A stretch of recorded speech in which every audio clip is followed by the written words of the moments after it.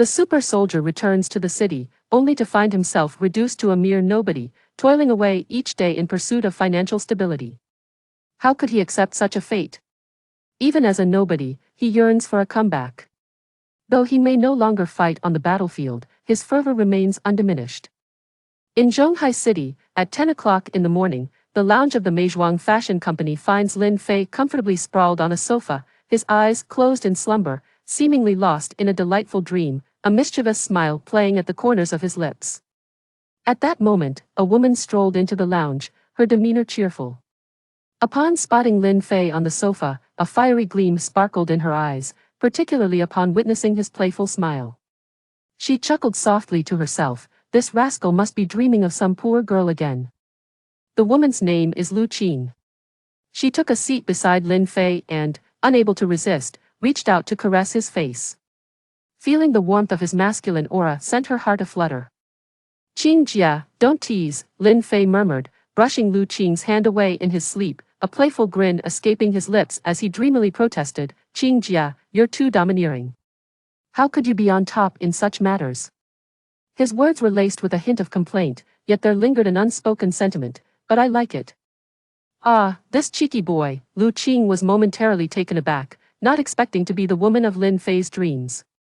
Yet, a smile of both annoyance and delight soon followed. She sensually licked her luscious red lips, contemplating that had they not been in the office, she might have actually pushed Lin Fei down right then and there. However, recalling the matter of the CEO, Lu Qing dared not pursue the thought further. Instead, she playfully pinched a bit of flesh at Lin Fei's waist, twisting it with surprising force.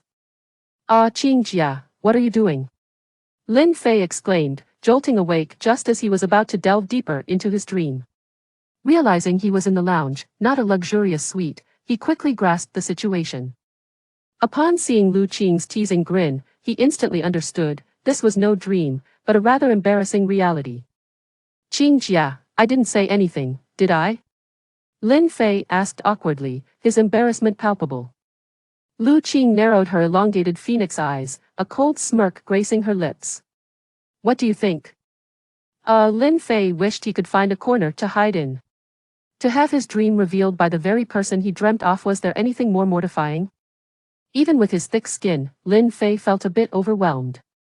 He hastily changed the subject. "Qing Jia, did you come to find me because the CEO is leaving? What do you think?"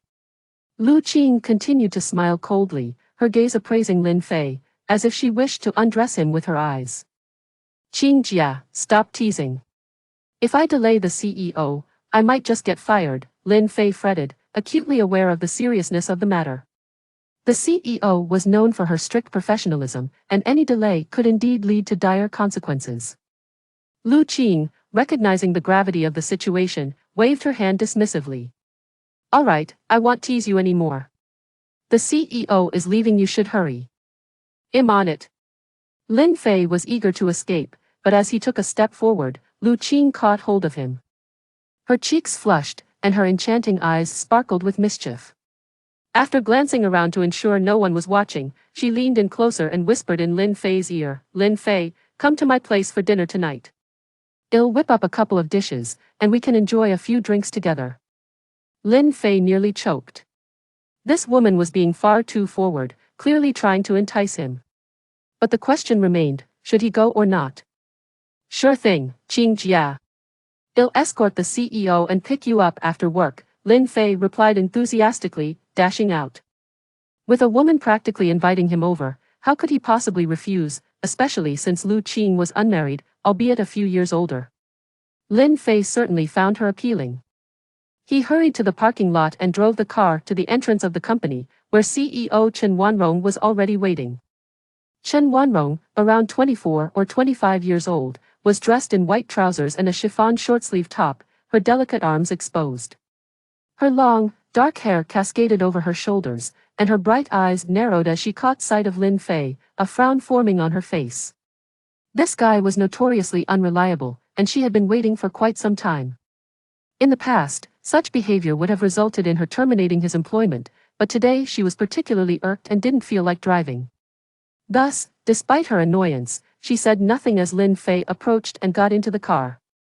However, in her heart, she had already resolved to dismiss Lin Fei upon their return. CEO, where are we headed?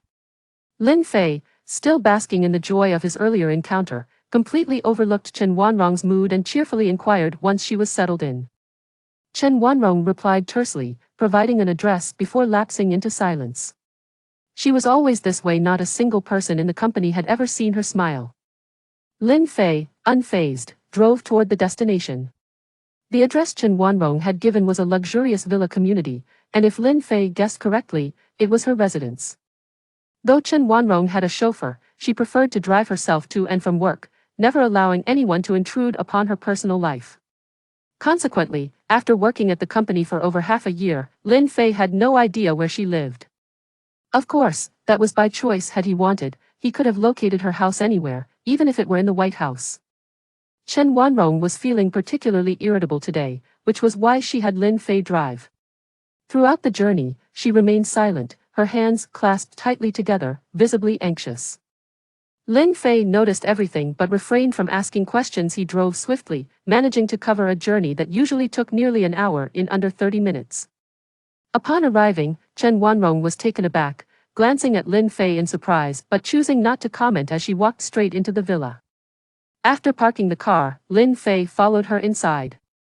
Wanrong Jia, you must help me this time, or I'll be the laughingstock again, he heard a sweet voice as soon as he entered the living room, instantly piquing his interest. The voice belonged to a woman who sounded like a bubbling beauty. However, upon turning to look, he was stunned into silence. Standing beside Chen Wanrong was a woman around 20, her short hair dyed a deep purple, styled with wax to stand upright like a hedgehog.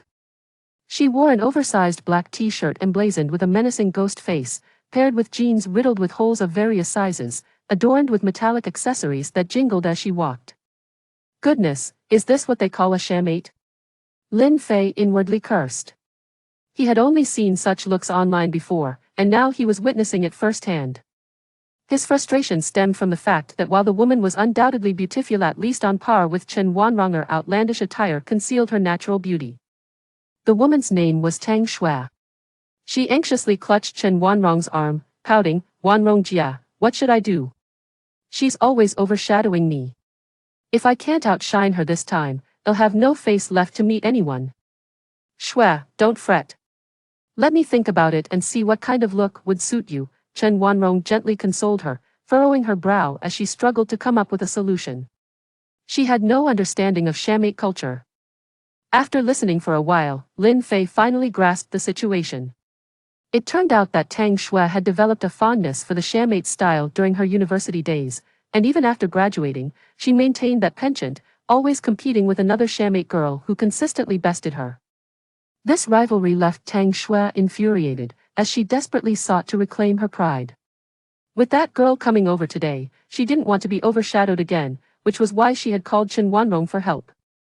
CEO, I might have a solution, Lin Fei interjected, having pieced together the puzzle. He surmised that a girl like Tang Shui likely came from a wealthy family but lacked affection and craved attention. Although he wasn't familiar with the shammate style, he believed he could help her stand out.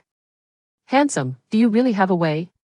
Tang Shui, in a moment of desperation, rushed over to Lin Fei, grabbing his arm with enthusiasm. As Tang Shui clutched his arm, Lin Fei inadvertently brushed against her softness, his touch both intentional and unintentional. Tang Shui, sensing his gestures, felt her cheeks warm but did not shy away. Instead, she intentionally leaned into him, whispering, Handsome, if you help me win, I'll let you touch me.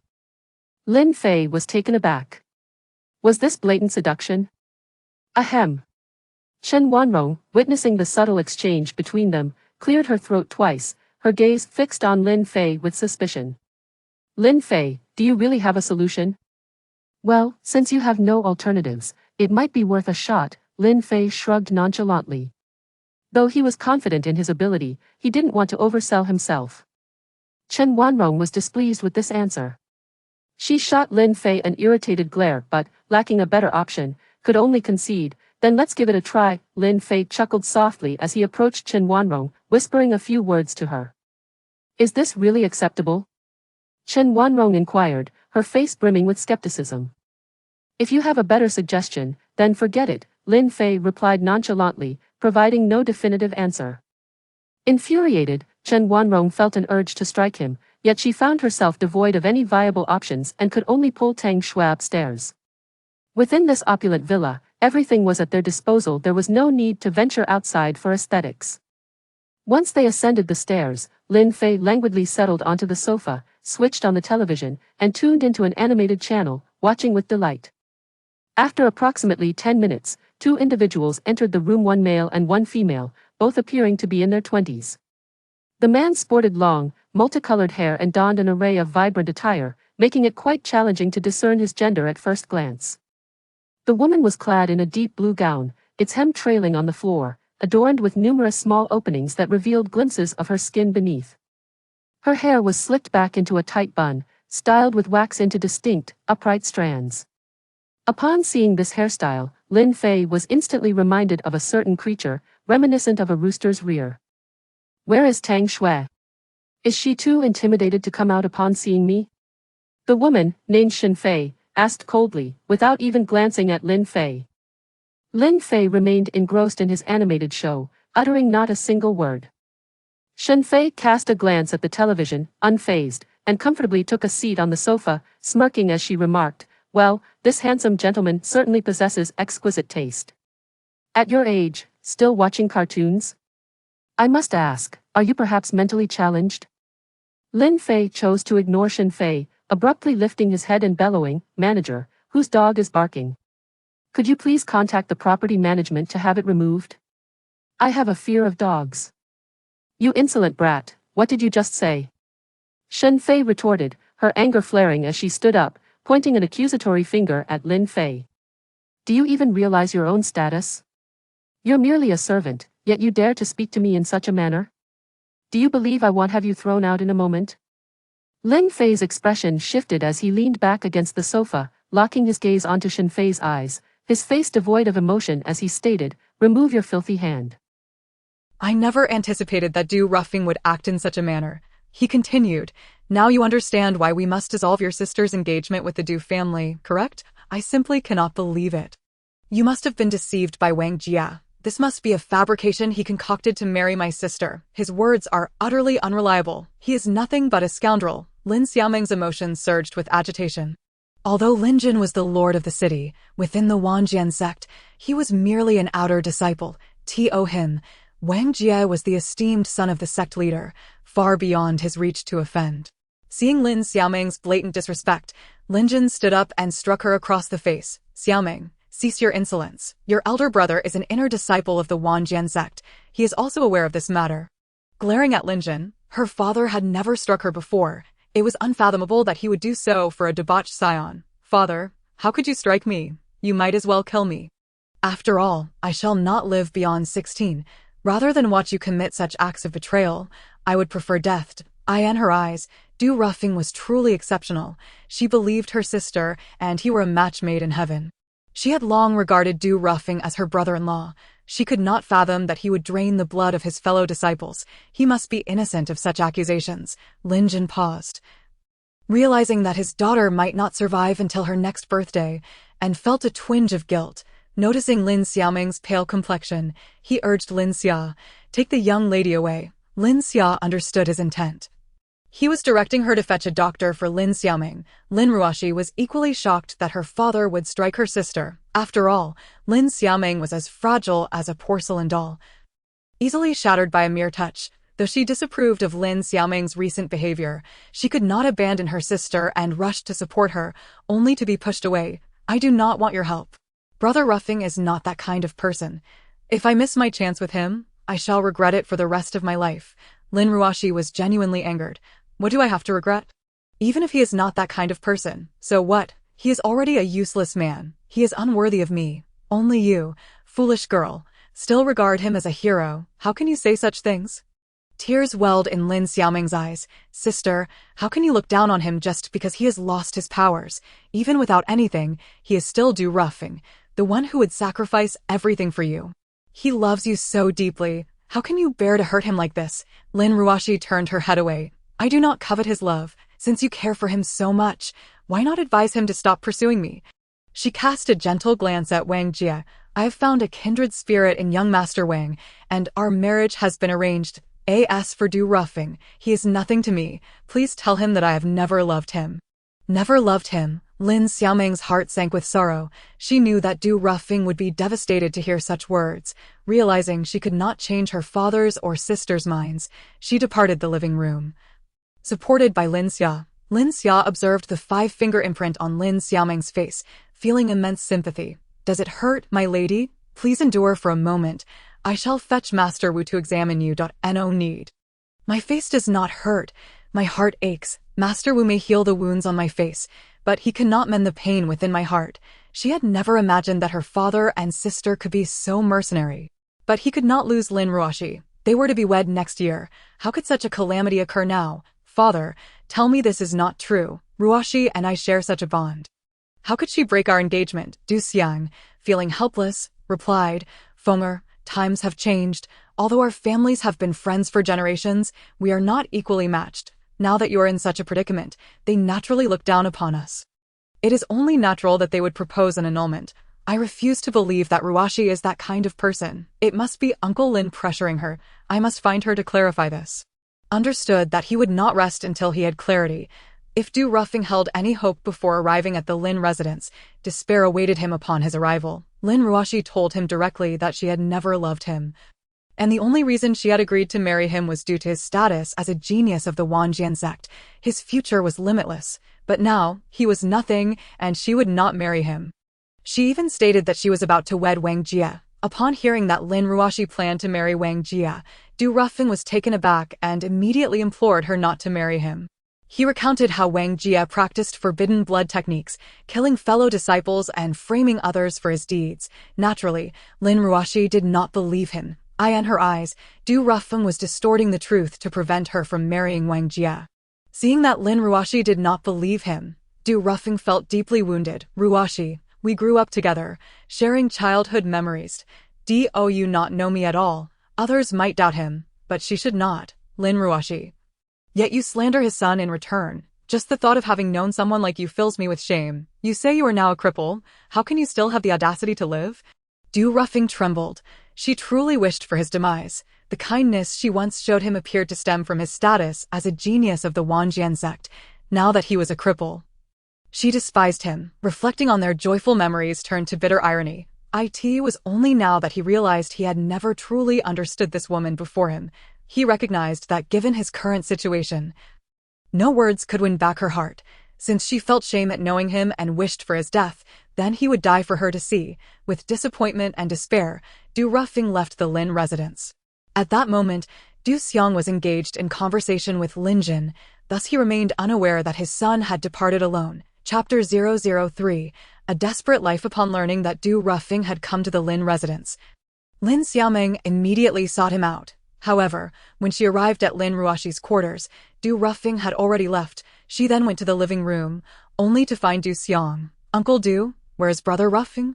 Du Xiang, currently in a fit of anger, replied, Is he not with your sister? A sense of foreboding gripped Lin Xiaoming. I just came from my sister. She said Brother Ruffing has already departed. I thought he would come here to find you. Since he hasn't, where could he have gone? Du Xiang's heart skipped a beat. Du Ruffing had transformed from a promising youth to a cripple, suffering both mentally and physically. His foremost concern was Lin Ruoshi. If he endured further emotional turmoil there, he might spiral into despair. Lin Jin, I have but one child, and if anything happens to him, I will ensure that your Lin family pays the price. After uttering those words, Du Xiang rushed out to find his son. Du Xiang was at the second level of foundation establishment, while Lin Jin was at the third. Naturally, Lin Jin was not afraid of Du Xiang. But the rest of the Lin family would stand no chance against him. If Du Xiang were to lose control and harm his clan, and Lin Jin failed to stop him, the Lin family would undoubtedly suffer greatly. But after just a few steps, her face turned pale. My lady, you cannot run. Lin Xia was extremely worried about Lin Xiaoming's health. Du Xiang glanced at Lin Xiaoming, saying, You are the kindest among the Lin family. What a pity that you will not live past 16. I know you genuinely care for Fenger, but you should return and rest. I will certainly find him. Lin Xiaoming stubbornly shook her head. I will also search for Brother Ruffing. Du Xiang sighed, no longer acknowledging Lin Xiaoming, and took to the skies on his sword. Lin Xia, take me with you. I must find Brother Ruffing, Lin Xiaoming insisted. Lin Xia replied, my lady, your health is poor. You should stay home and rest. I will seek out young Master Rufing. Do not worry. He will be fine. Take me with you. Lin Xiaoming reiterated, her voice resolute. Thanks to Lin Xia's protection, even though Lin Xiaoming could not cultivate, she still enjoyed favorable treatment within her family. Had it been someone else, they would have likely been expelled to the outer sect long ago. Lin Xia and Lin Xiaoming traversed through the city, yet they found no trace of Du Rufeng. Miss, please do not be anxious. Young Master Rufeng has currently lost all his cultivation and cannot wield his sword. I believe he will not wander too far, Lin Xia reassured. Let us ponder where young Master Rufeng might have gone. Yes, Brother Rufeng must not have strayed far. Allow me a moment to think. After a brief contemplation, Lin Xiaoming suggested, let us head to Fengxiao. That is a place where my sister and I often rendezvous. He should be there. Upon hearing this, Lin Xia took Lin Xiaoming and swiftly flew towards Fengxiao. Du Rufeng stood on the bridge, gazing blankly at the water flowing beneath. His eyes reflected despair and reluctance. Yet, what good was his reluctance? He had once been at the first layer of the foundation establishment stage. However, Lin Ruoxi's attitude left him in despair. His greatest aspiration in this life was not to achieve immortality, but to marry Lin Ruoxi. Now, Lin Ruoxi was to wed Wang Jie. Even if he were to start cultivating anew, he could not swiftly break through to reach Wang Jie's seventh layer of qi refinement. What right did he have to compete with Wang Jie for Lin Ruoxi?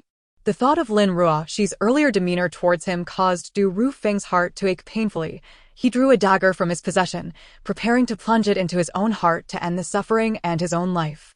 Suddenly, he felt an immense pressure that rendered him immobile. Then he heard Lin Xiaoming's voice. Brother Rufeng, do not. He could not even turn his head to glance at Lin Xiaoming, yet feared that Du Rufeng might attempt to take his own life again. Thus, she urged, Brother Rufeng, what are you doing? When did you become so cowardly? Is it merely because of a broken engagement?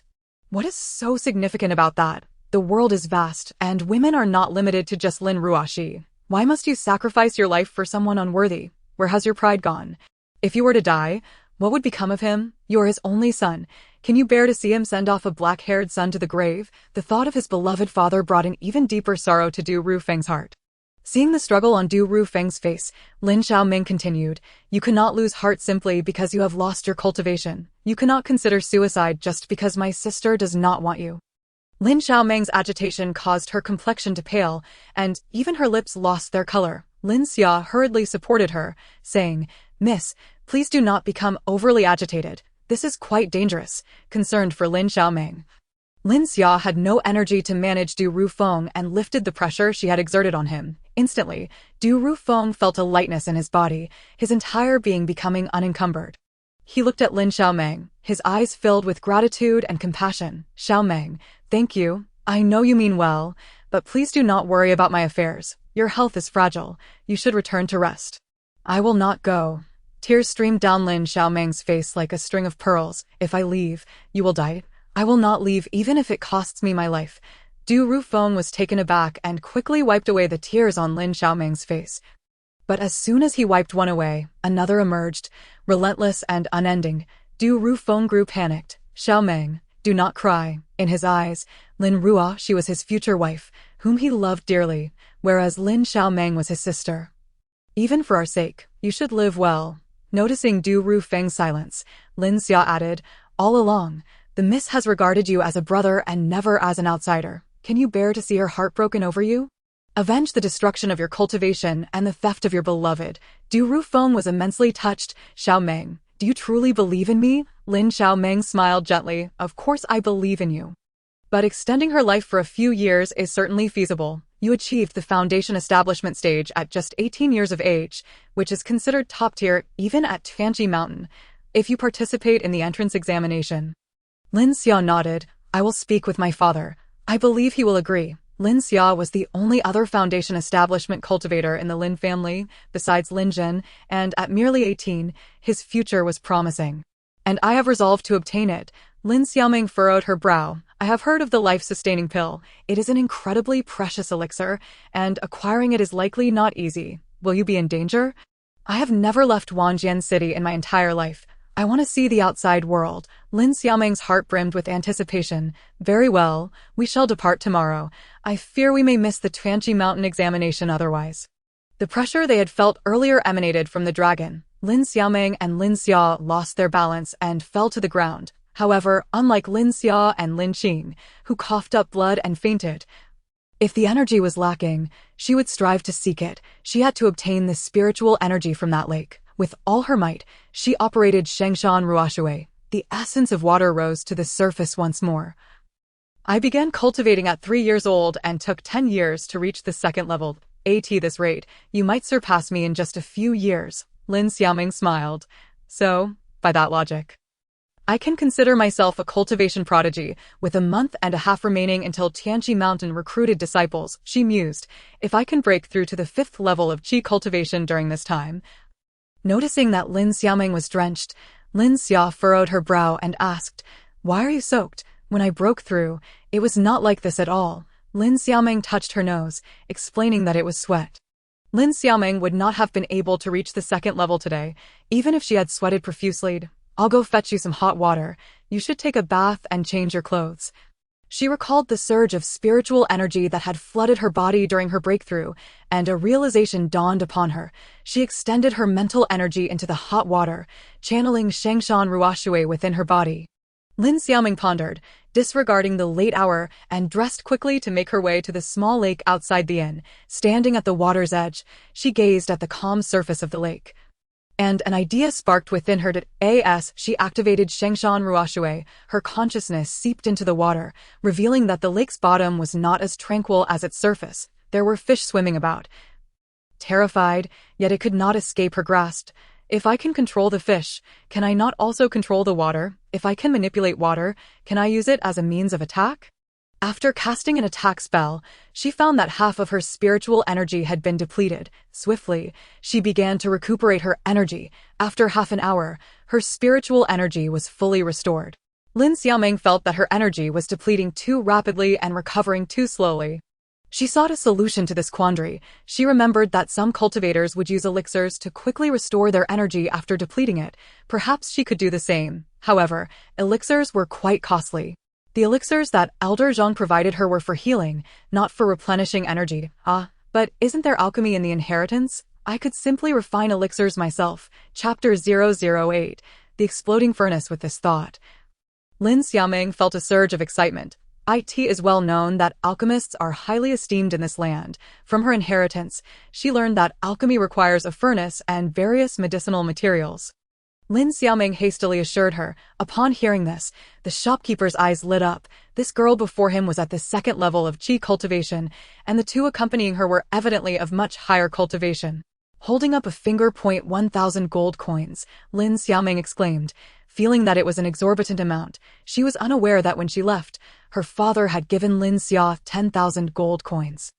"I will wrap them up for you right away." He deftly placed the items into an ordinary cloth bag. Lin Xia felt a spark of inspiration and stored the bag in her own storage pouch. "Great!" Lin Xiaoming rejoiced, nearly dancing with delight. Seeing her happiness, smiles spread across Lin Xia and Lin Qing's faces as well. After purchasing the storage bags, the group set off for Westwind City. Westwind City is the largest city within the jurisdiction of Westwind Pavilion. Upon their arrival, they coincidentally reached the city gates just as they were closing. The gatekeeper was initially reluctant to let them in, but upon noticing the high cultivation of the person driving the carriage, she ignited a fire using a fire talisman, set up the alchemical furnace, and began refining elixirs according to the methods outlined in her inheritance. The first elixir she attempted to create was a first-grade spirit-enhancing pill. Lin Xiaoming rejoiced inwardly. Little did she know that a fragment of the dragon's primordial spirit had seamlessly merged with her consciousness, significantly expanding her mental capacity. Her mental energy had surged dramatically. The complexity of alchemical techniques is also a reason for the scarcity of alchemists. With a series of hand seals, the materials within the furnace began to spin rapidly, forming a small whirlwind inside. She recognized its authenticity, though Zhang Song was a second-tier alchemist. So you're indeed an alchemist. Lin Xia's demeanor softened considerably. Qi Yunfa appeared to be merely 16 or 17 years old.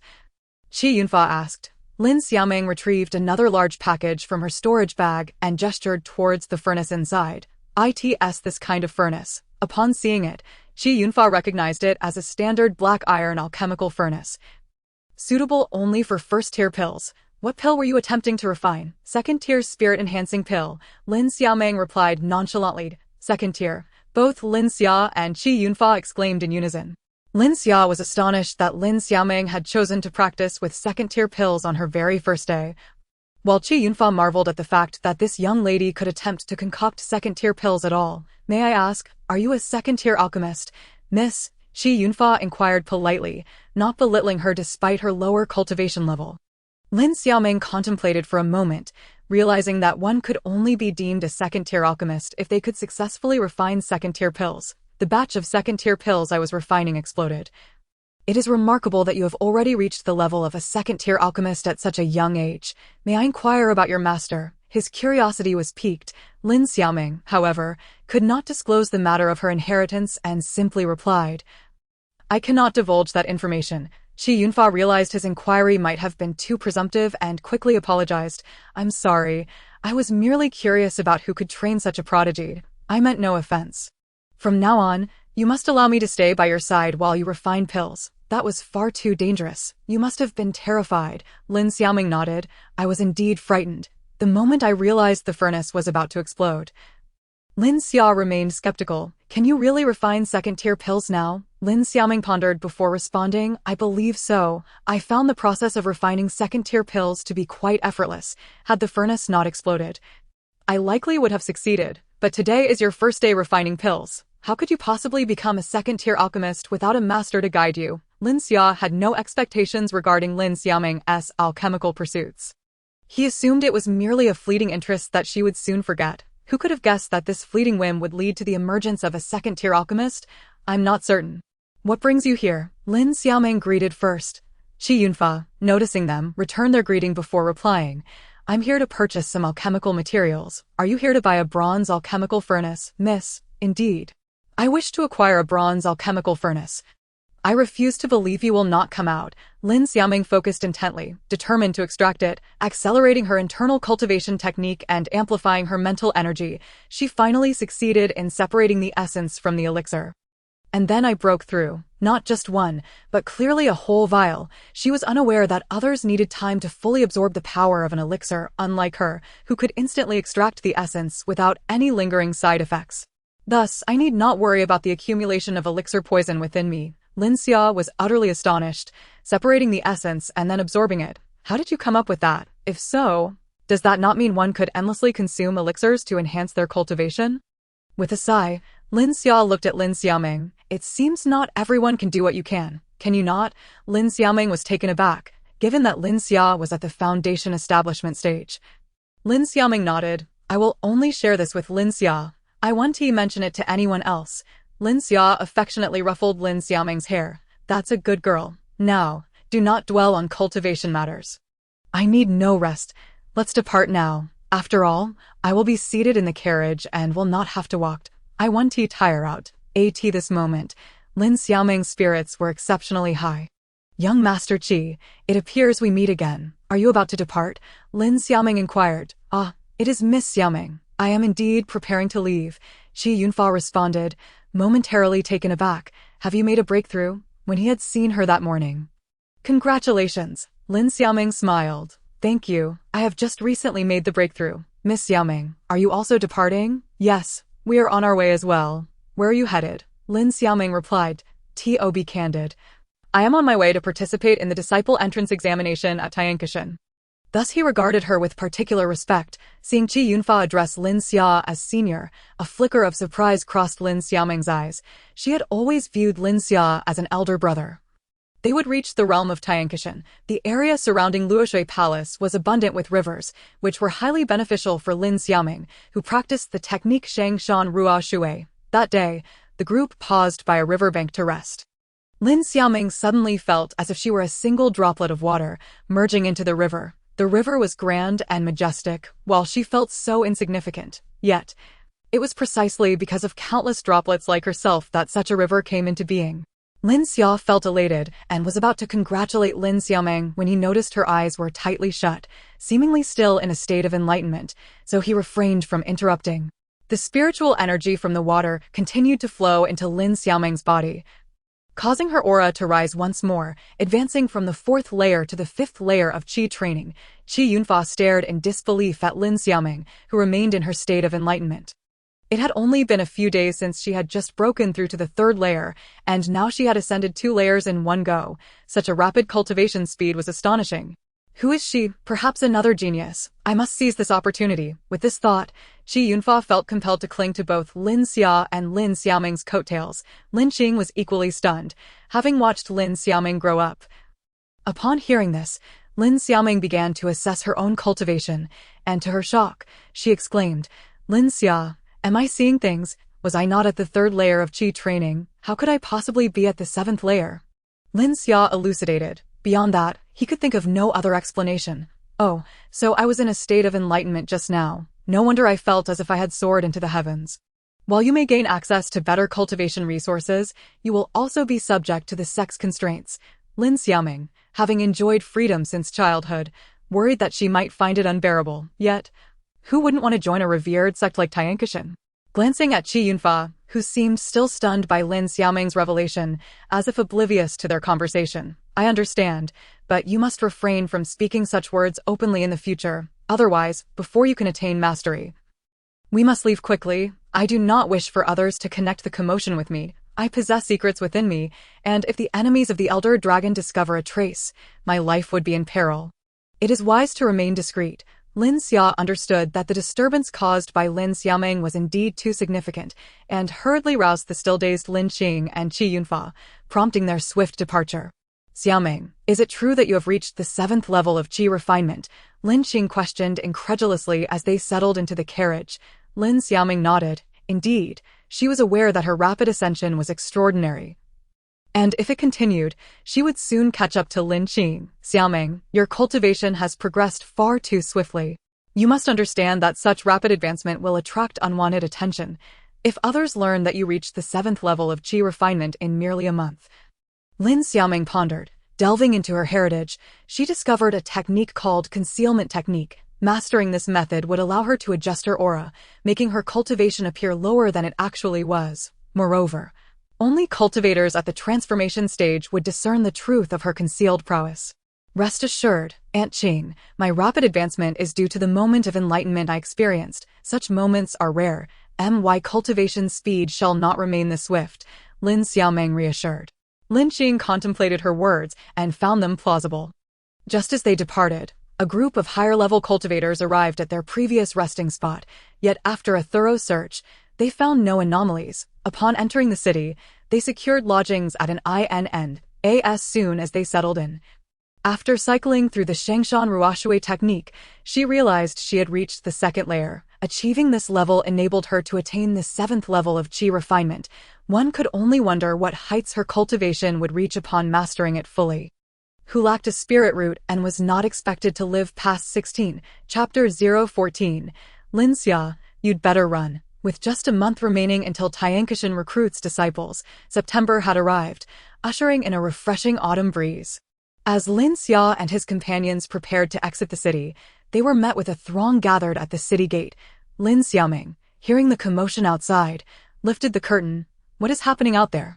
Halting the carriage, startled, Lin Xiaoming opened the curtain to find a young woman kneeling before the carriage, blocking their path. The woman appeared to be in her late teens, a 2nd-level qi refinement cultivator.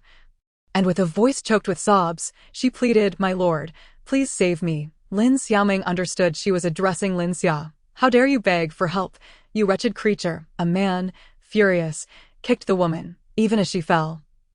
"Hurry back to your master." The man, Chen Yu, who had kicked her, shouted. Suddenly, his gaze fell upon Lin Xiaoming's face, and he was taken aback. Lin Xiaoming possessed an exquisite beauty, which, combined with her frail appearance, evoked a sense of delicate grace.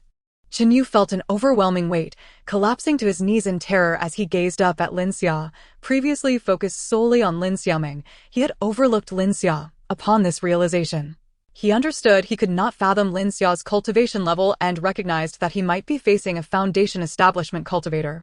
Although it was clear that Qin Yu was largely at fault, as a reverend of the Qin family, Gu Teng felt compelled to intervene, lest it provoke the displeasure of the Qin family patriarch. Contemplating this, he inquired, "Do you know the level of the opponent's foundation establishment?" Qin Yu pondered for a moment and replied, "I can confidently assert that it is the first level of foundation establishment." And Lin Xiaoming realized that the command was directed at them, as Lin Xia would not have halted otherwise. Peering out, she saw a figure on a flying sword blocking their path. A foundation-establishing cultivator? Lin Qing and Qi Yunfa. Qin Yu was clearly a petty individual.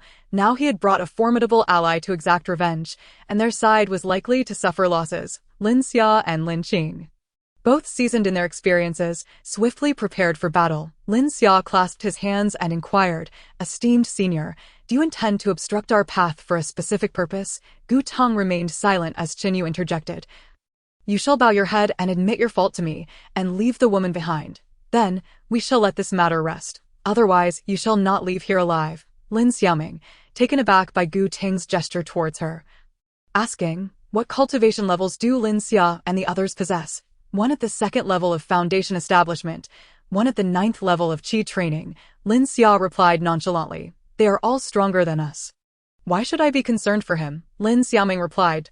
"Oh, perhaps you are unaware that challenging opponents of higher cultivation levels is Lin Xia's forte. That individual is merely at the 2nd level of foundation establishment. He cannot hope to contend with Lin Xide. In fact, if we linger here, we risk hindering Lin Xia's efforts. We should leave at once. Rest assured, Lin Xia will catch up with us." Challenging opponents of higher cultivation levels? Qi Yunfa had heard of such feats, though he had never witnessed one. Realizing that such individuals truly existed, Lin Xiaoming confidently boarded the carriage. Lin Qing glanced at the ongoing battle, noting that although Lin Xia was at a disadvantage, he showed no signs of defeat. Thus, he drove the carriage away. Though Qi Yunfa felt it was somewhat ungracious of them, upon reflection, he recognized it was the wisest course of action, since they could not assist. It was better to retreat and allow Lin Shixiang to fight without concern.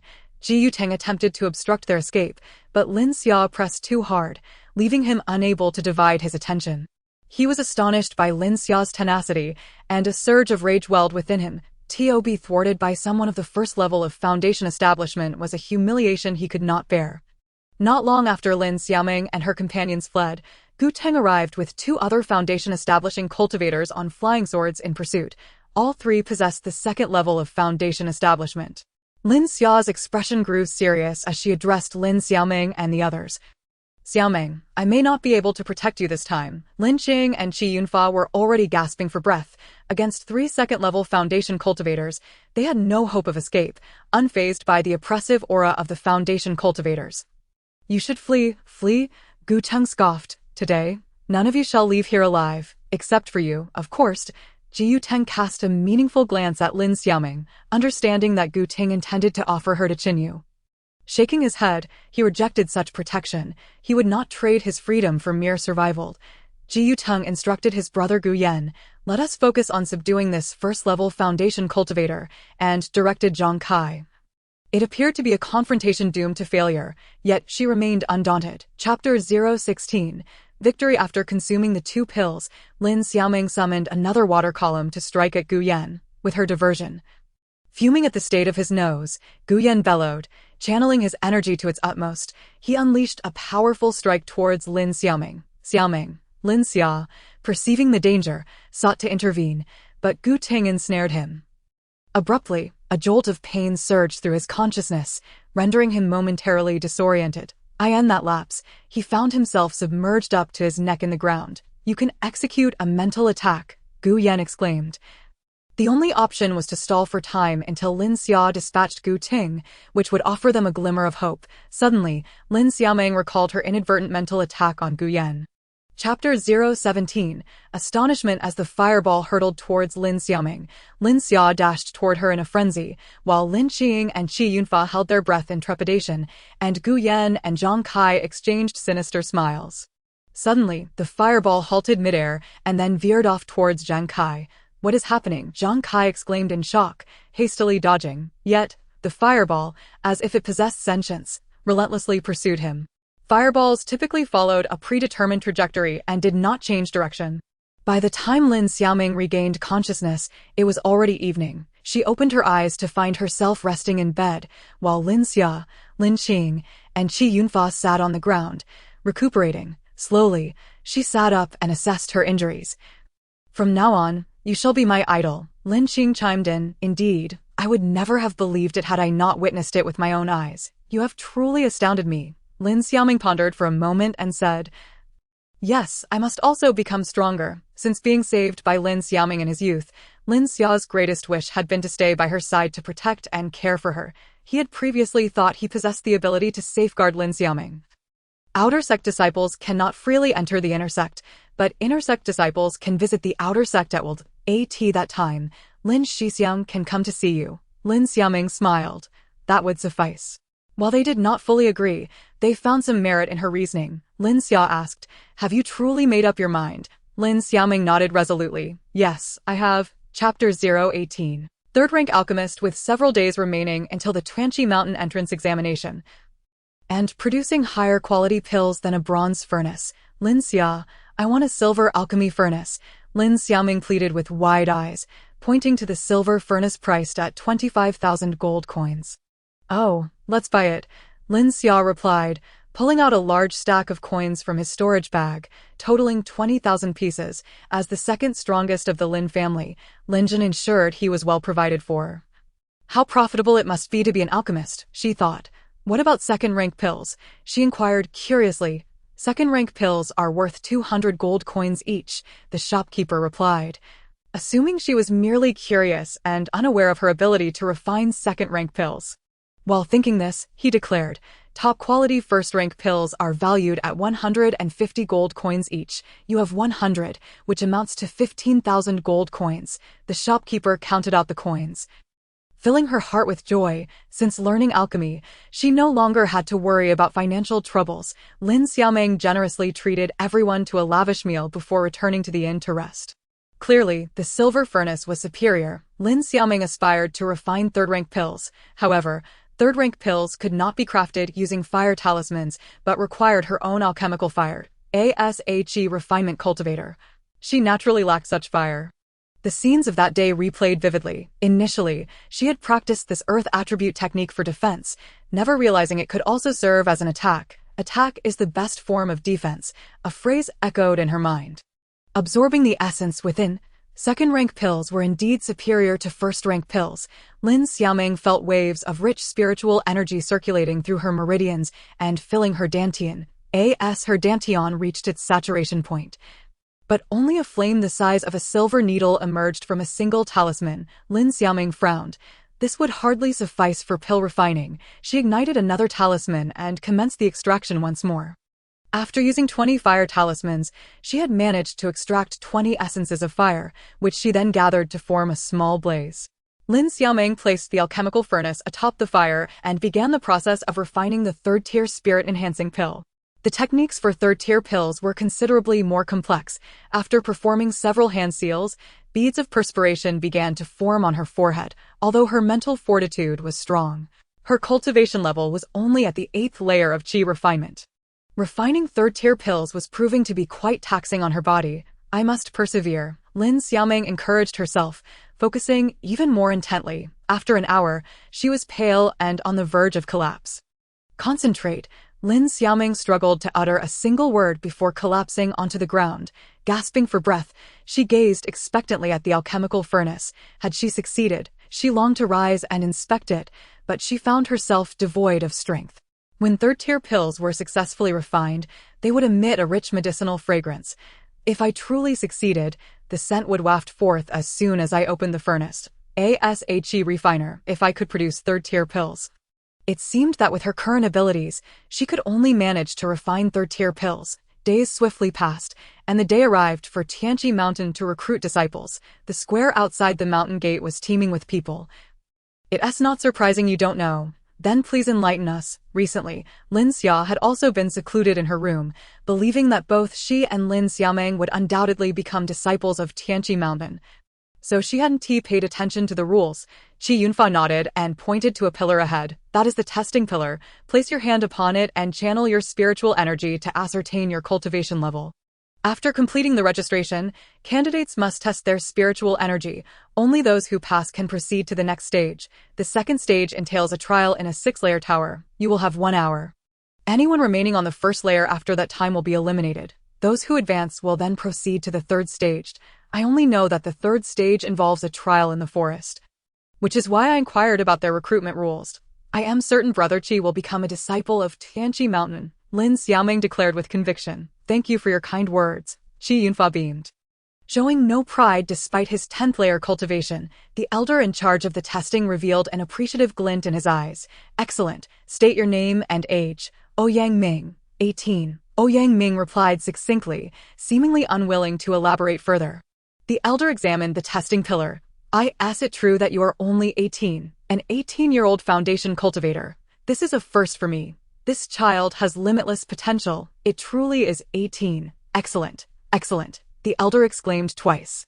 What is your name? Lin Xia. Very well, Lin Xia. You are a prodigy in cultivation. With your talent, you may enter the inner sect directly. He regarded Lin Xia as someone who would effortlessly surpass the subsequent tests. Already envisioning her as a disciple of Tianqi Mountain's inner sect, the onlookers gazed at Lin Xia with envious eyes, having learned that she could enter the inner sect directly. May I ask which pavilion you wish to join? If I do not input all of it, will it fail to measure my true cultivation? Yes, I will input the energy corresponding to the 7th layer of Qi refinement. With that, she controlled her energy to align with the 7th layer and infused it into the testing pillar. A total of 1,800 individuals had registered, among whom Lin Xia was the only one with foundation cultivation. The gazes directed toward Lin Xia had changed significantly. Chapter 020. The 6-layer tower. The testing elder led the 1,800 candidates into Tianqi Mountain. This tower comprises 6 layers. Shortly, you will all enter it and ascend as high as you can. The higher the layer you reach, the more points you will earn. The conclusion of the test. The moment any of you ascends to a new level, your name shall illuminate the corresponding section of the tablet. When time elapses, you will be automatically transported out, should you wish to exit prematurely. Simply shatter the token bestowed upon you by the elder during registration. Once it is broken, you will be teleported out. However, do bear in mind that a shattered token signifies your elimination from the competition. I heard there is a foundation establishment disciple among this cohort, so I came to take a look, Qi Tianqu replied. He glanced at the several figures flying over, remarking, see, the heads of the various sects are all eager to witness this. Everyone is present except for Wenbin. I heard there's an 18-year-old foundation establishment cultivator wishing to join my sword sect, so I came to see for myself, Wan Zhengping, the head of the sword sect. Rest assured, master, we have been keeping a close watch. The others responded in unison. Let us see if they can pass the trial of the 6th-tier tower, Qi Tianqu declared. He looked at the stone tablet in surprise. Noticing that a name had illuminated in the 2nd section, Lin Xiaoming, she has reached the 2nd level so swiftly. Who is this Lin Xiaoming? Qi Tianqu inquired. Fei Chen hurriedly retrieved a jade slip. You say she is 15 years old and a 2nd-grade alchemist. A genius indeed. My alchemy sect is finally going to produce talent. Fei Chen cast a peculiar glance at Gao Lang. The records indicate her aspiration is to study formations. Formations? Gao Lang scanned the surroundings, noticing the absence of Wenbin, the head of the formation sect. What a pity. A fine talent for alchemy wishes to pursue that obscure path of formations. This is sheer folly. She could very well become a 3rd-grade alchemist. Gao Lang, being a 5th-grade alchemist himself, understood the implications of a 15-year-old 2nd-grade alchemist. It foretold that her future achievements would likely surpass his own. He was determined to recruit her into his fold. Indeed, a mere child as a 2nd-grade alchemist, her future is boundless, and she has the fortitude to remain unaffected by illusions, swiftly ascending to the 2nd level. Indicating her resolute mindset, Qi Tianqu acknowledged. The other 3 sect leaders, seeing Lin Xiaoming's only a 7th-layer Qi refinement, refrained from contending with Gao Lang. Unbeknownst to Lin Xiaoming, outside events were unfolding. After being transported into the 6th-tier tower, she found herself utterly alone. The surrounding figures had vanished. Lin Xia, she called out twice, but received no response. Calling out to Qi Yunfa yielded the same result, and upon confirming her solitude, Lin Xiaoming began to explore her surroundings. To her astonishment, she noticed a table before her, upon which lay a sign reading, 1 divine pill, capable of curing all ailments, offered to the destined. Beside it stood a pill bottle. Curiosity piqued, Lin Xiaoming approached. Having suffered from chronic ailments since childhood, her greatest wish was to cure her illness and leap with joy each day. Now, confronted with a pill claiming to cure all diseases, her heart raced with excitement. This must be a deception. If I consume this pill, I might just end up poisoned. I refuse to be your destined one, resolved. Lin Xiaoming turned to leave, only to find a staircase before her. Is this? She realized instantly that it was the staircase leading to the second level. Casting one last glance back at the pill's location, she found it empty. No trace of the pill remained. She patted her chest, relieved that she had not succumbed to the illusion. It appears that the first level is merely an illusion, conjuring whatever I desire in my mind. But why does it manifest my innermost thoughts? I hope they do not fall prey to them. With determination, Lin Xiaoming ascended the staircase to the second level. As she stepped into the second level, the second section of the stone tablet illuminated her name, seemingly guiding her. Yet, the second level remained shrouded in complete darkness. This meant to send me back to the first level? Absolutely not. This is an illusion. It must be an illusion, because I fear the dark. It has manifested as such. Perhaps there are beasts or monstrous heads lurking within. A roar. The sound of a lion's roar echoed through the darkness in response to Lin Xiaoming's thoughts. There truly are beasts. The darkness and the lion's roar were genuine, not an illusion at all. Yet, Lin Xiaoming perceived it as such, devoid of fear. She began to grope around in the darkness, searching for the staircase to the third level, leaving only the skull behind. In this darkness, they could not see where the lion was, and naturally, panic would ensue. And one could navigate this situation with the ease Lin Xiaoming displayed. Roar. Another lion's roar erupted suddenly. The sudden realization dawned upon her. Had she not evaded in time, she would have been injured by the lion. Roar. The lion lunged at Lin Xiaoming again. Unable to see the beast, she could only deduce its position from the sound. In that instant, Lin Xiaoming recognized that this was not an ordinary lion, but a battle beast, specifically a first-tier battle beast. Alarm bells rang in her mind. She could no longer underestimate the situation. Could it be that the events unfolding within this illusion could manifest into reality? For instance, if I am injured by the lion, would I truly be hurt? If that is the case, I would be at a great disadvantage. It would have been of no use. The only benefit would have been a psychological comfort, as the pill would not genuinely cure her ailments. In mere moments, she found herself engaged in several rounds of combat with the lion, placing her at a disadvantage. I cannot allow this to continue. If I do, I will be defeated by a lion of my own making. That would be utterly humiliating. I absolutely cannot lose. However, Lin Xiaoming lacks any offensive techniques. How could this be? The lion lunged at Lin Xiaoming once more, compelling her to evade to the side. What to do? Her mind raced with thoughts. Ultimately, she resolved not to confront the lion directly. Thus, evasion seemed the wiser tactic. As long as she reached the third level, that would suffice. I will evade, evade, evade. Fortunately, each time the lion launched an attack, it let out a thunderous roar, which Lin Xiaoming used to gauge her movements. Soon, she circled around the wall, only to find an empty space beside her. Without anything to support her, Lin Xiaoming stumbled and fell to the ground. It was a staircase, although the fall was painful. What awaited her there? It was bright. The third level was illuminated. Lin Xiaoming. Fei Chen felt a surge of excitement. Having overseen numerous tests in the 6-story tower, he was witnessing someone reach the third level so swiftly for the first time. In a scenario where the enemy lurks in the shadows and she stands in the light, her ability to defeat a battle beast of the same cultivation indicates her formidable combat prowess. Little did they know that Lin Xiaoming had not defeated the battle beast, but rather escaped to the third level. Furthermore, she had concealed her cultivation level. If she could deceive the testing pillar, it was no surprise she could fool the 6-story tower as well. The lion represented a cultivation level equivalent to the 7th layer of qi refinement, while she was, in fact, at the 8th layer. Pool Master pondered whether she could maintain her footing on the third level. He hoped she could surpass herself. Lin Xia arrived at the second level. Upon seeing the second slot of the stone tablet illuminate with her name, Lin Xiaoming mistook her for a fellow disciple participating in the test. The woman turned around to scrutinize Lin Xiaoming, stating, "This place belongs to me." Lin Xiaoming's smile froze on her face. "Why do you look just like me? Is this still an illusion?" The woman clad in red replied, "It is not that I resemble you, but rather that we are, in fact, one and the same." We are the same person. Lin Xiaoming looked at herself. You are simply ill-suited to survive here. Instead, I am destined to thrive in such a world. Why not allow me to live in your stead? Lin Xiaoming frowned. I understand now. This third level is still an illusion.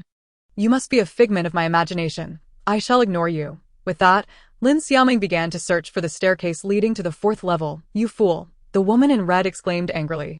If you do not believe we are the same person, I shall prove it to you. Lin Xiaoming's eyes lit up as she discovered the staircase to the fourth level. You take your time proving it. I shall go first. Lin Xiaoming. The woman in red roared as she launched an attack towards her. While dodging, Lin Xiaoming retorted, You're indeed a deceiver. If we were truly one and the same. Could it be that we truly are one and the same? Then why are you still attacking me? If you strike me, do you not feel pain yourself? Lin Xiaoming began to entertain the thought that the woman in red was indeed her other half.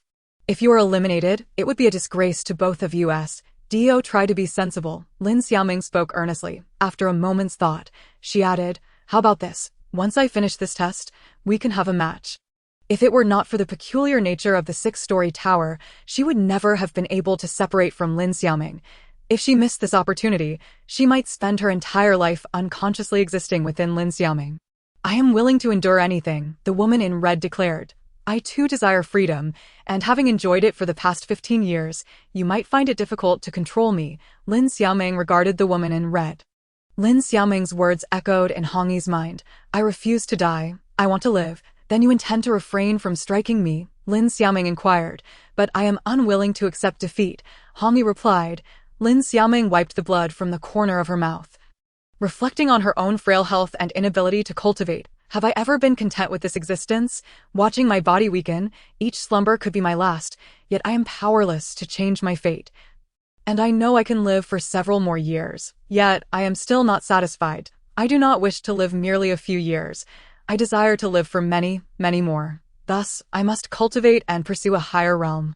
I simply seek freedom. Your desire for freedom is not misplaced. However, as you have stated, this is a world governed by the law of the jungle. Your weakness, coupled with your fiery temperament, may lead you to offend a senior at any moment. In such cases, they could extinguish your existence with a mere wave of their hand. In truth, you are the one least suited to survive here, not at least. When we are still weak, you should not be present. If life itself is lost, what freedom remains? Since you do not wish to create chaos, return to where you came from. Otherwise, you will meet your end alongside me. Lin Xiaoming fixed her gaze upon Hong Yi, enunciating each word with gravitas. I do not wish to die. Hong Yi shook her head. We must live, both of us, regardless of who leads. Living is what matters. Perhaps you are right. Had I been in your position, I might have succumbed to frustration long ago and would not have reached this moment. I admit that it is more fitting for you to lead at this stage. Lin Xiaoming felt a sense of relief. I truly struck myself quite hard. With a sigh, she pondered Lin Xia, wondering how he was faring. Given his prowess, he might have already reached the 6th level. I must strive harder. With this thought, Lin Xiaoming proceeded toward the 4th level. Lin Xia had reached the 3rd level. The Sword Pavilion's master was quite pleased with him, noting that he had reached the 3rd level in merely half an hour, indicating that ascending to the 4th level would pose no challenge. Indeed commendable, echoed the sentiments of the other pavilion masters. In the past century, those who have attained the 4th level were all prodigies. Reaching the 5th level is even more remarkable. However, only the Array Pavilion's master. It is evident that those who reach the 5th level are extraordinary individuals. Someone has entered the 4th level. It is Lin Xiaoming. While everyone had been focused on Lin Xia, they had overlooked Lin Xiaoming, who had first entered the 3rd level. Now, upon seeing her name illuminate in the 4th box, gasps of surprise filled the air. The Pill Pavilion's master, Gao Lang, was overjoyed. Excellent, excellent. My Pill Pavilion is on the rise. The Sword Pavilion's master, Fang Zhengping, cautioned, Do not celebrate too soon, Master Gao. Lin Xiaoming never stated she would join your Pill Pavilion. Not mistake her for one of your disciples. Moreover, whether she can pass the forest trial remains uncertain. It would be best not to rejoice prematurely, considering she is only at the 7th layer of Qi cultivation. Even if she cannot pass the forest trial, I will make an exception and accept her as an external disciple of my Pill Pavilion. I will not allow such a talent in alchemy to slip through my fingers, Gao Lang retorted, casting a sidelong glance at Fang Zhengping. Fang Zhengping turned away, silencing himself. 2 more names lit up in the 3rd level. Ouyang Ming and Ouyang Wei had also entered the third level. These two children possess a 10th layer of qi cultivation and commendable talent, Fei Chen remarked. Setting aside others, Lin Xiaoming has finally reached the fourth level. As melodious notes filled the air, entrancing all who heard them. Lin Xiaoming turned toward the source of the music. There, delicate fingers danced gracefully upon the strings, creating a breathtaking spectacle. The artistry of the performance was rivaled only by the beauty of the performer. Lin Xiaoming gazed in rapture at those hands, as if something from her distant memory stirred within her, causing her heart to flutter. How distressing, she thought, clutching her chest. I must not dwell on this. I need to ascend to find Lin Xia. Resolutely, she averted her gaze from the flawless hands and the person who wielded them. My piece is not yet finished, and you wish to depart? Is my playing displeasing to you? A melodious voice reached Lin Xiaoming's ears. Turning to the musician, she found herself at a loss for words to describe her beauty, only knowing that she was stunning. It is not that your playing is unappealing. Rather, my body is unwell. I must seek Lin Xia. With him present, even death would seem less daunting. The Qin spirit regarded Lin Xiaoming, noting her pale complexion. Pausing briefly in her performance, she said, "You appear to be quite ill. I am the spirit of this Qin. All who hear my music feel invigorated. You might consider giving it a try. It could be beneficial for your ailment." Upon hearing this, Lin Xiaoming nodded. Then I shall listen. Uncertain of the cause of her heart's unease, she yearned to determine if it was indeed the music that stirred her emotions. She listened intently. The fluttering in her heart intensified. The exquisite hands, the enchanting melodies, everything felt hauntingly familiar, yet the memories eluded her. And why did her heart ache so? Please, cease playing. I do not wish to listen, Lin Xiaoming cried.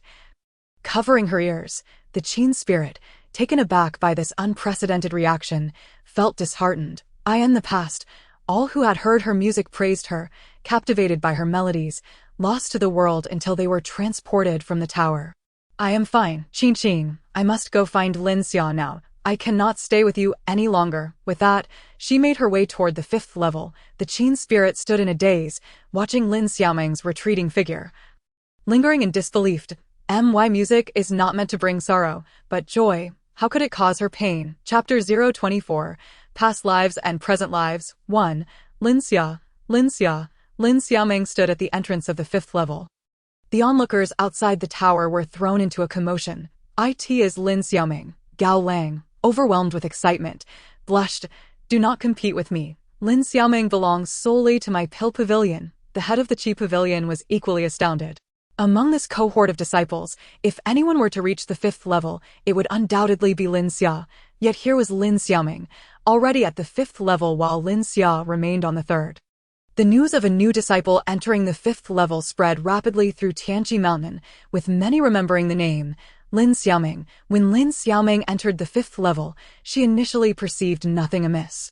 However, moments later, a jolt of her consciousness startled her, and, upon regaining her awareness, she found herself in an unfamiliar room that felt oddly familiar. The chamber was adorned in a festive manner, complete with flickering red candles.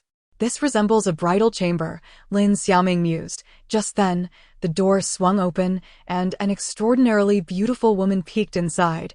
Lin Xiaoming, startled, began to explain her presence, but the enchanting woman seemed neither to see nor hear her. What is happening? Lin Xiaoming wondered, perplexed. Beautiful sister, she called out to the woman, but her cries went unanswered. When she attempted to touch her, Lin Xiaoming's hand passed through the woman as if she were but a wisp of air. Leaving her stunned and speechless, the beautiful woman entered the room, swiftly scattering powder in each corner before retrieving a vial and dripping a single drop into the teapot on the table. Lin Xiaoming watched in awe, questioning, what is she doing? Her furtive actions suggest she is up to no good. Regrettably, Lin Xiaoming fails to recognize that the powder scattered in the four corners is the substance that induces the hallucinatory Huangliang dream. Nor does she realize that the liquid dripping into the kettle possesses aphrodisiac properties, known as twinxiang. After Meng Wei completes her tasks, she stealthily departs, prompting Lin Xiaoming to wish to follow her out. However, she soon discovers that she cannot exit the room, no matter how hard she tries. Before long, the door swings open once more, revealing Meng Wei, who enters with an air of confidence rather than stealth. supporting a woman whose beauty surpasses her own. This woman is named Mu Lian. Draped in bridal attire and adorned with a phoenix crown, she radiates a stunning charm. Today marks her wedding day, as well as the day she ascends to the celestial realm. The moment Lin Xiaoming lays eyes on Mu Lian, a wave of familiarity washes over her, as if she has known her all along. Like Meng Wei, Mu Lian seems oblivious to Lin Xiaoming's presence. It becomes clear to Lin Xiaoming that the inhabitants of this place cannot see her, though she can observe them and hear their conversations.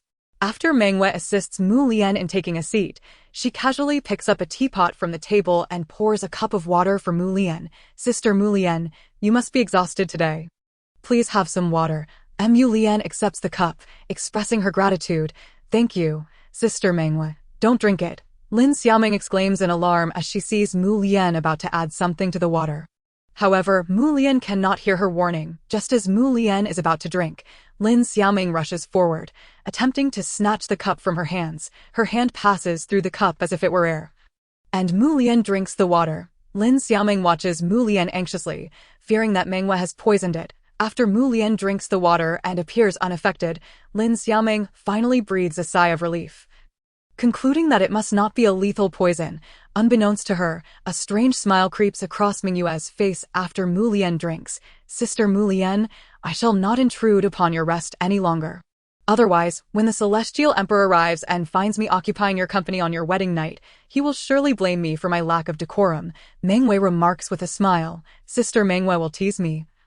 Mu Lian shyly lowers her head. Meng Wei playfully exits the room, leaving Mu Lian half reclining at the table, her expression somewhat dazed. What is the matter? Lin Xiaoming asks, even though she knows the other cannot hear her. Naturally, Mu Lian pays her no mind. Moments later, the door opens to reveal a handsome man with an aura of celestial grace.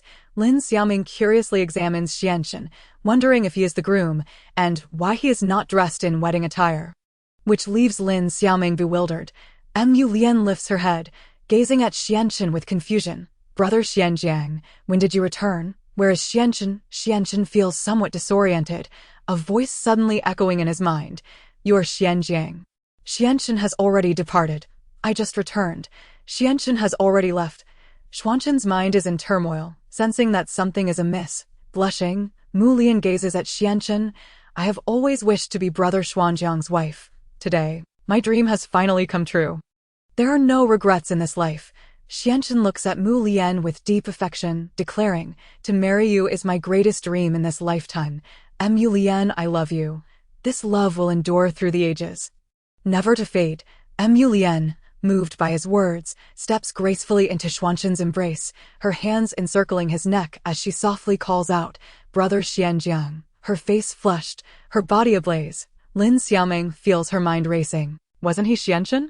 How has he transformed into Xianjiang? Through their dialogue, Lin Xiaoming gradually comprehends that today is the joyous occasion of Mu Lian and Xuanxin's brother, Xianjiang. Xianxin has come at Xuanjiang's behest to keep Mu Lian company. She fails to prevent the unfolding events. Time shifts and darkness envelopes her, until she opens her eyes to a chaotic scene. Mu Lian and Xianxin lie entwined upon the bed, their garments strewn haphazardly about the room, while a group of people gathers at the door, one of whom is clad in a resplendent red wedding robe. Lin Xiaoming gulps, realizing the implications of this tableau. The man in the wedding attire must be Xianjiang, and the others are likely there to disrupt the newlyweds. However, upon entering, they are met with the sight before them. Xuanjiang's fists clench tightly, his complexion darkening. Those behind him, having witnessed the unthinkable, hastily seek excuses to leave. This must be a nightmare. A moment's reflection leads Mu Lian to realize that she has surely fallen victim to an illusion, mistaking Xianxin for Xianjiang. Disheartened, she gazes at Xianxin, knowing that he is renowned for his mastery of illusions in the celestial realm. It wasn't me. Suddenly, sensing a murderous intent, Xianxin manages to utter two words, Elder brother, you are both despicable. Xianjiang grits his teeth, seething with rage. Brother Xianjiang, please let me explain. Mu Lian pleads, her voice tinged with panic. You are unworthy of being my celestial empress. You no longer want me? Mu Lian seems incredulous at his words. Brother Xianjiang, will you not even grant me a chance to explain? I have no desire to hear your explanation. From this moment forth, you shall reside in the cold palace and preferably never emerge again, Xianjiang declares. Elder brother, we are victims of deception. We have fallen under an illusion, Xianchen interjects urgently. You claim you are under an illusion? There is only one possibility. You are lying. We are not lying. We truly have been wronged, Lin Xiaoming exclaims in distress, yet no one can hear her entreaties. Xianjiang, I cannot believe you would doubt me. Haven't you? Choosing to reveal your relationship on this day, do you wish to force me to divorce you so you can be together with Xianchen, Mu Lian, proud and dignified as the third-ranked warrior in the celestial realm? If I do not punish you today, who knows what you might attempt in the future? Xianjiang hurls Mu Lian's clothes at her head. Now, dress yourself and go to the celestial prison. You intend to imprison me? Of course. Should you insist on confining me to the heavenly prison, I shall not resist. For you are the emperor, and I am merely a king. Xianjiang trembled with rage. Such words were a slap to his face. Xianchen gritted his teeth, asserting, it is all my fault. Punish me as you see fit. I set up an illusion that led Mu Lian to mistake me for you. She is innocent. Xianjiang kicked Xianchen in the chest. Her heart resonated with her pain. Mu Lian, what Xianchen said is not true. He did not cast the illusion. He merely wishes to prove your innocence. He is defending you. Even Xianjiang can see this. Was this place truly the celestial realm? Lin Xiaoming pondered. How could she be witnessing events from the celestial realm when she was on the 5th level of the 6-layer tower?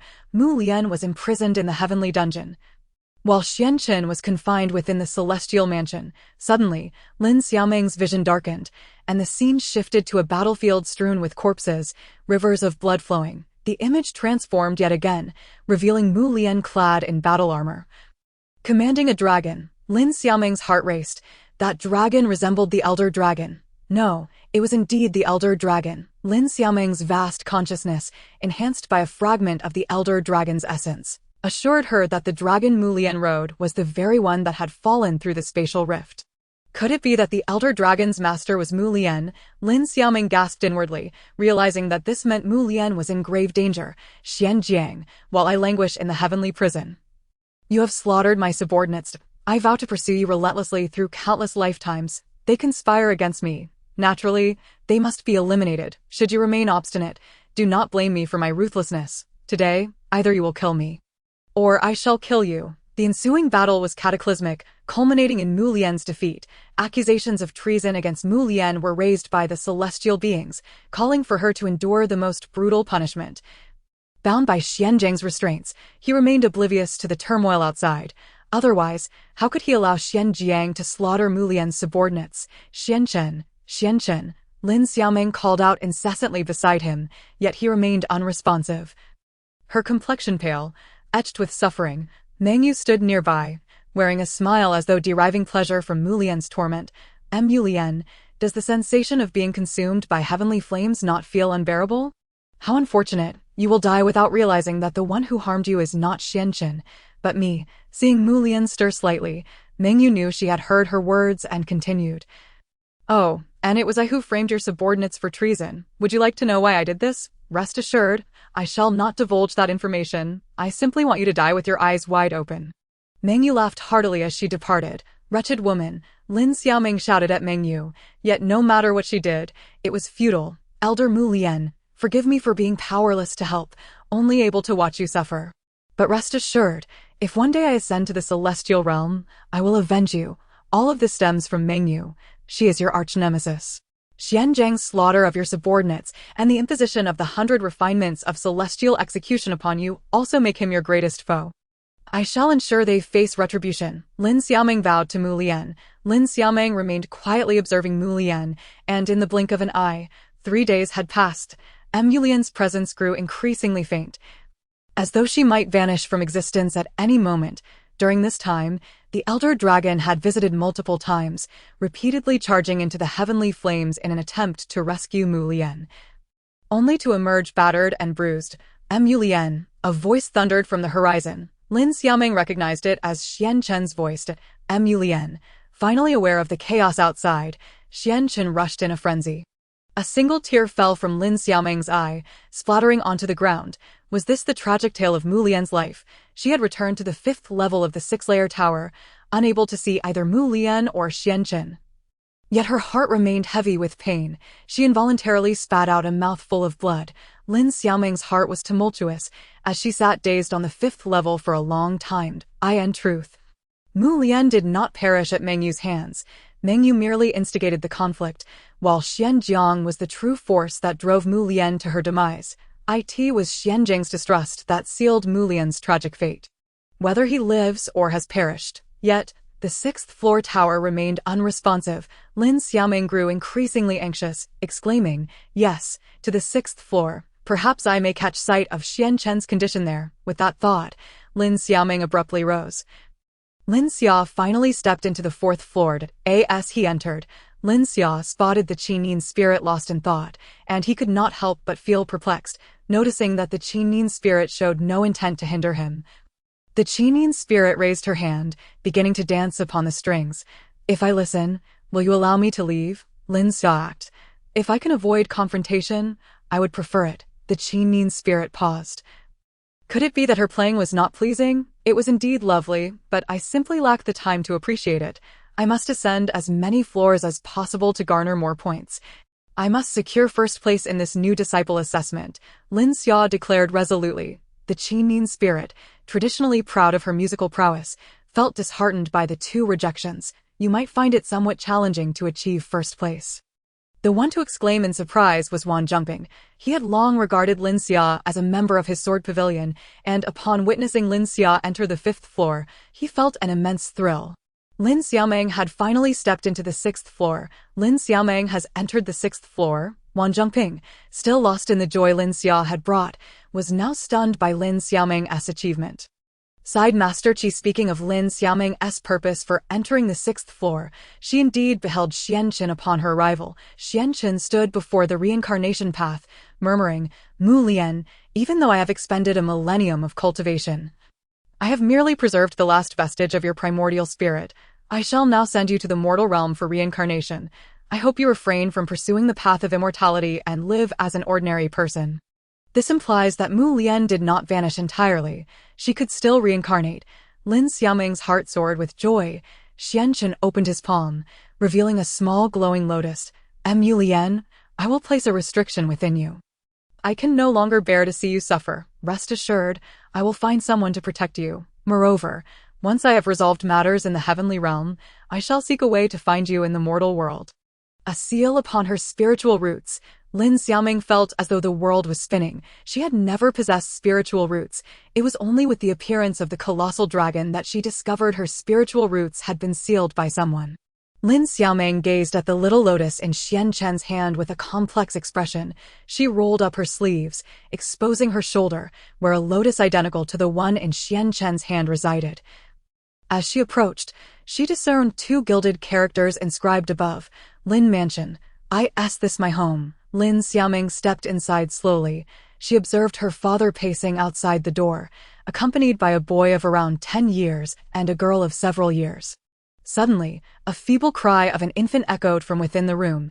"She has given birth." Lin Jin's eyes brightened. The door swung open, and Lin Xiaoming saw a woman cradling a tiny child, emerging from within. Sobbing, "Master, the child lives. It is a girl, bearing a lotus birthmark on her arm." Lin Xiaoming had often heard tales of her own birth, claiming she was no larger than a palm, and she had always doubted it. The suffering of her past life, the agony of reincarnation, how could this debt go unpaid? Lin Xiaoming's fists gradually tightened. "Madam, madam." Lin Zhen's heart-wrenching cries reached Lin Xiaoming's ears. It turned out that after giving birth to Lin Xiaoming, in that instant, Lin Xiaoming realized her father had deceived her, the purpose of which was to shield her from the truth that her birth had cost her mother her life. Only now did Lin Xiaoming comprehend that her father. Observing Lin Xiaoming struggle to swallow the pill, Lin Xia held her hand, channeling her spirit energy into Lin Xiaoming's body. Seeing Lin Xia tending to Lin Xiaoming's injuries, Ouyang Wei quietly put away her own pill.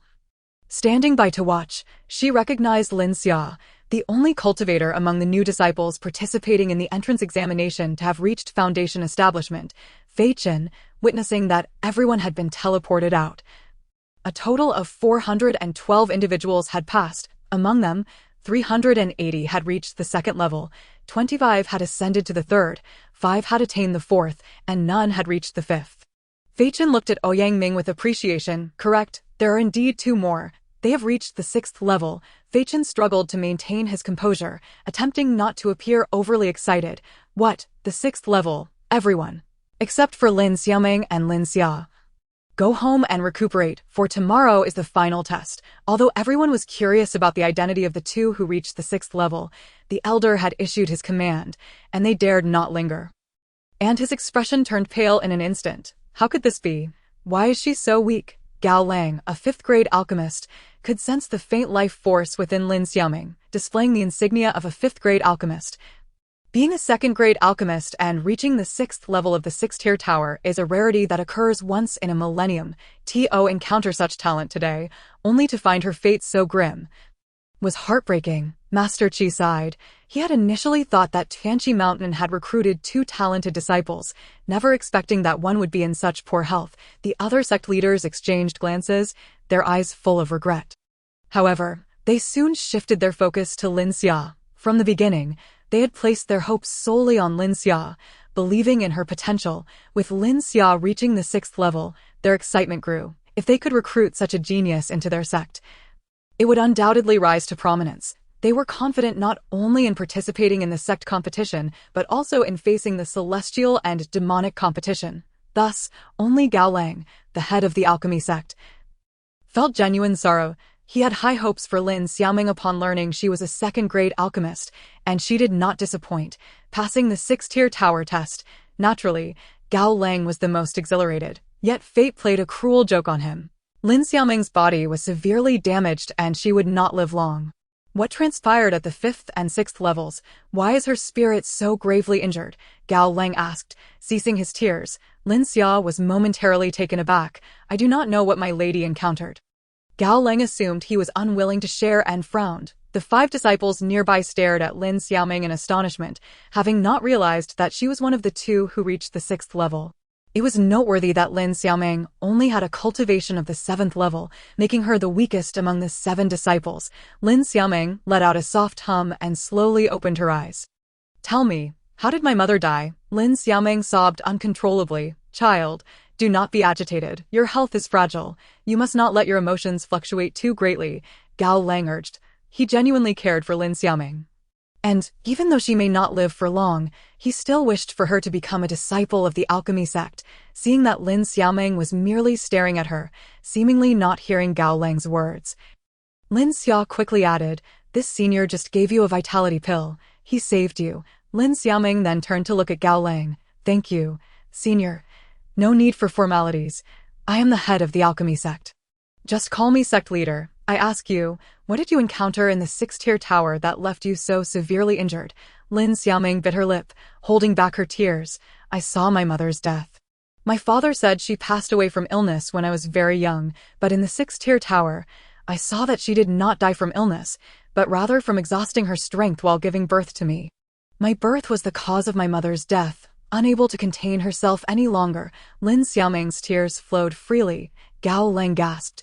No wonder. Child, do not be saddened. This is not your fault.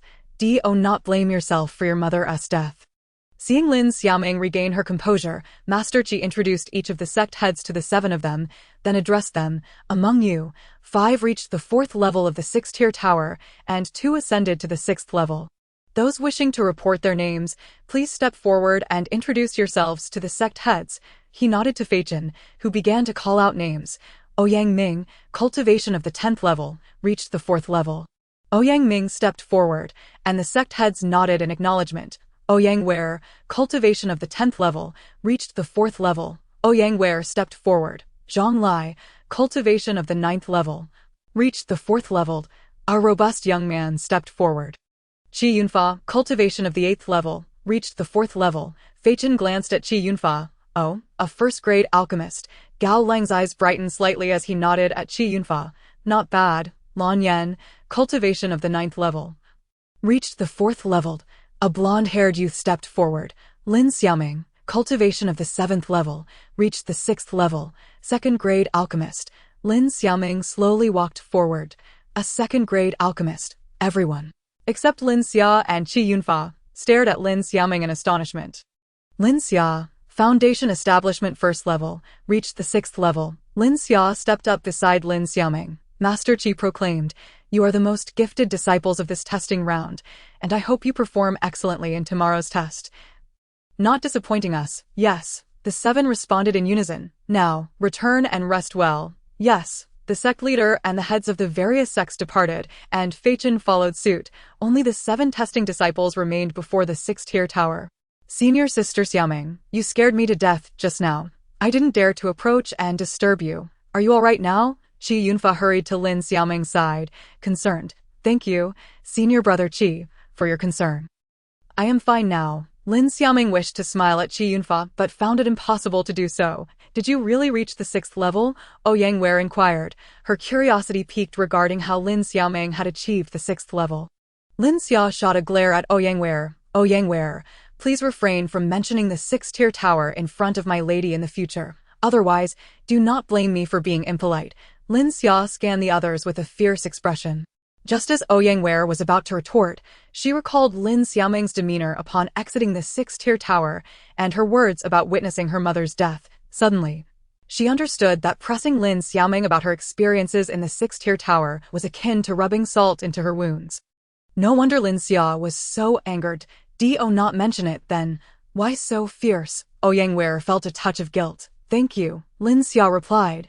This expression of gratitude left Ouyang Wei somewhat embarrassed. "Lin Xia, let us return to rest. I am fatigued," Lin Xiaoming said to Lin Xia. Today, she felt utterly exhausted, in need of substantial rest to rejuvenate her spirit. "Very well, let us make our way back.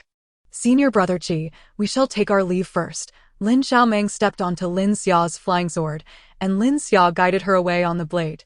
Qi Yunfa looked on with envy. How splendid it was to soar through the skies on a sword. "Alas, I must trudge back slowly." He waved farewell to the others and hurriedly departed. Although he was well aware that his speed could not match Lin Xia's, he could not help but feel discontent. Ouyang Wei cast a glance at Ouyang Ming, then pouted and walked away. Ouyang Ming hastily followed her. Chapter 029. Lin Xia's Destiny. Lin Xiaoming and Lin Xia returned to the inn, where Lin Xia instructed the innkeeper to deliver some food to Lin Xiaoming's room. "Miss, please eat something first, and after that, rest well. As for tomorrow's test, I advise against your participation. The 2nd round nearly cost you your life." Reminding her that their purpose for coming to Tianqi Mountain was to obtain the life essence pill, and since the High Pavilion Master had already given her one, their goal was accomplished. "Therefore, you need not accompany me in the subsequent test. I end tomorrow's test. I will adopt a passive attitude, striving to be eliminated, so that I may accompany you home." He understood that upon learning the truth behind her mother's death, Lin Xiaoming would surely wish to return home for answers. Lin Xiaoming insisted, "Lin Xia, I truly want to become a disciple of Tianqi Mountain. I wish to grow stronger and seek the path of immortality. Although I may not have many years left, during my time alive, I shall diligently cultivate. Tianqi Mountain is the foremost among the 5 major sects. There is no better place for my training. As for you, you possess remarkable talent that should not go to waste. Lin Xia, you should strive to become a disciple of Tianqi Mountain." Has the young lady made her decision? Lin Xia knew Lin Xiaoming's nature. Though she appeared fragile, she possessed a resolute spirit. "I have made my decision," Lin Xiaoming affirmed decisively. "Very well, I shall exert myself tomorrow. I will certainly become a disciple of Tianqi Mountain. Even if I cannot enter as the first, I shall at least achieve 2nd place." Lin Xia stated, "You are the strongest among this batch of disciples. You will undoubtedly secure the 1st place." Lin Xiaoming held a high regard for Lin Xia's abilities. Lin Xia smiled. "With you around, how could I attain the 1st place? Securing the 2nd will suffice." A smile graced Lin Xiaoming's face. Realizing that in Lin Xia's heart, she was indeed formidable, Lin Xia remarked, "You finally smiled." He felt a sense of relief within. Lin Xiaoming responded, "I ought to maintain a positive outlook, regardless of how things were in my past life or how they are in this one. I shall live with optimism. If I only dwell in sorrow, I fear I may not survive for many years. I do not fear death, yet I refuse to succumb quietly." Lin Xiaoming gazed intently at Lin Xia. "I glimpsed my past life and this life on the 5th and 6th levels. Regrettably, I was unable to witness the conclusion of my current life before being transported away. My past life ended in tragedy. I shall ensure that my current life does not repeat that fate. Lin Xiaoming transformed the pain of her previous existence into a steadfast conviction. This conviction is to live and to grow stronger. Lin Xia, would you like to hear the story of my past life? Lin Xia was taken aback. He indeed wished to hear, but he knew Lin Xiaoming's previous life must have been tragic. And he did not want to plunge her back into sorrow. I do not wish to hear it. Lin Xiaoming blinked. Do you truly not want to hear? I was quite impressive in my past life. Lin Xia chuckled. You shall be formidable in this life as well. Rather than simply listen to your past, I would prefer to accompany you through this life, witnessing you grow stronger step by step. Oh, did you also witness your past life and this life on the 5th and 6th levels, Lin Xia? Lin Xiaoming inquired curiously. Lin Xia nodded. Indeed, I saw my past and present. However, may I refrain from discussing my previous life? Why? Was your past life also tragic? No, that does not seem right. From your demeanor, it does not appear so. Lin Xia felt a bit awkward. It was not particularly tragic, merely that in my past life I was a stone. Lin Xiaoming burst into laughter. So it turns out Lin Xia was transformed from a stone. No wonder he is so powerful. Miss, I am not transformed from a stone. I was merely a stone in my past life, but now I am human. Lin Xia clarified. Yes, you are human now. I simply did not expect a stone could reincarnate. Lin Xiaoming regarded Lin Xia with curiosity.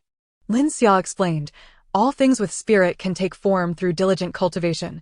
If they can take form, they can naturally reincarnate within these 6 paths. Lin Xiaoming nodded thoughtfully. In truth, Lin Xia's past life was that of a stone by the lotus pond. Gaining sentience as Mulian frequently cultivated nearby. After Mulian's reincarnation, Xianchen found him and asked if he would be willing to reincarnate in the mortal realm to protect Mulian's reincarnation. Grateful for Mulian's kindness, he agreed without hesitation. Thereafter, Xianchen sent him into the cycle of reincarnation, instructing him to find Mulian's reincarnation and remain by her side, safeguarding her for eternity. As a stone, Lin Xia was only aware of the turmoil in the celestial realm. Thereafter, Mulian never returned to the lotus pond to cultivate. He did not know how Mulian perished, but could only imagine it must have been a tragic demise. Otherwise, Xianchen would not have turned gray. After reincarnation, Lin Xia became human, yet he had no family and no memories, feeling as though he had emerged from the void. Other children bullied him, taunting him as a sprout from the stone crevice. Until one day, when he was on the brink of death, Lin Xiaoming appeared before him, and he felt the warmth of having a family. Indeed, just one glance at Lin Xiaoming made him feel an inexplicable familiarity. Lin Xiaoming saved him and brought him back to the Lin residence. Upon entering the Lin residence, Lin Jin discovered Lin Xia's remarkable talent for cultivation and provided him with some techniques to practice. Thus, Lin Xia, relying on his innate talent and hard work, became a foundation establishment cultivator by the age of 18. Lin Xia was certain that Lin Xiaoming was the reincarnation of Mulian. Protecting Lin Xiaoming was his destiny through countless lifetimes. Now, quickly eat something and rest well. We have another round to face tomorrow. Very well. Lin Xiaoming picked up her chopsticks and offered them to Lin Xia. You should eat too. Lin Xia accepted the chopsticks and joined her for a meal. That night, Lin Xiaoming slept fitfully, as visions of Mulian and her mother repeatedly invaded her dreams. Waking her time and again, ultimately, she chose to forego sleep, rising to meditate until dawn. After her meditation, Lin Xiaoming felt invigorated, sensing her consciousness had expanded and her mental acuity had increased compared to before. Lin Xia observed that Lin Xiaoming appeared significantly better than the previous day, feeling a slight sense of relief. It seems the efficacy of the life essence pill is indeed remarkable. Let us depart together. Oh, wait, Lin Xiaoming suddenly remembered something. We must leave first. You take your time. I knew you would abandon me again. But what can be done? After all, I cannot fly. Qi Yunfa's face was filled with reluctance. Where they may hunt battle beasts and search for ores and herbs, the core of a first-tier battle beast can be exchanged for 50 points, while that of a second-tier battle beast can yield 100 points. A first-tier ore can be exchanged for 20 points and a second-tier ore for 30 points. Participants may act independently in the forest or form teams, and they may also seize others' cores and ores to augment their own points. These points not only influence rankings, but can be retained for use within the sect to exchange for elixirs, techniques, and various other items. Lin Xia, how many points do we currently have? Lin Xiaoming inquired. Each of you has 10,000 points. Before Lin Xia could respond, Qi Yunfa interjected, speaking with envy, I only have 3,000 points. How many battle beasts must I slay or ores must I collect to catch up to you? By the way, can we form a team? Of course, Lin Xiaoming affirmed. Really? That's wonderful. I was afraid you would soar away the moment you entered the trial forest.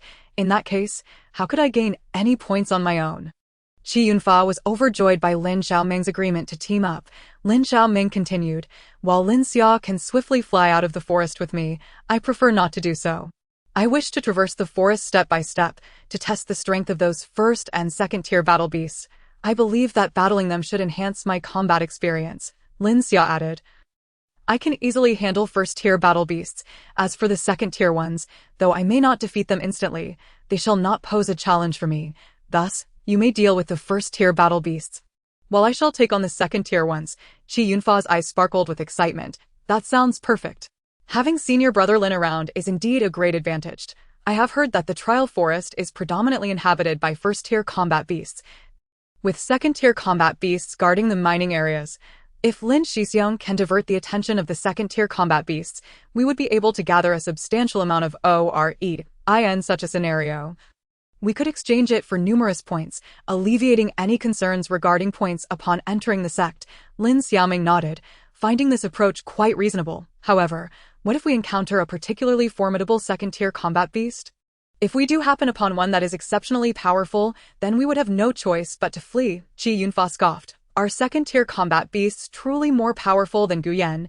Guyan possesses a foundation at the 3rd level, and Lin Xiaoming was able to defeat him at the 7th level of Qi cultivation. Should the second-tier combat beasts prove to be no stronger than Guyan, she would certainly relish the opportunity to test her skills against them.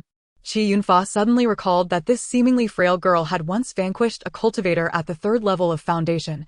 Thus, she was undoubtedly capable of handling a second-tier combat beast. Wouldn't those ores then be ripe for their taking? Qi Yunfa envisioned heaps of ore beckoning to him, nearly drooling at the thought. Nonetheless, he remained mindful to respond to Lin Xiaoming's inquiry, stating that second-tier combat beasts are indeed somewhat weaker than Guyan. Lin Xiaoming turned to Lin Xia, suggesting, in that case, if we encounter a second-tier combat beast, may I take the first crack at it? If I cannot prevail, you can intervene. Lin Xia pondered for a moment. Lin Xia understood that while Lin Xiaoming possessed formidable combat prowess, she lacked practical experience in combat. Very well, but please, do not overexert yourself. Upon entering the forest, individuals began to form teams, though some chose to venture alone. Indeed, the duration of the trial was a full day, and they needed to exit before sunset. Lion, Lin Xiaoming suddenly exclaimed. Qi Yunfa and Lin Xia turned to see a first-tier lion napping beneath a large tree. Lin Xiaoming's shout startled the lion, which, upon noticing the disturbance, became infuriated. The lion charged at Lin Xiaoming, seemingly intent on tearing her to shreds, just as Lin Xia and Qi Yunfa prepared to act. Lin Xiaoming had long harbored resentment from that encounter. Thus, upon seeing the lion, she could not help but shout, even though she was aware they were not the same beast. Nevertheless, since they were both lions, she felt compelled to exact her revenge. The lion struggled desperately, but no matter how hard it fought, it could not break free from the earth's grasp. Qi Yunfa stared at Lin Xiaoming in astonishment. Senior Sister Xiaoming, you are truly remarkable. You have subdued this lion so effortlessly. I shall now extract its beast cord. Qi Shixiang, I think it would be best not to kill it. Lin Xiaoming intervened. Why not? Qi Yunfa inquired, puzzled. How can we extract the beast core without killing it? I dislike taking lives. Lin Xiaoming clarified. Then do you eat meat? Qi Yunfa countered. Lin Xiaoming, taken aback by the sudden question. Qi Yunfa insisted. Lin Xiaoming shook her head. Qi Yunfa glanced at Lin Xia, seeking guidance, to which Lin Xia replied, Miss, the law of survival in this world is one of the strong preying upon the weak. Since you have embarked on the path of cultivation, you cannot afford to remain as benevolent as before. Lin Xiaoming recognized that Lin Xia was correct, yet a sense of disappointment lingered within her. Oh, then you may proceed. Ever since learning of Mu Lian's plight, Lin Xiaoming's perspective had undergone a significant transformation, especially after witnessing the massacre of Mu Lian's subordinates by Xian Jiang. Her understanding of the survival laws of this world deepened. Yet, even so, she found herself unable to personally take a life, even if it were merely a combat beast. Qi Yunfa swiftly dispatched the lion, skillfully extracting a beast core from its corpse. This is worth 50 points. He handed the core to Lin Xia. Perhaps Lin Shixiang should keep it. My cultivation is low. Should someone attempt to steal it, I would suffer greatly. Lin Xia accepted the beast cord. I shall hold on to it for now. When the time comes, all beast cores and ores will be divided into 3 portions, one for each of us. Qi Yunfa bashfully scratched his head. I do not require such a large share. Although my cultivation is not the lowest among us, my combat prowess is the weakest. I feel that I will not be of much use on this journey, so it would be better to give me less. Lin Xiaoming smiled. Since Lin Xia has already stated we will divide it equally, you should not refuse him. Besides, how can you claim to be of no use? You were the one who defeated that lion and extracted the beast core. You are quite impressive. Qi Yunfa felt even more embarrassed at Lin Xiaoming's praise. If we encounter another first-tier combat beast, may I practice my skills? He understood that once Lin Xia and Lin Xiaoming engaged, the first-tier combat beasts would instantly lose their combat capacity, leaving him no opportunity to showcase his value. Lin Xia exchanged glances with Lin Xiaoming, silently conveying, "You decide."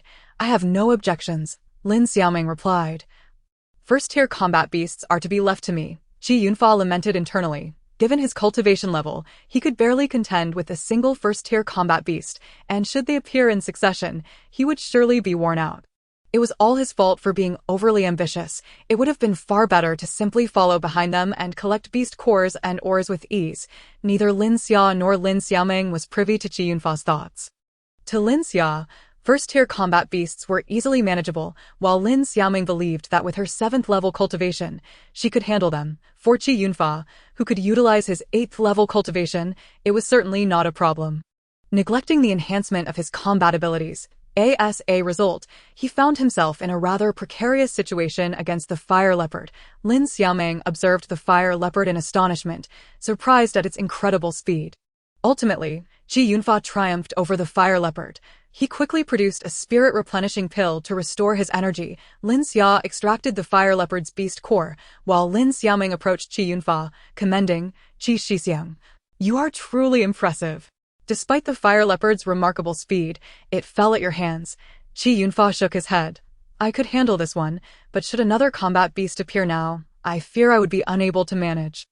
My spiritual energy is depleted, and I cannot recover in time." Lin Xiaoming retrieved a bottle of 2nd-grade spirit-replenishing pills from her storage bag.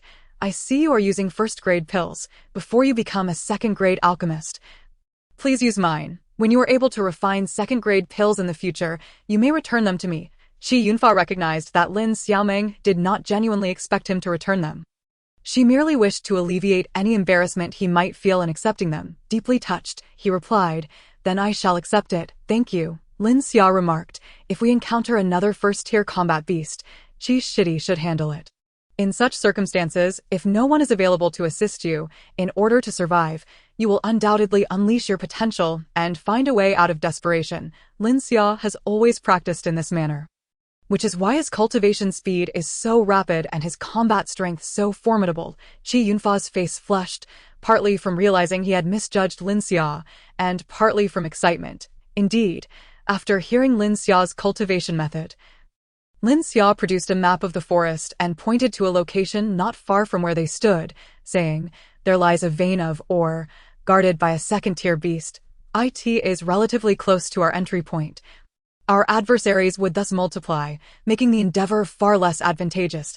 Qi Yunfa nodded in agreement, acknowledging the wisdom in her reasoning. "Then let us head to the more distant vein, with the strength of Lin Xia and Lin Xiaoming," Qi Yunfa suggested.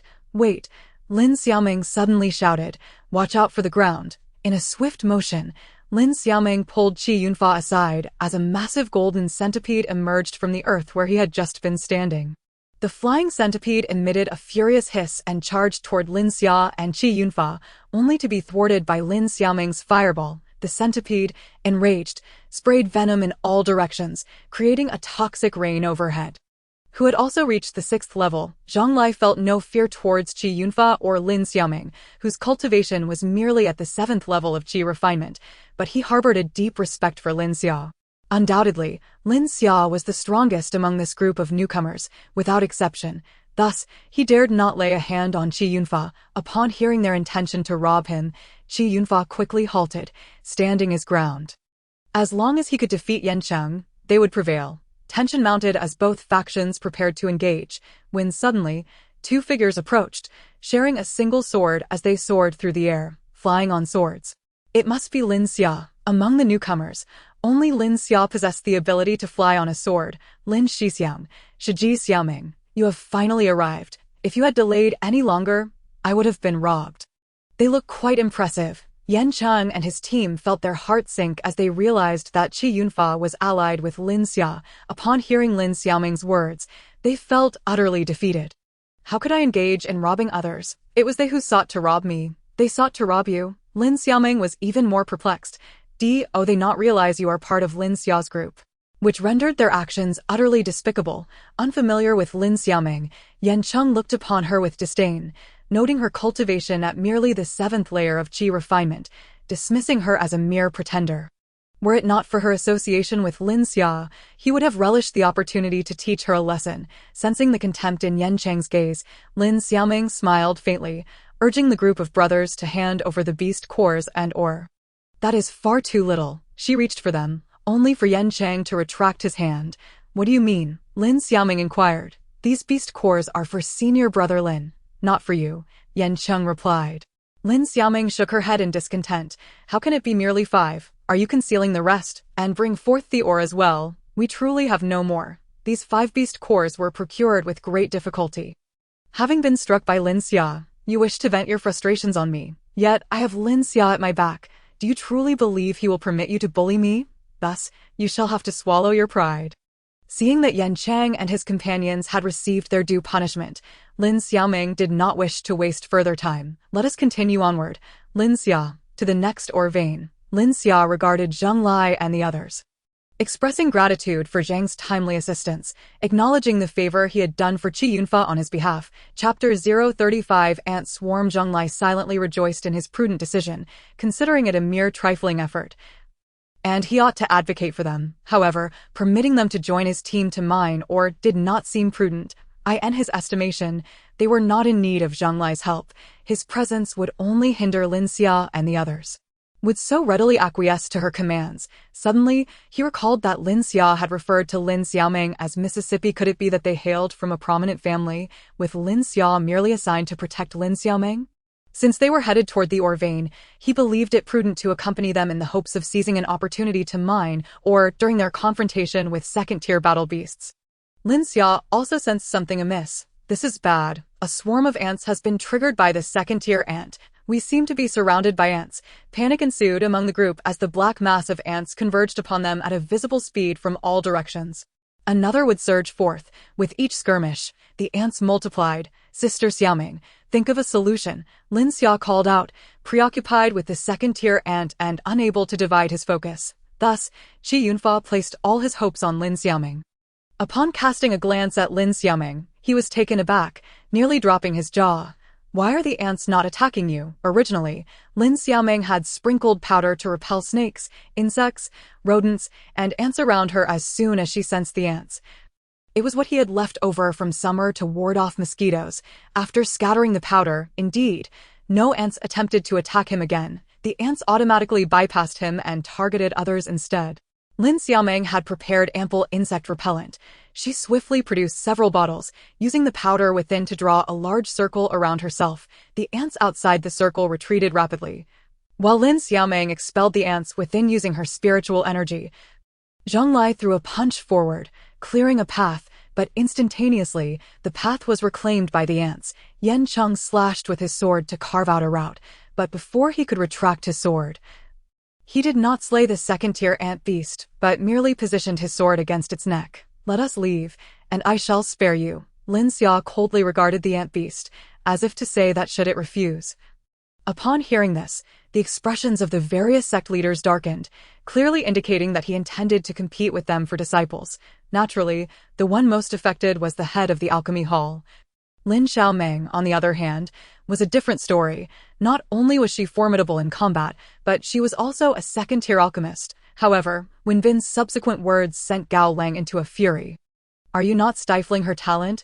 Gao Lang, alarmed at Wen Bin's intent to claim Lin Xiaoming, exclaimed. The sword sect leader, Fang Zhengping, chuckled heartily. Master Wen has a valid point. We must indeed respect the wishes of each disciple.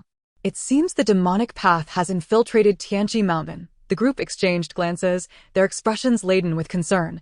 The threat of internal betrayal was indeed a chilling and distressing prospect. I and the trial forest.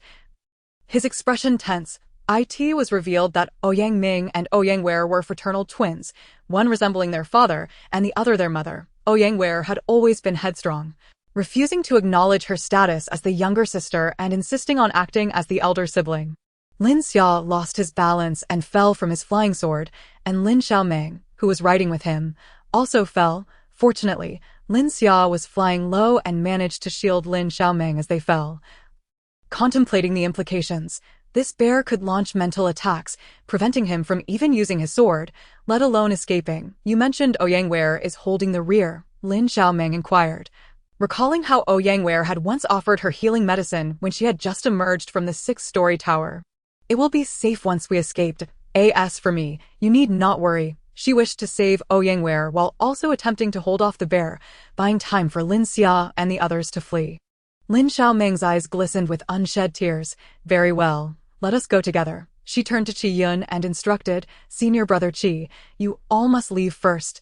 Do not stop. Run with all your might to escape the forest. Ouyang Ming summoned the last remnants of his strength to shield Ouyang Wei behind him, as she wept profusely. Brother, you finally called me brother. Ouyang Ming closed his eyes, awaiting the impending strike of the bear's paw or foot. Chapter 039. Battle with the brown bear. Upon hearing her words, Lin Xia swiftly thrust his sword towards the brown bear. The bear swiped at Lin Xia's sword with its paw, yet its movements were too sluggish.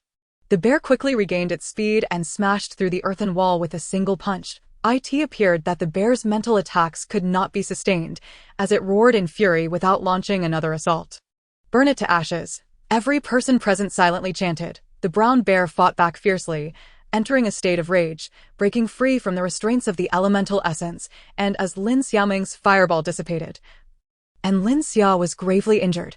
Lin Xia. Upon witnessing Lin Xia's injuries, Lin Xiaoming felt a deeper pain than her own. Her body trembled, as if something within her was trying to break free. The brown bear's consciousness trembled, its mind blanking for several breaths before regaining its faculties. Just as the fireball began to burn upon its hide, the air was once again filled with the scent of roasting flesh. Would it not suffer a grievous blow? As the bear's paw descended upon her, she evaded at the last moment. Creating distance between them, she summoned the essence of earth to slow the bear's movements and unleashed a mental assault upon it. Swiftly replenishing her depleted spiritual energy. One might wonder where this water essence originated. Naturally, it came from the roots of the trees, which inherently stored and absorbed moisture. The spiritual energy within Lin Xiaoming's dantian swelled to saturation. Driving its head deep into the ground, the master of the Fist and Tent Pavilion, Long Zhe, stood before the crystal ball, utterly astonished. It was clear that Lin Xiaoming was a natural talent for martial arts. The brown bear, battered and nearly lifeless, faced Lin Xia, who had just broken through to the second level of foundation establishment. Coupled with her petrified fists, the bear was no longer a match for Lin Xia. Lin Xiaoming replied, when faced with the third-tier brown bear, you did not flee, but stood beside us to fight. This demonstrates your loyalty, and thus I will not hold previous matters against you. You should keep these beast cores and ores. Had she succeeded in reaching the 8th level of Qi training, I can only imagine her combat prowess would have been even more formidable. He divided half of the ores and beast cores he held and handed them to Qi Yunfa. Master Qi nodded. They are safe now. You have worked hard. Go back and rest. Yes. The 20 disciples at the 10th level of Foundation Establishment departed in unison. Now, you should believe my words, Master Qi asserted. She had sent Lin Qing back to the manor. On one hand, she wanted Lin Qing to inform her father that she was capable of cultivation and intended to become a disciple at Tianqi Mountain. Lin Xiaoming recalled that her inheritance included knowledge of such pills. Sect leader, are you truly giving me this 5th-tier pill? She asked. The tier itself is not the issue. Rather, it is the fact that these recovery pills require exceedingly rare ingredients to concoct. But they could not compete against the sect leader. When Bin took to the skies on his sword, guiding Lin Xiaoming to the formation hall. Along the way, Lin Xiaoming asked, "Why are you only bringing me along?" "What?" Lin Xiaoming exclaimed in surprise, followed by excitement. Being the sole individual among 140 to select formations meant she possessed a unique vision. Wenbin smiled, acknowledging her insight. "Do you know that including you?" "Eighth layer of Yuanying," Wenbin stated. Lin Xiaoming began counting on her fingers. Qi refinement, foundation establishment, golden core, Yuanying. That means there are 2 significant levels between us. Master, you are truly remarkable. What about the sect leader's cultivation level? Your ability to pose such questions indicates your keen intellect. I believe you may very well become the first void refinement cultivator on this continent. Lin Xiaoming's eyes widened at Wenbin's serious demeanor. And I fear you may find it somewhat inconvenient. What? Are you saying I am the only woman in the array pavilion? There were indeed several before, but the study of arrays is exceedingly difficult. Many people spend their entire lives without becoming array masters. Consequently, some gradually left for other pavilions, leaving only about 20 individuals. Few women choose such a niche and challenging profession. So the array pavilion has no female members now. My failure to break through was not due to a lack of spiritual energy or distraction. It felt as though something was restricting my breakthrough. My perception is not very clear, so I am still uncertain about the cause. Lin Xia pondered for a moment but could not deduce an answer, finally saying, "There is no rush regarding your cultivation. After all, you have reached the 7th layer of Qi refinement in just 2 months. Do not worry about me. I will take the pill and go to sleep shortly." Lin Xia nodded and returned to her room. Lin Xiaoming took a recovery pill and directly absorbed its essence. Chapter 045. Establishing authority. The following day, Lin Xiaoming and Lin Xia arrived early at Tianji Mountain. When Lin Xiaoming reached her residence, a senior brother was already waiting at the door. "Lin Shimi, you have arrived. I am Feng Yu, an outer sect disciple, residing in the courtyard closest to yours. The pavilion master instructed me to wait for you and guide you through the daily routine of our array pavilion's outer sect." With a history of less than 30 years, consequently, its foundation was not as robust as other pavilions. However, due to Wenbin's status as an 8th-rank array master, the sect placed considerable importance on the array pavilion. Upon Lin Xiaoming's entrance, the previously boisterous classroom fell into an immediate hush. "Sister Lin, Sister Xiaoming." The crowd rose in unison to greet her. Ever since her battle against the brown bear in the trial forest, Lin Xiaoming's stature among the newcomers had ascended rapidly. Surprised by the attention, she hurriedly gestured for everyone to take their seats before choosing an empty spot beside Qi Yunfa. "Sister Xiaoming, I specifically saved the seat for you." Leaning closer, Qi Yunfa whispered, "Sister Xiaoming, I've heard that on the first day of each year, many senior brothers and sisters will block the new disciples after class to give us a hard time. Supposedly to instill some discipline. What should we do if we encounter them?" Lin Xiaoming was somewhat taken aback.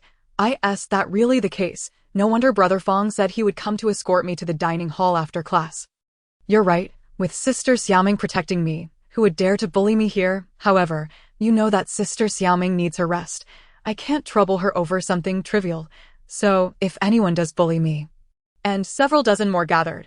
"This side is for the Dan Pavilion." A few more joined them. Qi Yunfa glanced at Lin Xiaoming and resignedly walked over, leaving Lin Xiaoming standing alone. "Which pavilion are you from?" Feng Yu contemplated and agreed. "All right.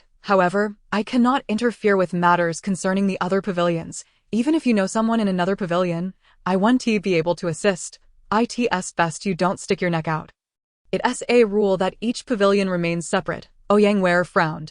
"But what if they bully my friend? I can't just stand by and watch. Besides, I promised Qi Yunfa I would protect him."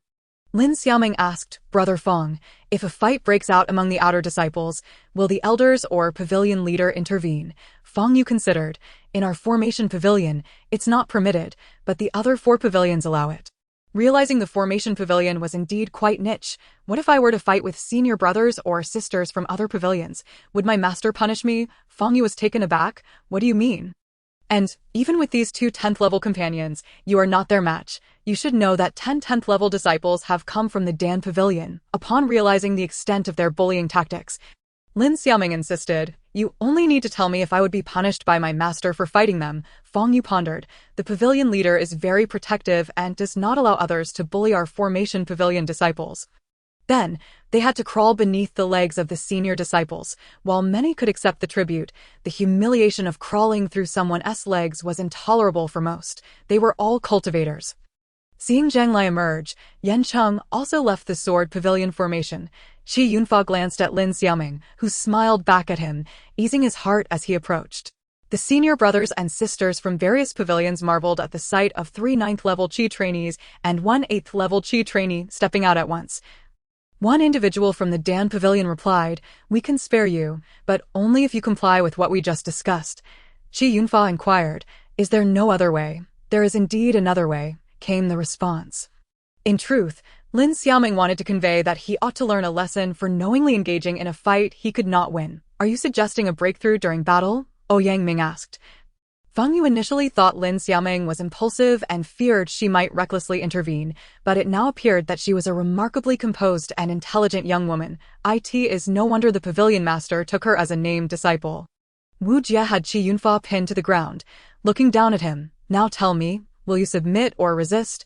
Qi Yunfa struggled to rise, declaring, "I will not yield." Wu Jie remarked, "It seems the lesson you received was insufficient." After a brief period, Qi Yunfa could no longer get up. Wu Jie inquired again, "What about now?" Qi Yunfa glared defiantly at Wu Jie, stating, "I will not submit." Wu Jie placed a foot on Qi Yunfa's face, asking, "And now?" Through gritted teeth, Qi Yunfa replied, "Can we not avoid such humiliation?" Wu Jie raised an eyebrow, mocking, "At this point, you still care about your face?" He pressed down harder with his foot. "Ah!" Qi Yunfa cried out. "Sister Xiaoming, if this continues, Brother Qi will be beaten to death." Lin Xiaoming too felt a twinge of pity. "Are you willing to submit?" Wu Jie glared ominously at Qi Yunfa, his patience wearing thin. "Aren't you from the Formation Pavilion? Do you intend to meddle in our Dan Pavilion's affairs?" Lin Xiaoming smiled sweetly, gazing at Wu Jie with admiration. "As a mere 7th-level Qi disciple, how could I dare interfere in the matters of senior brothers? I merely saw your remarkable prowess and could not contain my admiration, prompting me to come forward. I hope you do not hold it against me." Feng Yu was momentarily perplexed, turning to the Ouyang siblings for clarification, only to find them equally bewildered, shaking their heads. Wu Jie, in his 20s, felt a swell of pride at the admiration of a pretty young girl, softening his tone. "What is your name?" Lin Xiaoming shyly replied. "I am Lin Xiaoming. May I ask how to address you, senior brother?" "Ah, you are Sister Xiaoming. I am Wu Jie. Oh, it is Brother Wu. You truly are formidable, having reduced Brother Qi to the state. You two are bound to clash, and I would love to witness your defeat of Lin Xia. That would be quite impressive." Ouyang Wei finally grasped Lin Xiaoming's intention and nearly burst into laughter. Wu Jie's lips twitched. "Did you just say Brother Qi is Lin Xia's closest companion?" Lin Xiaoming nodded. "To my knowledge, they arrived together at Tianqi Mountain and share a particularly close bond." The dialogue between Lin Xiaoming and Wu Jie was not lost on the older disciples of the Dan Pavilion, and their gazes toward Qi Yunfa shifted significantly. If Lin Xia were merely an inner sect disciple, it would be inconsequential, as they had their own inner sect disciples to back them up. "Shall I take him away to rest?" Wu Jie looked at Qi Yunfa, then at the other senior disciples. Seeing no objections, he said, "As fellow disciples, I do not wish to be overly harsh for today." Lin Xia mentioned that practicing when spiritual energy is depleted often yields unexpected results. "You should sit down and circulate your energy to see if you can break through to the 9th level." Upon hearing this, Qi Yunfa immediately sat down to meditate. While the battle at the Dan Pavilion concluded, the fights in the other 3 pavilions continued. Yan Cheng was on the verge of defeat, while Zheng Lai fared slightly better, managing to hold his ground for a time. As for Lan Yan, his combat prowess was exceptional. Despite facing a 10th-level opponent, he held the advantage. After several cycles of his technique, he suddenly felt an increase in the speed at which he absorbed the surrounding spiritual energy, a surge of it flooding into his body. Within a short span, he broke through to the 9th level of Qi training. He truly did break through. Ouyang Wei and Ouyang Ming were astonished. The onlookers exchanged glances, marveling at such fortuitous luck. Being beaten one by one had led to a level increase. Wu Jie felt somewhat disheartened.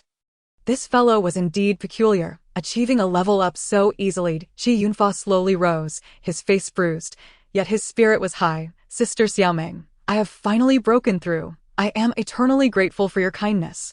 Having been struck earlier, he declared, "I must seek vengeance." With that, He charged out, "Brother Wu, I, Qi Yunfa, have returned for another bout. I humbly request your guidance." Lin Xiaoming regarded Qi Yunfa with a hint of exasperation. Muttering to herself, "Even if you have reached the 9th level of Qi training, you still cannot contend with someone at the 10th level. Is this not inviting trouble?" Wu Jia observed Qi Yunfa with a serious expression. "Brother Qi, this matter no longer concerns you. You may go to the dining hall for a meal." Qi Yunfa hesitated, wondering if Wu Jia feared him now that he had achieved a breakthrough. Wu Jia secretly thought to himself, "It is not that I fear you. Rather, it is merely out of respect for Lin Xia." Yet outwardly he retorted, "I have just dealt you a blow. And you have already ascended to the 9th level of Qi training.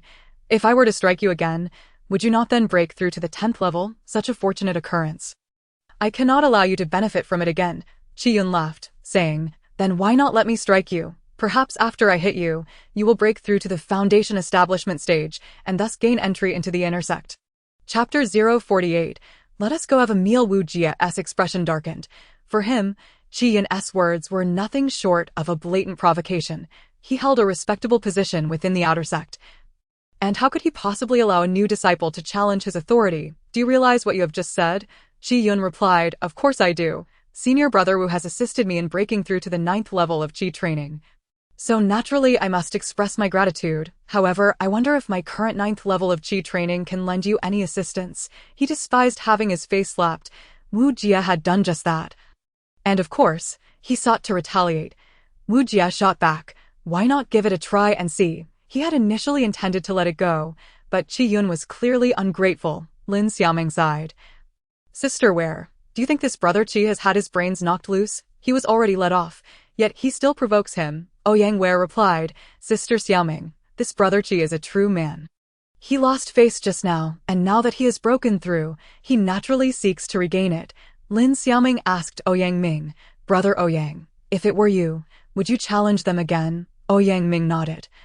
"I would." Lin Xiaoming, still unconvinced, turned to Feng Yu and asked, "What about you, Brother Feng?" Feng Yu responded, "Brother Qi suffered a loss previously, but he has turned misfortune into fortune, now that the Dan Pavilion members have let him off. He should not act so impulsively. He must understand that the only outcome from this behavior will be a more severe beating." Lin Xiaoming sighed, "At least there's one rational voice among us." Feng Yu added, "However, if it were me, I too would challenge again after breaking through." Lin Xiaoming's expression froze. "Why?" Feng Yu chuckled. "Having been beaten once and achieving a breakthrough, who knows, another beating might lead to yet another breakthrough." Lin Xiaoming took a deep breath, a splendid thought, but sadly, reality is quite cruel. "I truly cannot bear to watch Brother Qi get beaten again. How about we head to the cafeteria for a meal? By the time we finish, they should be done fighting. I believe they will not go too far with Brother Qi, considering Lin Xia's reputation. Moreover, he must pay for his own impulsiveness." Thus, Lin Xiaoming chose not to intervene. As Lin Xiaoming prepared to leave, Feng Yu eagerly offered, "Excellent. I shall take you to the cafeteria. It is quite near the academy." Ouyang Ware and Ouyang Ming exchanged surprised glances. Ouyang Ware quickly grasped Lin Xiaoming's arm. "Sister Xiaoming, will you truly not intervene?" "Them?" Lin Xiaoming pondered, realizing that Ouyang Ware referred to the new disciples of this generation. She was puzzled. "Why should I care for them? They are not in mortal danger."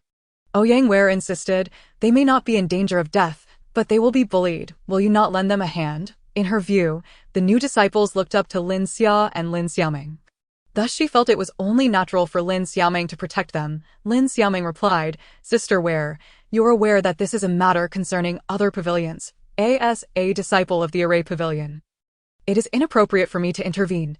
If I do, my master will punish me. Besides, how could I assist them? Should I single-handedly challenge the entire outer sect of Tiankishan?" Her words left Ouyang Ware speechless. Indeed, these senior disciples represented the authority of the outer sect of Tiankishan. If they intervened, it would be tantamount to declaring war against the entire outer sect.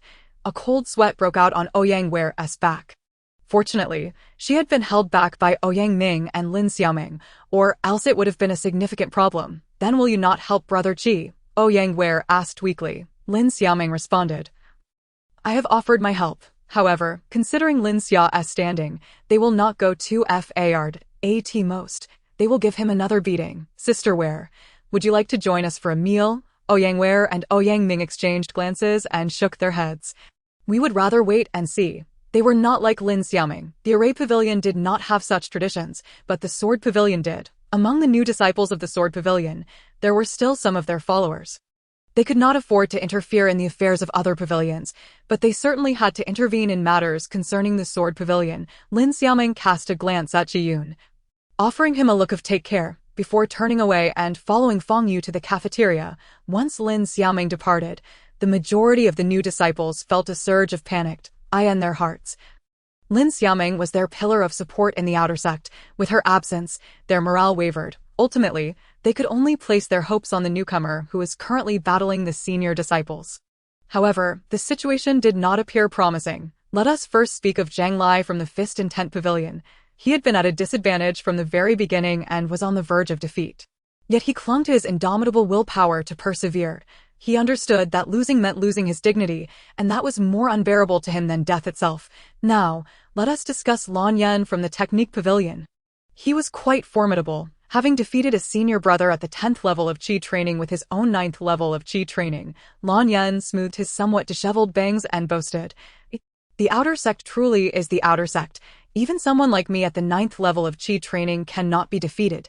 He called out, "Which senior brother dares to challenge me?" A curvaceous senior sister from the Technique Pavilion stepped forward. "Little junior brother, you seem quite arrogant. Let me experience your skills." "Wait." Lan Yan waved his hand. "I do not wish to fight a woman. It would tarnish my reputation. Do you dare look down upon me?" Tao Zi regarded Lan Yan with disdain. "Do you know that I am the number one in the outer sect of the Technique Pavilion? It would be your honor to be defeated by me." Lan Yan chuckled. "Oh, you are the number one. Then defeating you would make me the number one of the Technique Pavilion." Tao Zi retorted, "You talk big, but alas, you will have neither the chance nor the ability. You are destined to be trampled underfoot." The two engaged in combat. Lastly, let us speak of Yan Cheng from the Sword Pavilion. He was already being held at sword point. "You have lost. Now, obediently hand over your valuable possessions and crawl through my legs, and I will let you go. Otherwise," he kicked Yan Cheng in the stomach. "You can imagine the consequences." Yan Cheng knelt, gritting his teeth, unwilling to submit. A man can be killed, but he cannot be humiliated. "If you have the ability, then kill me." Qian Jiang replied, "Our Tiankashan does not permit disciples to harm one another. Therefore, I shall not kill you. I merely intend to make you suffer a bit more." He then proceeded to rain blows upon Yan Cheng, leaving him battered and unrecognizable. Other senior disciples of the Sword Pavilion remarked, "If you do not wish to end up like him, you should promptly comply with our demands. Otherwise, you will invite a painful beating." Hearing this, the crowd exchanged glances, feeling somewhat swayed. However, none wished to endure such humiliation. One bolder disciple asked, "Can we just surrender our valuable items and forgo the rest?" Qian Jiang sneered, "You must surrender your belongings and crawl through my legs. Both are non-negotiable." Chapter 049.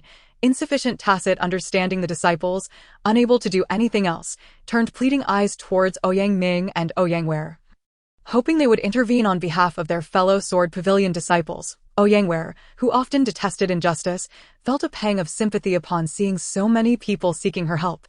Thus, she approached the senior disciples of the Sword Pavilion, saying, "Esteemed senior brothers and sisters, since they are willing to offer their items as respect to you, would you kindly spare them?" Qian Jiang replied, "We are not making things difficult for you, which is already a favor.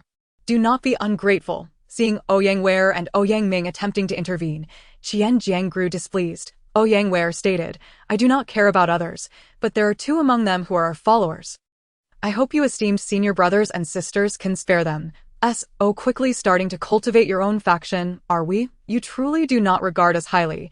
It seems we must teach you who truly holds authority in the outer sect. Noticing Qian Zhang's unfriendly tone, Ouyang Ming quickly shielded Ouyang Wei. "Sister Qiao, please go speak with Sister Ouyang. As for this brother Ouyang, I shall personally educate him." Qian Jiang directed his words towards Zhao Qiao. "Of course, senior brother." Zhao Qiao stepped forward, sword in hand. The moment she emerged, Ouyang Wei felt a palpable pressure. She understood that Zhao Qiao was undoubtedly formidable. The two factions clashed. Meanwhile, Lin Xiaoming and Feng Yu were enjoying their meal in the cafeteria. "Brother Feng, I find the food at Tiankashan particularly delectable. It is far superior to what I have at home." Feng Yu smiled. "At Tiankashan, the spiritual energy is rich. resulting in the superior quality of the crops and livestock we cultivate, which is why the food is so delicious. Ah, I see. Lin Xiaoming glanced outside, but could not discern the ongoing situation beyond the academy. She was unsure if the fighting had concluded. I believe they should be about done now. I am quite full. Shall we return and see? Fang Yu frowned. You truly intend to go back? Lin Xiaoming confidently declared. Of course I must return. Senior brother Qi is still there. I suspect he has been severely beaten. And I must go back to avenge him. Avenge him? Fang Yu was momentarily taken aback. Aren't you supposed to carry him away since he's injured? How did it turn into revenge? Moreover, how do you plan to exact this vengeance? You cannot possibly defeat him. Are you really considering seeking help from Lin Xia? Lin Xiaoming replied. Senior brother Qi has fought alongside us through thick and thin. I have long regarded him as our comrade. He has been bullied, so it is only natural for me to avenge him. You may wonder why I didn't intervene earlier to assist him. There is a reason. I do not wish for him to rely on me every time he faces adversity. Otherwise, he will never grow. Besides, I cannot assist him indefinitely. So many challenges must be faced by him alone. Whether in success or failure, he must endure these experiences for a complete life. Fang Yu felt Lin Xiaoming's tone was a bit presumptuous. Seemingly dismissing the senior disciples entirely, thus he cautioned, Junior sister Lin, I understand your desire to avenge senior brother Qi, but the opposing force is far too formidable. Perhaps you should wait until you have improved your cultivation before seeking revenge? As the saying goes, a gentleman's revenge is never late, even if it takes 10 years. At this, Lin Xiaoming recalled that in Fang Yu's eyes, she was merely at the 7th level of qi refinement. She thus remarked, if we merely examine cultivation levels, I might appear somewhat weaker. However, the strength of certain individuals cannot be measured by mere levels. For instance, myself, rising amidst Fang Yu's astonished expression. She inquired, what would Master do if I were to strike one of the disciples from the other pavilion?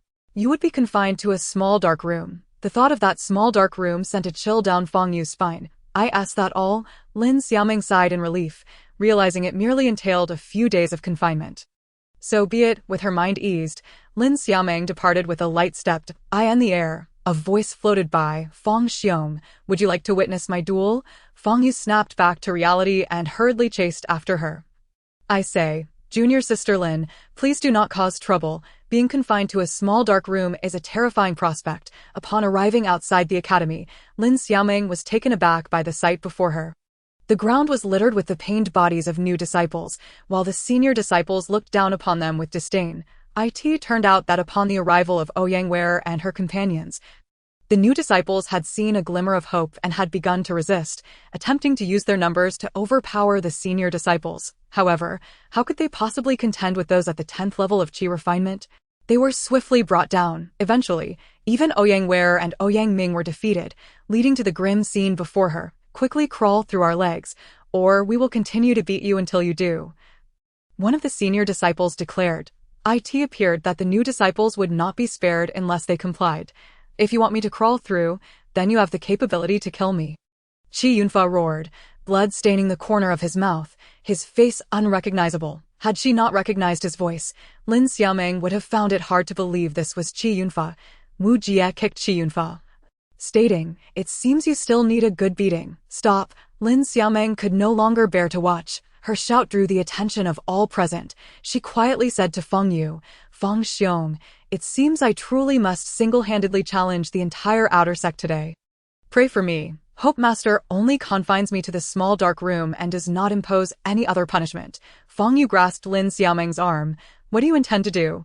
Despite his exemplary self-restraint, he could not control his emotions, his tone tinged with anger. Lin Xiaoming pulled her hand free from Fang Yu's grasp. Do not worry, Brother Fang. They are no match for me. Upon hearing this, both the new and senior disciples found amusement. The new disciples were aware of Lin Xiaoming's strength, realizing she intended to avenge them, while the senior disciples were laughing at her audacity. Wu Jie glanced at Lin Xiaoming. Junior sister Xiaoming, you are from the Array Pavilion. And this matter does not concern you. You should return with your brother. Due to Lin Xiaoming's earlier display of affection towards Wu Jie, he kindly advised her. Approaching Wu Jie, Lin Xiaoming bowed slightly and asked Qi Yunfa, how are you faring, senior brother Qi? Qi Yunfa quickly covered his face with his hands, too ashamed to meet her gaze. Lin Xiaoming smiled sweetly. Let us see if you dare to act so impulsively next time. Knowing you are outmatched yet still rushing in to be beaten, her gentle smile was enchanting, capturing Wu Jia's attention, causing his heart to race. Qi Yunfa lamented, "I thought you would be there for me. Surely, you wouldn't allow me to be bullied." Lin Xiaoming reassured him, "We are comrades who have fought side by side. How could I abandon you? I merely wished for you to understand that I cannot always stand behind you. Often, you must rely on yourself. Therefore, you must not act impulsively in times of trouble and consider the consequences. For instance, you could have mentioned Lin Xiao's name from the outset and departed safely. Yet you chose to engage in battle, which was clearly unwise. Even when you had the chance to leave, you opted for confrontation, resulting in your current predicament." Qi Yunfa finally grasped the meaning behind Lin Xiaoming's smile and replied, "Sister Xiaoming, it seems we must continue to cultivate our mutual understanding." Chapter 050. Fierce and strong Lin Xiaoming produced a medicinal pill and handed it to Qi Yunfa, instructing him to consume it first before retreating to heal. Leaving the remaining pills to her, she then addressed the senior disciples, "Esteemed brothers and sisters, regardless of your pavilion affiliations, you have already established your dominance by beating these new disciples to such a state. I hope this matter concludes here, allowing us to maintain some goodwill for future encounters." One senior disciple retorted, "This sister, your tone is quite audacious, and your courage is commendable. What do you rely on? Your 7th level of Qi refinement or your identity as a disciple of the Array Pavilion? Master Wen is protective of his own, but he would not permit his disciples to instigate trouble. You are openly provoking us and Master Wen will not shield you." Lin Xiaoming responded, "My reliance is on myself. I truly wish to remain uninvolved, but I believe your actions have crossed a line. Since you have already taught a lesson to the new disciples, why continue to humiliate them?" Tao Zi interjected, "You are mistaken. There is still one new disciple who has yet to be taught a lesson. And that is you. Today, I shall properly teach you a lesson for meddling in matters that do not concern you." Fang Yu immediately stepped in front of Lin Xiaoming, shielding her. "Tao Zi, Lin Xiaoming is, after all, one of our Array Pavilion's own. How could you treat her as you wish?" He turned to Lin Xiaoming. "We must leave." Lin Xiaoming, touched by Fang Yu's desire to protect her, replied, "Thank you, Brother Fang. However, I am determined to handle this matter myself. Please look after senior brother Qi and sister Ware." Tao Zi warned, "Since you are seeking trouble, do not blame me for being impolite." With that, she hurled a fireball at Lin Xiaoming. Wu Jia quickly dissipated the fireball, exclaiming, "Tao Zi, are you serious? She is only at the 7th level of Qi refinement. If that fireball hits her, she will surely be injured." Tao Zi scoffed. "When has our Wu brother ever cared for delicate flowers? Could it be that he has taken a liking to this little girl?" Wu Jia, unable to meet Lin Xiaoming's gaze, insisted to Tao Zi, "Regardless, I will protect her today. Then we shall see if you possess that capability." The two began to spar. Lin Xiaoming was somewhat perplexed by the unfolding situation. Was Wu Jia fighting on her behalf? Wouldn't that leave her indebted to him? That simply wouldn't do. Lin Xiaoming produced 3 fire talismans, igniting them before waving her hand, sending a line of fire between Tao Zi and Wu Jia, effectively separating the two. Wu Xiong, I will resolve my own matters without your intervention. As for the account of your earlier assault on senior brother Qi, are you seeking a death wish? Tao Zi unleashed another fireball at Lin Xiaoming, who stood resolutely, smiling at Tao Zi. Just as Tao Zi expected Lin Xiaoming to be struck by the fireball, it inexplicably halted before her. Junior sister Xiaoming, both Wu Jie and Fang Yu intended to intervene but were astonished to see the fireball suspended in midair. Tao Zi's expression shifted as she realized the fireball was now hurtling back towards her.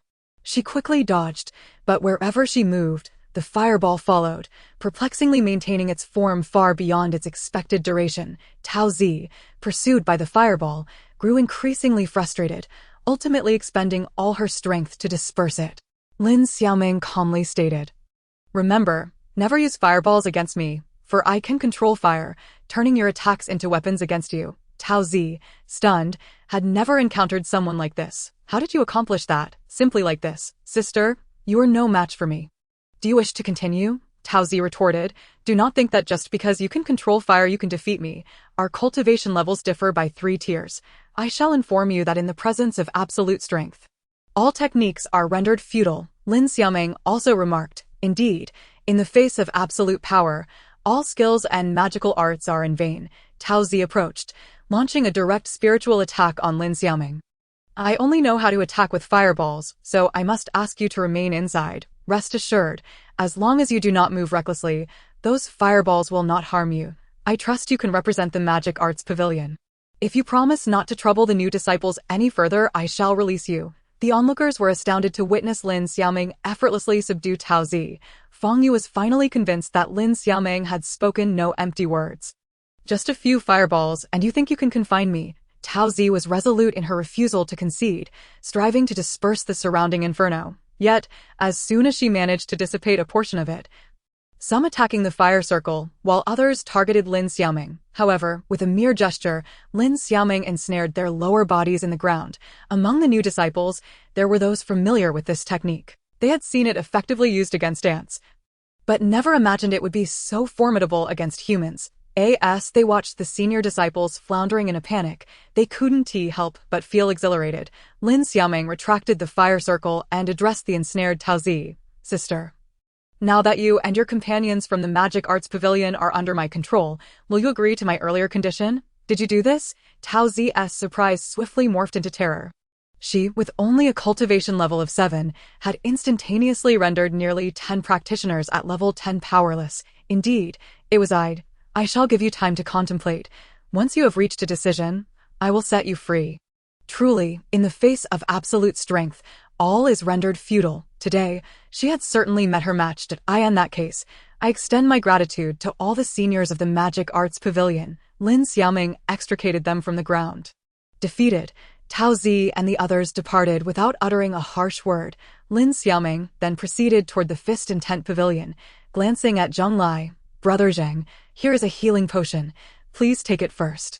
I owe you a favor, and today I repay that debt." She then turned to the senior disciples of the Fist and Tent Pavilion. "Dear brothers, I hope you will not make things difficult for your junior brother. Considering our shared sect, let today's events conclude here." Chapter 051. Master, let us see something impressive. The senior disciples of the Fist and Tent Pavilion exchanged glances. They had witnessed the fate of the Magic Arts Pavilion. Yet the thought of submitting to a mere girl was somewhat difficult to swallow. Moreover, they believed Lin Xiaoming must have employed some secret technique or magical artifact. Such tools were highly depleting of spiritual energy. In their estimation, Lin Xiaoming should lack the capacity to unleash another attack. Thus, the senior disciples of the Fist and Tent Pavilion attempted to retaliate against Lin Xiaoming, only to find themselves half buried in the ground by the same method. Terrified, they began to plead for mercy. After Lin Xiaoming released them, they fled in haste, with the example set by the Magic Arts Pavilion and the Fist and Tent Pavilion. The disciples of the Sword Pavilion and the Pill Pavilion dared not defy Lin Xiaoming, promptly promising not to trouble the new disciples before making their exit. Wu Jie regarded Lin Xiaoming with a complex expression for a moment before walking away helplessly. However, he was soon called back by Qi Yunfa. "Brother Wu, I shall remember this humiliation. Should my cultivation advance in the future, I will challenge you." Wu Jie replied, "I am at your service whenever you wish." After the senior disciples departed, the new disciples erupted in cheers. Finally liberated from indignation, yet some among them silently lamented why Lin Xiaoming had not intervened sooner. Feng Yu witnessed firsthand the truth of the adage, some individuals' prowess cannot be measured by mere cultivation levels. He inhaled sharply, realizing why the pavilion master had taken her as a named disciple. Lin Xiaoming surveyed the new disciples. Although they bore injuries, they were not grievous. Consequently, she accompanied Qi Yunfa back to the Array Pavilion. Why the urgency to return? It was, of course, to seek her master's forgiveness. However, as outer disciples were typically not permitted direct entry into the inner sanctum, she required an announcement to gain access. Once the senior disciple relayed that she could enter the inner sanctum to see her master, Lin Xiaoming approached Wen Bin with a flutter of trepidation. Wen Bin was engrossed in examining a small stone, arranging it on the table, oblivious to Lin Xiaoming's presence. "Master, am I interrupting you?" Lin Xiaoming inquired cautiously. Wen Bin paused his handiwork, looked up at Lin Xiaoming and asked, "Why do you speak so cautiously today?" He scrutinized Lin Xiaoming. "That cannot be right. If you truly offended the entire outer sect, how is it that you stand here unharmed?" Lin Xiaoming met his gaze. "Master, I defeated them all." The stones in Wen Bin's hand tumbled onto the table. "Are you suggesting that you single-handedly challenged the outer disciples of Tianqi Mountain and emerged victorious?" Lin Xiaoming nodded. "Master, will you punish me?" Wen Bin pondered, considering that if Lin Xiaoming could defeat a third-tier brown bear, Dealing with those at the 10th level of Qi cultivation would surely be no challenge. Yet, there were many practitioners at that level within the outer sect. They could easily exhaust her limited spiritual energy through sheer numbers. How did you manage to win? Unbeknownst to him, Lin Xiaoming had incapacitated a group of them in an instant. First, tell me why you found yourself embroiled in a conflict. He perceived Lin Xiaoming as someone who did not seek trouble. They were bullying my friend, which compelled me to intervene. Of course, I did warn them beforehand. If they spared my friend, I would not interfere. Yet, they not only refused to relent, but attempted to teach me a lesson instead. Thus, I fought back. Master, though I struck them, I did not injure them, so it cannot be deemed harm against fellow sect members. Could you refrain from punishing me? After Feng Yu's explanation, Lin Xiaoming finally understood the concept of the small black room. In reality, it was a confined space devoid of light, shrouded in darkness. More terrifying was the formation Wenbin had arranged inside. Those who entered would be assailed by inner demons, unable to channel their spiritual energy, rendering even cultivation within impossible. Wenbin reflected, since your actions were provoked and you did not harm them, I shall not punish you, delighted at the prospect of his named disciple single-handedly challenging the entire outer sect. He could hardly bear to discipline her. Really? That is wonderful. Lin Xiaoming sighed in relief. You have come at the perfect time. I wish to ask if you have had any prior exposure to formations? Lin Xiaoming shook her head. No Wenbin appeared puzzled. Then why are you interested in learning formations? Your talent for alchemy is exceptional. He presumed her choice was due to some prior experience. Lin Xiaoming replied, because I have never understood formations, I am curious about how they work. Thus, I wish to learn about them. This is your reason for studying formations? Wenbin inquired. Lin Xiaoming nodded, indeed. Then let me first test your aptitude in this area. I will set up a first-tier formation. Let us see if you can break it. Lin Xiaoming considered, Master, shouldn't I learn to arrange formations before learning to break them?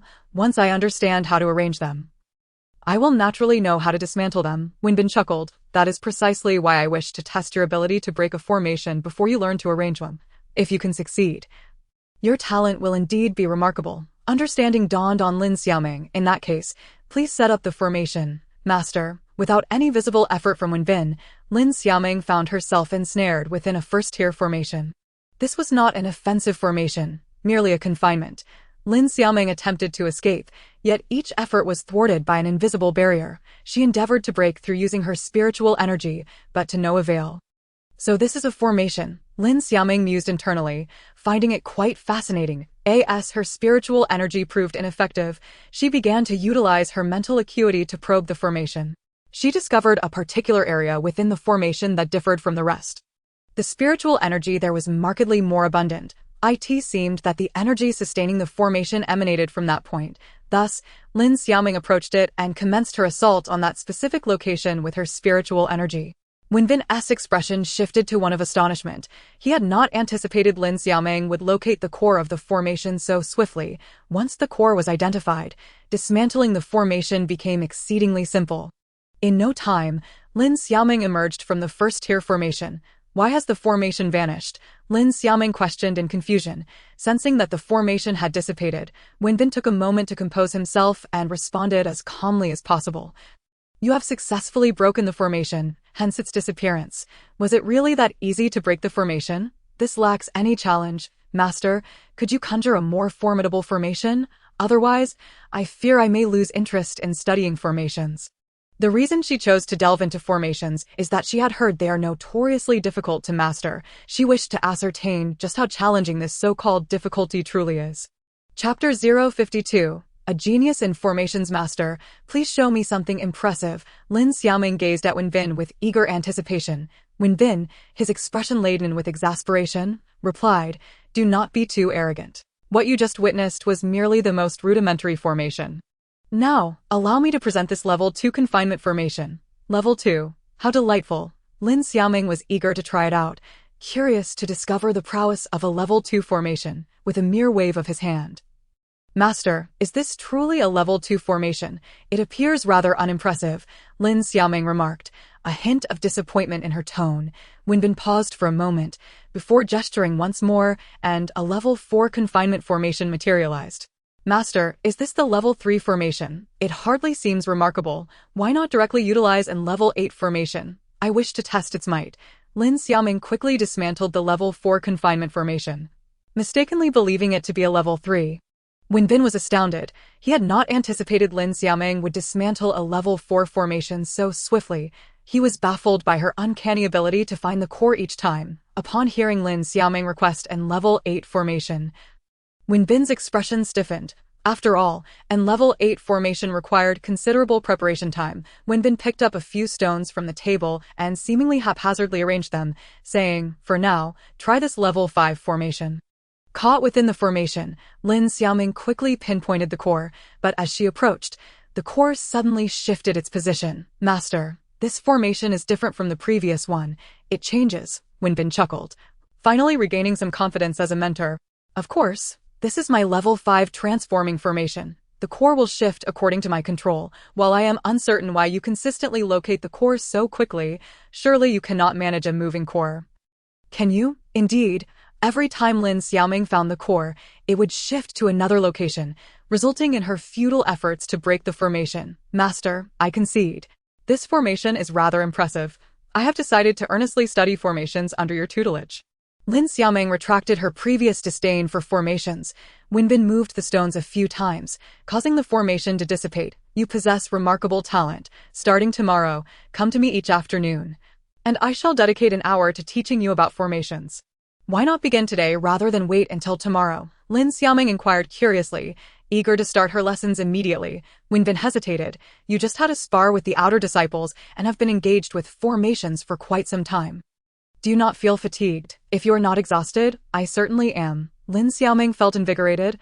"I am not tired at all," Wen Bin replied with a smile. "If you are not fatigued, then go to the outer library and read up on formations to ensure you comprehend the material when I teach you." Lin Xiaoming nodded. "I was just about to head to the library." "Master, did you know? I am quite unfortunate. I cannot even perform a single offensive technique, which puts me at a disadvantage in fights. I must find some offensive techniques to practice to avoid being bullied in the future." Wen Bin's mouth twitched. "You cannot perform offensive techniques, yet you challenged the entire outer sect. Were those outer disciples not defeated quite unjustly?" When Xiaoming explained, "I can manipulate the essence of earth, the spiritual energy within the soil. During our encounter, I controlled the earth's spiritual energy and buried them within it. Hence, they all succumbed to my prowess." "I mean, try using that method to attack me." Lin Xiaoming chuckled. "Master, my cultivation level is too low. That method barely worked against a level 3 brown bear. It would be ineffective against you," Wen Bin clarified. "I am fully aware of that. I merely wish to experience how you manipulate the essence of earth." "Oh," Lin Xiaoming nodded and began to circulate her technique to connect with the essence of earth. Suddenly, Wen Bin felt a pull from the ground and hastily channeled his energy to resist it.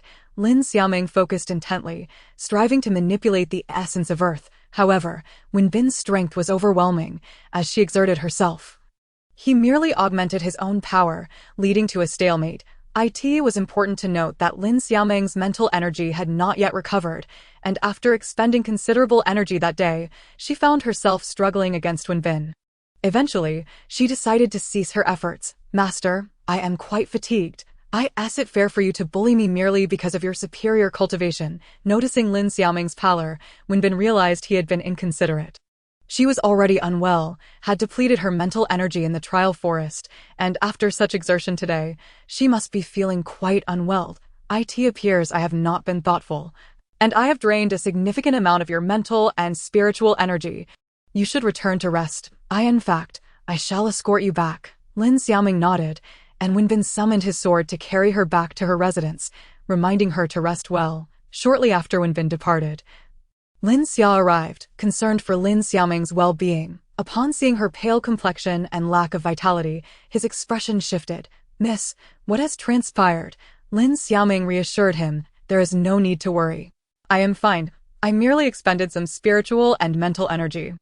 A bit of rest will suffice." Furrowing his brow, Lin Xia asked, "How did you deplete your spiritual and mental energy? Did you engage in combat with others?" Lin Xiaoming nodded, recounting her skirmish with the outer disciples followed by a spar with her master, which had led to her current state. Suddenly, she remembered something. "You are a new disciple as well.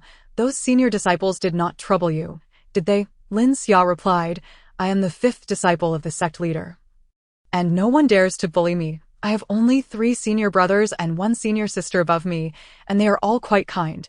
Miss, you should not concern yourself with anything else. Focus on resting. Your health is of utmost importance. Lin Xiaoming smiled. I understand. Not worry too much about me. I am not seriously unwell. You should return now. After Lin Xia left, he did not return to the inner sect, but instead went to the outer sect, seeking out and confronting the senior disciples who had bullied the new disciples. His actions were not solely for the sake of the new disciples, but also because those individuals had caused Lin Xiaoming to expend her spiritual and mental energy. He knew he should also teach Wen Bin a lesson, but given that Wen Bin was Lin Xiaoming's master, and he could not match his strength, he refrained from seeking trouble with him. Chapter 053. The library. Lin Xiaoming did not immediately rest. Instead, she began to recuperate. She quickly restored her depleted spiritual energy, though her mental energy remained low. With only one revitalizing pill left, she hesitated to consume it.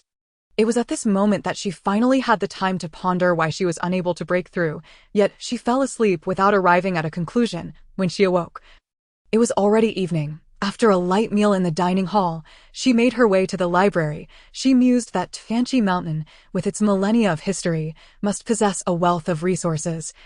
Even in the outer sect's library, she hoped to stumble upon the reason behind her inability to break through. Upon arriving at the library, Lin Xiaoming discovered that each entry required 100 points. Unfamiliar with the layout, she wandered about the first floor. She soon realized the library's collection was quite extensive, featuring various techniques and an array of strange and wondrous accounts. One particular technique titled Ice Spike Technique caught Lin Xiaoming's attention. Ice is water. Lin Xiaoming's mind sparked with inspiration. She waved her finger in the air, conjuring a small droplet of water on her fingertip. Lost in the understanding of the text, she remained oblivious to her own actions. Since ice is essentially water, could I transform water into ice for offensive purposes? However, after considerable contemplation, Lin Xiaoming could not figure out how to turn water into ice. Consequently, she flicked her finger, causing the droplet to vanish into thin air. If she were to attempt it again, she likely would not succeed. Originally, the ice spike technique did not require the transformation of water into ice for an attack. Rather, it allowed one to directly emit ice spikes through the use of one's skills. Lin Xiaoming realized this only after watching it. She sat cross-legged, beginning her practice of the ice spike technique. Suddenly, a row of ice spikes erupted from the ground, startling Lu Yi, who hastily dodged to avoid them. Eager to test her newly acquired skill, Lin Xiaoming unleashed it carelessly, unaware that she was in the library. When she realized she had nearly harmed someone, she was taken aback and rushed to Lu Yi, asking with concern, "Are you all right, senior brother?" Lu Yi took a moment to collect himself and replied, "I'm fine. Congratulations on mastering the ice spike technique. However, are you aware that using skills is prohibited in this library?" He pointed to a notice affixed to the wall. It turned out that in order to prevent disciples from using techniques that could damage the library's books, a strict ban on the use of skills had been instituted. You may read or meditate, but any form of offensive behavior is strictly forbidden. Which young disciple dares to act recklessly in the library? A robust voice resonated in Lin Xiaoming's ears, and she turned to see an elderly man with a grizzled beard. Lin Xiaoming recognized him as the elder in charge of the library and felt a twinge of guilt. "Senior, it's a misunderstanding. I did not intend to." The elder examined the ice spikes on the ground and then looked at Lin Xiaoming. "Are you saying that these ice spikes were your doing?" Lin Xiaoming nodded and assured him, "Rest assured, I will clean up the ice spikes immediately. They will not disturb anyone." With that, she pulled out several fire talismans and, before the elder and Lu Yi could react, ignited them and tossed them toward the ice spikes. With a sizzling sound, the ice spikes gradually melted into water, which then evaporated into steam. "You dare to set fire in the library?" The elder bellowed in fury. Lin Xiaoming jumped back a few steps, exclaiming, "Senior, I merely wished to melt the ice." "Melt the ice? Do you lack common sense? Did you not know that these ice spikes would dissipate on their own given a little time? Which sect do you belong to?" Lin Xiaoming thought to herself, "This is terrible. Not only have I embarrassed myself, but I've also brought shame upon the Array sect." She cautiously regarded the elder, hoping he would relent. Perceiving Lin Xiaoming's defiance, the elder unleashed the formidable aura of his nascent soul stage. Lu Yi instinctively felt the air grow heavy. Yet, when he glanced at Lin Xiaoming, she seemed unaffected. The elder's anger shifted to surprise as he retracted his aura and softened his tone. "Which sect are you from?" Noticing Lin Xiaoming's hesitation, Lu Yi urged, "You should answer Elder Wu's question promptly. If you anger him, it will be you who suffers the consequences." Lin Xiaoming considered her options and decided that if she must face embarrassment, so be it. At worst, she would be confined to a small dark room by her master. With her head held high, she declared, "I am a new disciple of the Array sect." Elder Wu contemplated this for a moment. "Ah, so you are Lin Xiaoming, the newly registered disciple of Sect Master 1. Lin Xiaoming was taken aback. "Elder Wu, you know of me?" Elder Wu thought. "You and Lin Xia have both cleared the 6th level of the tower. How could I not know of you?" But he merely replied, "What of it? You have violated the library's rules and must face punishment. As a registered disciple of Sect Master 1, I cannot impose a penalty on you. I will, however, inform Sect Master 1 of this incident." He glanced at the book titled Ice Spike Technique that Lin Xiaoming had placed on the ground. "You cannot possibly tell me that you were just learning the Ice Spike Technique and inadvertently used it?" Lin Xiaoming nodded. "Indeed, that is precisely the case." Elder Wu inquired, "How long did you study it?" Lin Xiaoming thought for a moment. "This is my first encounter with the Ice Spike Technique. I began learning it as soon as I obtained the book." "I lost track of time," Louis interjected. "I know. It was roughly the time it takes to burn a stick of incense." He had been observing all along, thus was aware of the duration. He had not previously realized that this was Lin Xiaoming's first attempt at practicing the Ice Spike Technique, mastering a skill that typically required at least a month of effort in merely a stick of incense's time was indeed an extraordinary talent. Elder Wu nodded, acknowledging her potential. "Your talent is commendable. However, remember this, you may only meditate and must not use any techniques within the library." Lin Xiaoming quickly nodded in agreement. Elder Wu continued, "You may continue your studies. I will overlook this incident, but do not let there be a next time." Hearing that Elder Wu would not pursue the matter further, Lin Xiaoming felt a wave of relief wash over her. It seemed she would not be facing confinement. She smiled sweetly, saying, "Thank you, Elder Wu." Elder Wu nodded at Lu Yi as a farewell before departing. Chapter 054.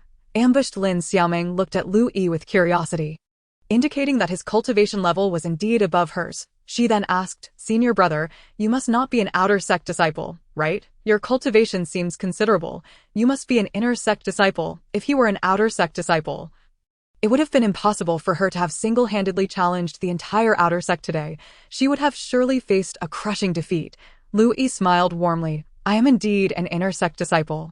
Inner sect disciples may freely enter and exit the outer sect, while outer sect disciples cannot do so with the same ease. This is one of the distinctions between the two sections." As far as Lin Xiaoming knew, the inner sect also had a library, and its collection was far richer than that of the outer sect. Thus, she was puzzled as to why Louis would be here. "They say you single-handedly challenged the entire outer sect today and defeated those senior disciples." Upon hearing this, Lin Xiaoming felt a sense of wariness. Could this senior brother be a disciple of another sect, seeking vengeance for her defeating their outer sect disciples? In truth, it was not as exaggerated. The senior brothers and sisters had merely allowed her to win. Otherwise, with her cultivation at the 7th level of Qi refinement, your cultivation level is indeed not high.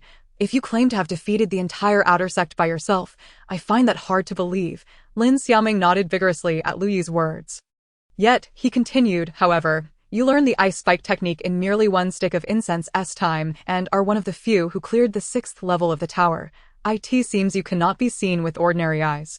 If you say you defeated the entire outer sect, I will believe it." Eventually, the conversation turned. "Which sect are you from, senior brother? Do you intend to seek revenge for your outer sect disciples?" Louis suddenly understood Lin Xiaoming's misunderstanding and quickly reassured her. "Don't be alarmed, junior sister. I am not from the 5 sects. I am associated with the sect master." Lin Xiaoming smiled slightly. "So you are a disciple of the sect master and Lin Xia's senior brother?" "The sect master has only a few direct disciples and several elders. From the way you speak, you do not seem like an elder, so you must be a disciple." Louis nodded. "Are you quite close with my junior brother?" Knowing Louis would not seek her revenge, Lin Xiaoming felt relieved. "We grew up together, inseparable like siblings." Louis then realized that the only 2 individuals to have cleared the 6th level of the tower were in such a close relationship. No wonder Lin Xia had gone to the outer sect today to confront those senior disciples. It was to defend Lin Xiaoming's honor. He couldn't help but exclaim, "The world has changed. Geniuses are beginning to emerge in droves." She eventually also mastered the fireball technique. Immersed in the ocean of knowledge, she lost track of time until the library closed, reluctantly leaving. Upon exiting, she spotted Lin Xia waiting for her outside. Lin Xia. So I waited here for you. Lin Xiaoming smiled. You are so kind. Lin Xia. Lin Xia, not one to be modest, replied, of course. In truth, he worried that Lin Xiaoming might oversleep and miss dinner at the dining hall. So he had brought some food to find her, only to discover she was not in her room. It's already dark. Let me escort you back, Lin Xia said. Lin Xiaoming nodded, and the two departed together. Lu Yi emerged from the library and gazed at Lin Xia and Lin Xiaoming's retreating figures with a hint of envy. What a lovely pair. Moments later, he glanced at the jade token in his hand and hurried after them. It turned out Lin Xiaoming had accidentally left her jade token in the library, and Louis had picked it up just as he was leaving. The two had only traversed half the distance when they were ambushed by several individuals. In order to protect Lin Xiaoming, Lin Xia took it upon himself to block all incoming attacks. These assailants possessed cultivation levels far exceeding Lin Xia's, and their cloaks concealed their identities, clearly indicating their desire to remain unrecognized.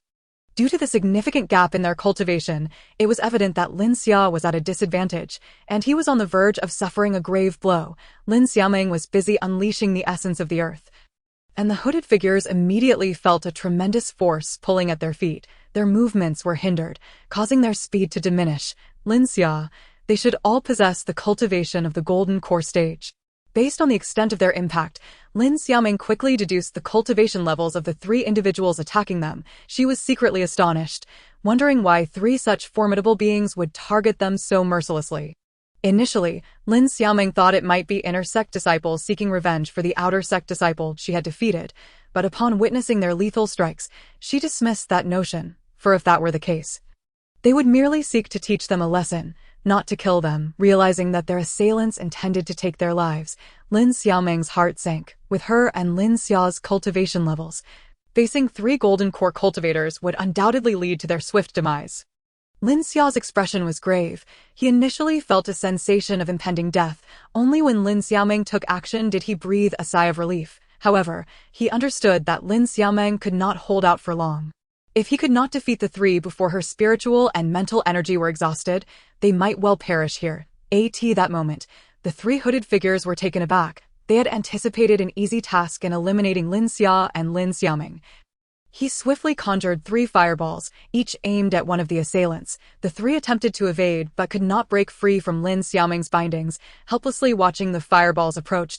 As golden core cultivators, they naturally possess defenses against the fireballs launched by a mere second-layer foundation establishment cultivator, and thus, the fireballs inflicted no harm. Lin Xia grew anxious. The gap in their cultivation was indeed an insurmountable chasm.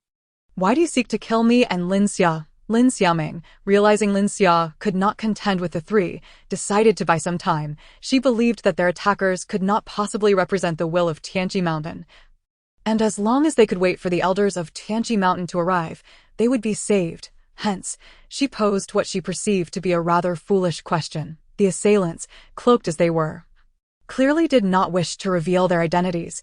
Revealing their motives for murder would allow astute individuals like Lin Xia and Lin Xiaoming to deduce their identities. The hooded figures exchanged glances. Remaining silent, they needed to resolve this matter swiftly. Otherwise, with the arrival of experts from Tianqi Mountain, their plans would inevitably fail. Thus, they exerted all their internal spiritual energy to resist Lin Xiaoming's interference. As a result, the pressure on Lin Xiaoming intensified, causing her internal qi and blood to surge, ultimately forcing her to spit out a mouthful of blood. Yet she dared not relent, with her life at stake. She had to give it her all. Had Lin Xiaoming been at her peak, she could have employed spiritual attacks against the hooded figures. However, her spiritual energy had been severely depleted in recent days. She exchanged a knowing glance with Lin Xia, who immediately understood. The hooded figure nearest to Lin Xia suddenly felt a jolt in his consciousness, his mind going blank, and his protective spiritual energy dissipating by more than half. Seizing the opportunity, Lin Xia leaped forward, and before the other two could react, he swung his sword and killed the hooded figure. Although the hooded figure was a golden core cultivator, his defenses were not particularly formidable. Had he possessed the defenses of a third-tier brown bear, Lin Xia would not have been able to slay him. Lin Xiaoming silently praised, grateful that he was not a martial cultivator. The remaining two hooded figures, witnessing their companion's demise at Lin Xia's hands, were filled with both rage and shock. Unbeknownst to them, their fallen comrade had been afflicted by Lin Xiaoming's spiritual attack, leaving them puzzled as to how Lin Xia had breached the defenses of a golden core cultivator. After executing her spiritual attack, Lin Xiaoming was at her limit. She could no longer maintain her interference against the two hooded figures. As soon as they broke free from Lin Xiaoming's grasp, they charged towards her and Lin Xia, intent on taking their lives. In the face of overwhelming strength, all resistance was futile. Lin Xia found himself gripped by the throat, on the verge of having his neck crushed. Lin Xiaoming faced a similar fate. In that critical moment, Lin Xiaoming's eyes turned crimson, and a powerful aura suddenly erupted from her, soaring into the heavens, its power shaking the entirety of Tianqi Mountain. His gaze turned skyward, unfocused. Mu Lian, have you encountered life-threatening peril? I hope that the trace of energy I left upon you can save your life. The two hooded figures were terror-stricken by the overwhelming aura emanating from Lin Xiaoming. Collapsing to the ground, blood streaming from their 7 orifices, they swore they had never encountered such a formidable individual before. This aura was undoubtedly beyond the realm of any mundane cultivator. With one hooded figure slain by Lin Xia and the remaining 2 terrified to death by Lin Xiaoming's presence, the crisis for Lin Xia and Lin Xiaoming was averted. Lu Yi had initially intended to return the jade tablet to Lin Xiaoming and thus pursued them in the direction they had departed. However, lost in thought, his speed was not brisk. Suddenly, he sensed a violent fluctuation of spiritual energy ahead, prompting him to accelerate for a closer look. Yet, he was met with an overwhelming force. Alarmed, he hesitated, unsure whether to proceed. Nevertheless, thinking of his junior disciples potentially ahead, he pressed on. Upon his arrival, he beheld the corpses of the 3 hooded figures, one slain by a sword, the other 2 dead from blood loss. Lin Xiaoming and Lin Xia lay unconscious on the ground.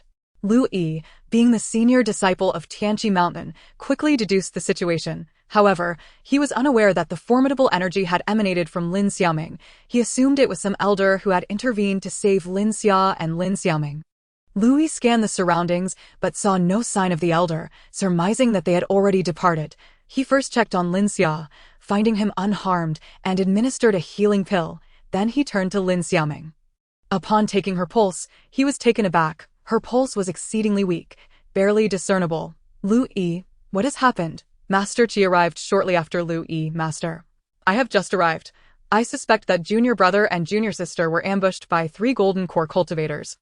But they were likely saved by an elder. Junior brother appears to be fine, yet junior sister's situation is extremely precarious. Master Qi looked at Lin Xia, then at Lin Xiaoming, his expression darkening. The attackers must belong to the demonic path.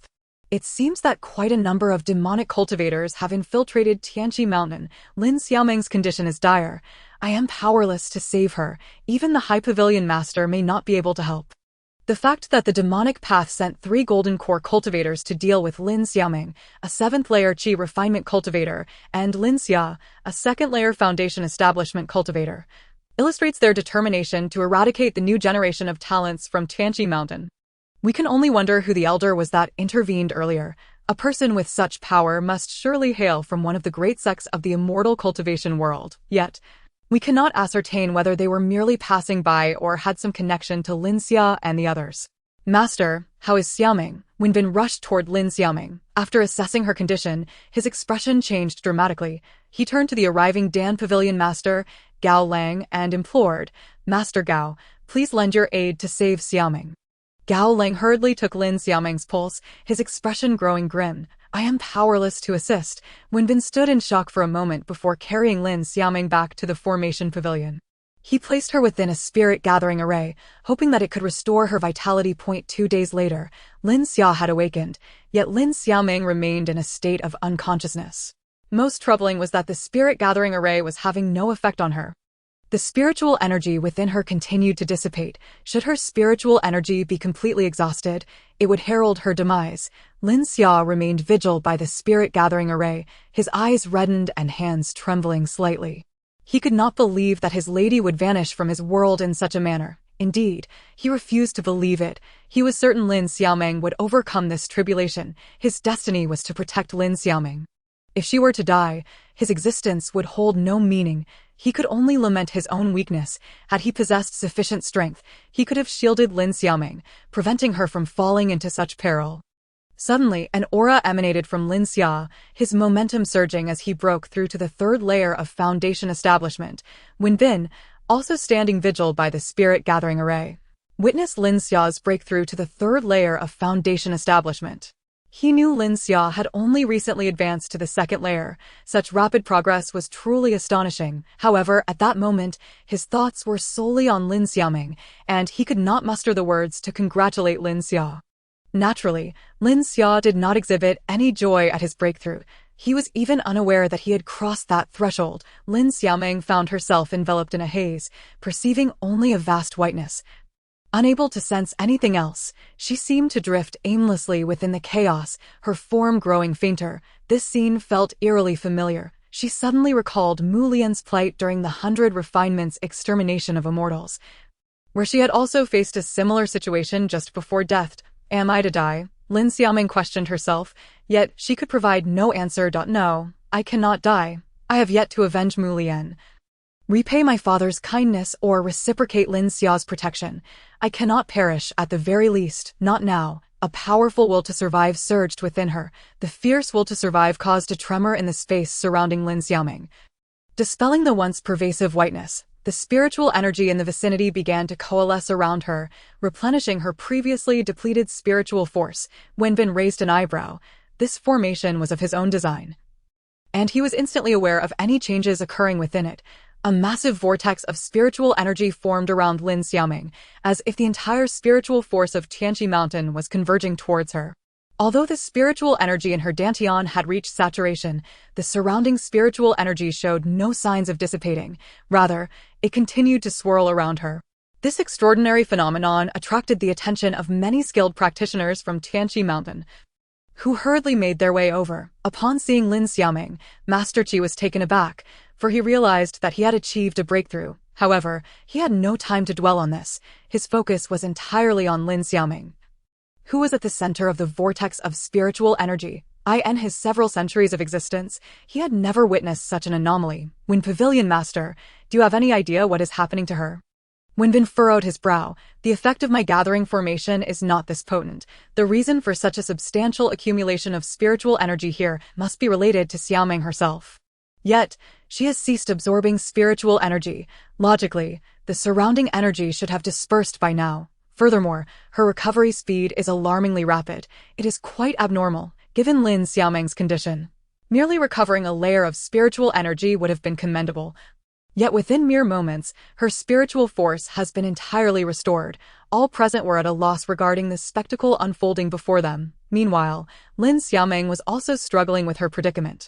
She could feel the fullness of her dantian and the dense spiritual energy surrounding her. Yet, she was unable to break through. Does her restoration of spiritual energy mean she will survive? Lin Xia asked. No, Gao Lang replied. What she has expended is her life force, which bears little relation to her spiritual energy. Even if her spiritual energy is restored, it will be of no consequence unless she can break through to the foundation establishment stage at this moment. Otherwise, it will only grant her a few more weeks of life. Foundation establishment. Lin Xia looked at Lin Xiaoming, recalling how she had suddenly ascended several levels during her previous epiphany. He believed that if she could experience another moment of enlightenment, she would undoubtedly transcend from the 7th level of Qi refinement to foundation establishment. Miss, you must break through this time. If you reach foundation establishment, you will live, Lin Xia shouted at Lin Xiaoming. It seemed that Lin Xiaoming heard his words. The spiritual energy around her seeped into her body slightly, but just a little. Why, despite the barrier being loosened, was she unable to break through? Lin Xiaoming was filled with questions. Could it be that the cultivation method I practice is the reason for my inability to advance? Typically, when one elevates their cultivation method, their realm also increases. With this thought, Lin Xiaoming began to channel her most familiar technique, Sheng Shan Ruo Shui. She had already cultivated this method to the 2nd layer. And it was precisely when she reached this level that she had broken through several minor realms, directly attaining the 7th level of Qi refinement. 3 days passed, yet there was no progress in her Shangshan Rua Shui technique. Lin Xiaoming searched through her inheritance for secrets regarding cultivation techniques, but found no answers. This could be due to the incomplete nature of Mu Lian's inheritance. At that time, Mu Lian had bestowed her teachings upon Qing Long in a moment of life and death, insisting that he find a successor for her due to the substantial loss of her primordial spirit from the 100 refinements extermination of immortals. She could only leave behind a portion of her teachings. Unable to find answers within the inheritance, Lin Xiaoming was left to ponder and seek out the secrets and reasons herself. A day passed, and still, there was no discovery. Meanwhile, the surrounding spiritual energy remained undiminished. Since this technique was not progressing, then I shall cultivate another. Lin Xiaoming knew she had to break through. Otherwise, her life was in jeopardy. She tried every method she could think of before ultimately deciding to practice her second technique. Wantu Chonglai, she had only reached the first layer of this technique. If she could advance to the second layer, perhaps her cultivation would see a breakthrough. It must be noted that Mu Lian was one of the 3 kings of the celestial realm, and her technique was undoubtedly formidable. 10 days elapsed, and Lin Xiaoming's Wantu Chonglai technique had seen significant improvement, yet she still had not reached the second layer, outside the gathering formation. Gao Lang's eyes were filled with disappointment. He knew that if Lin Xiaoming could not break through today, she would surely perish. Wenbin's heart ached with concern, though he had known Lin Xiaoming for a short time.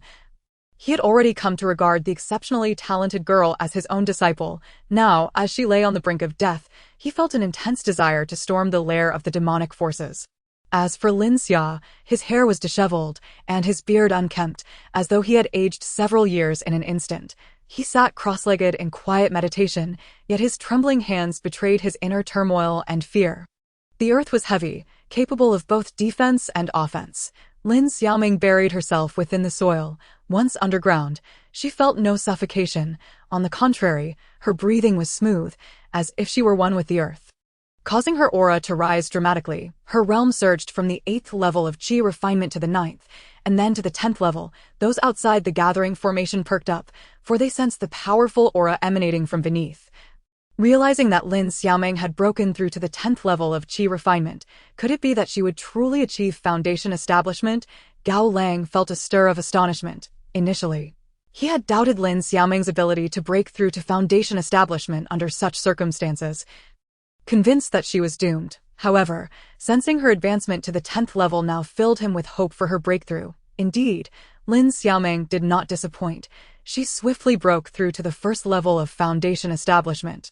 Upon achieving this, her dantian expanded significantly, and she felt her vitality surging within her. She emerged from the earth and stepped out of the gathering formation, only to be greeted by a throng of people.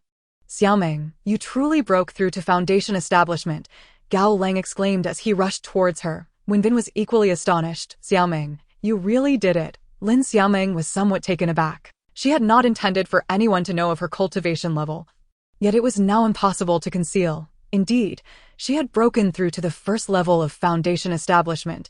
Gao Lang took her pulse and declared, "I knew the heavens would not allow such a talent to perish. Your vitality has significantly increased since your breakthrough to foundation establishment. You are now free from danger." Wenbin sighed in relief. "Xiaoming, it is good to see you safe. I have been quite worried these past 15 days. Lin Xiaoming was astonished. "Master, has half a month already passed? And what of Lin Xia?" Wenbin shifted to the side, revealing Lin Xia's figure before Lin Xiaoming's eyes. "Miss, you are finally safe." Lin Xia's hoarse voice reached Lin Xiaoming's ears. Upon seeing Lin Xia's weary appearance, she realized he had undoubtedly stayed by her side for the past half-month. A wave of emotion surged within her. After experiencing life and death, she appreciated Lin Xia's worth even more. To have a confidant with whom one could share both life and death, someone with whom there was an unspoken understanding, was indeed a rare fortune. Meeting Lin Xia was the happiest moment of Lin Xiaoming's life. With a gentle smile, she stepped forward and embraced Lin Xia, exclaiming, "Lin Xia, I am so grateful to have you." Lin Xia stiffened momentarily, unsure of how to respond. He longed to wrap his arms around Lin Xiaoming, but ultimately refrained. Instead, he allowed her to hold him. Internally, however, A tempest of emotions raged within him. Lin Xiaoming was oblivious to the ripples her embrace had stirred in Lin Xia's heart. She released him and greeted Master Qi and the various pavilion masters, saying, "I did not anticipate causing such a stir. I apologize for my oversight." Master Qi replied, "It is good that you are safe. I am merely curious as to how you transitioned directly from the 7th level of Qi refinement to the 1st level of foundation establishment. It is known that this leap represents a significant shift, one that is not easily accomplished." Lin Xiaoming contemplated briefly before responding, "I am unsure of the reason, but I recall Lin Xia saying that I needed to break through to foundation establishment to survive. Thus, I told myself that I must break through, and I did." Wenbin remarked, "Perhaps that is the reason, Xiaoming. You have just broken through, so your foundation is unstable. Take time to rest. I shall hold a formal ceremony to accept you as my direct disciple soon. From this moment forth, you shall be the senior sister of our formation pavilion." Now that Lin Xiaoming had reached the foundation establishment stage, she was eligible to enter the inner sect. Lin Xiaoming nodded.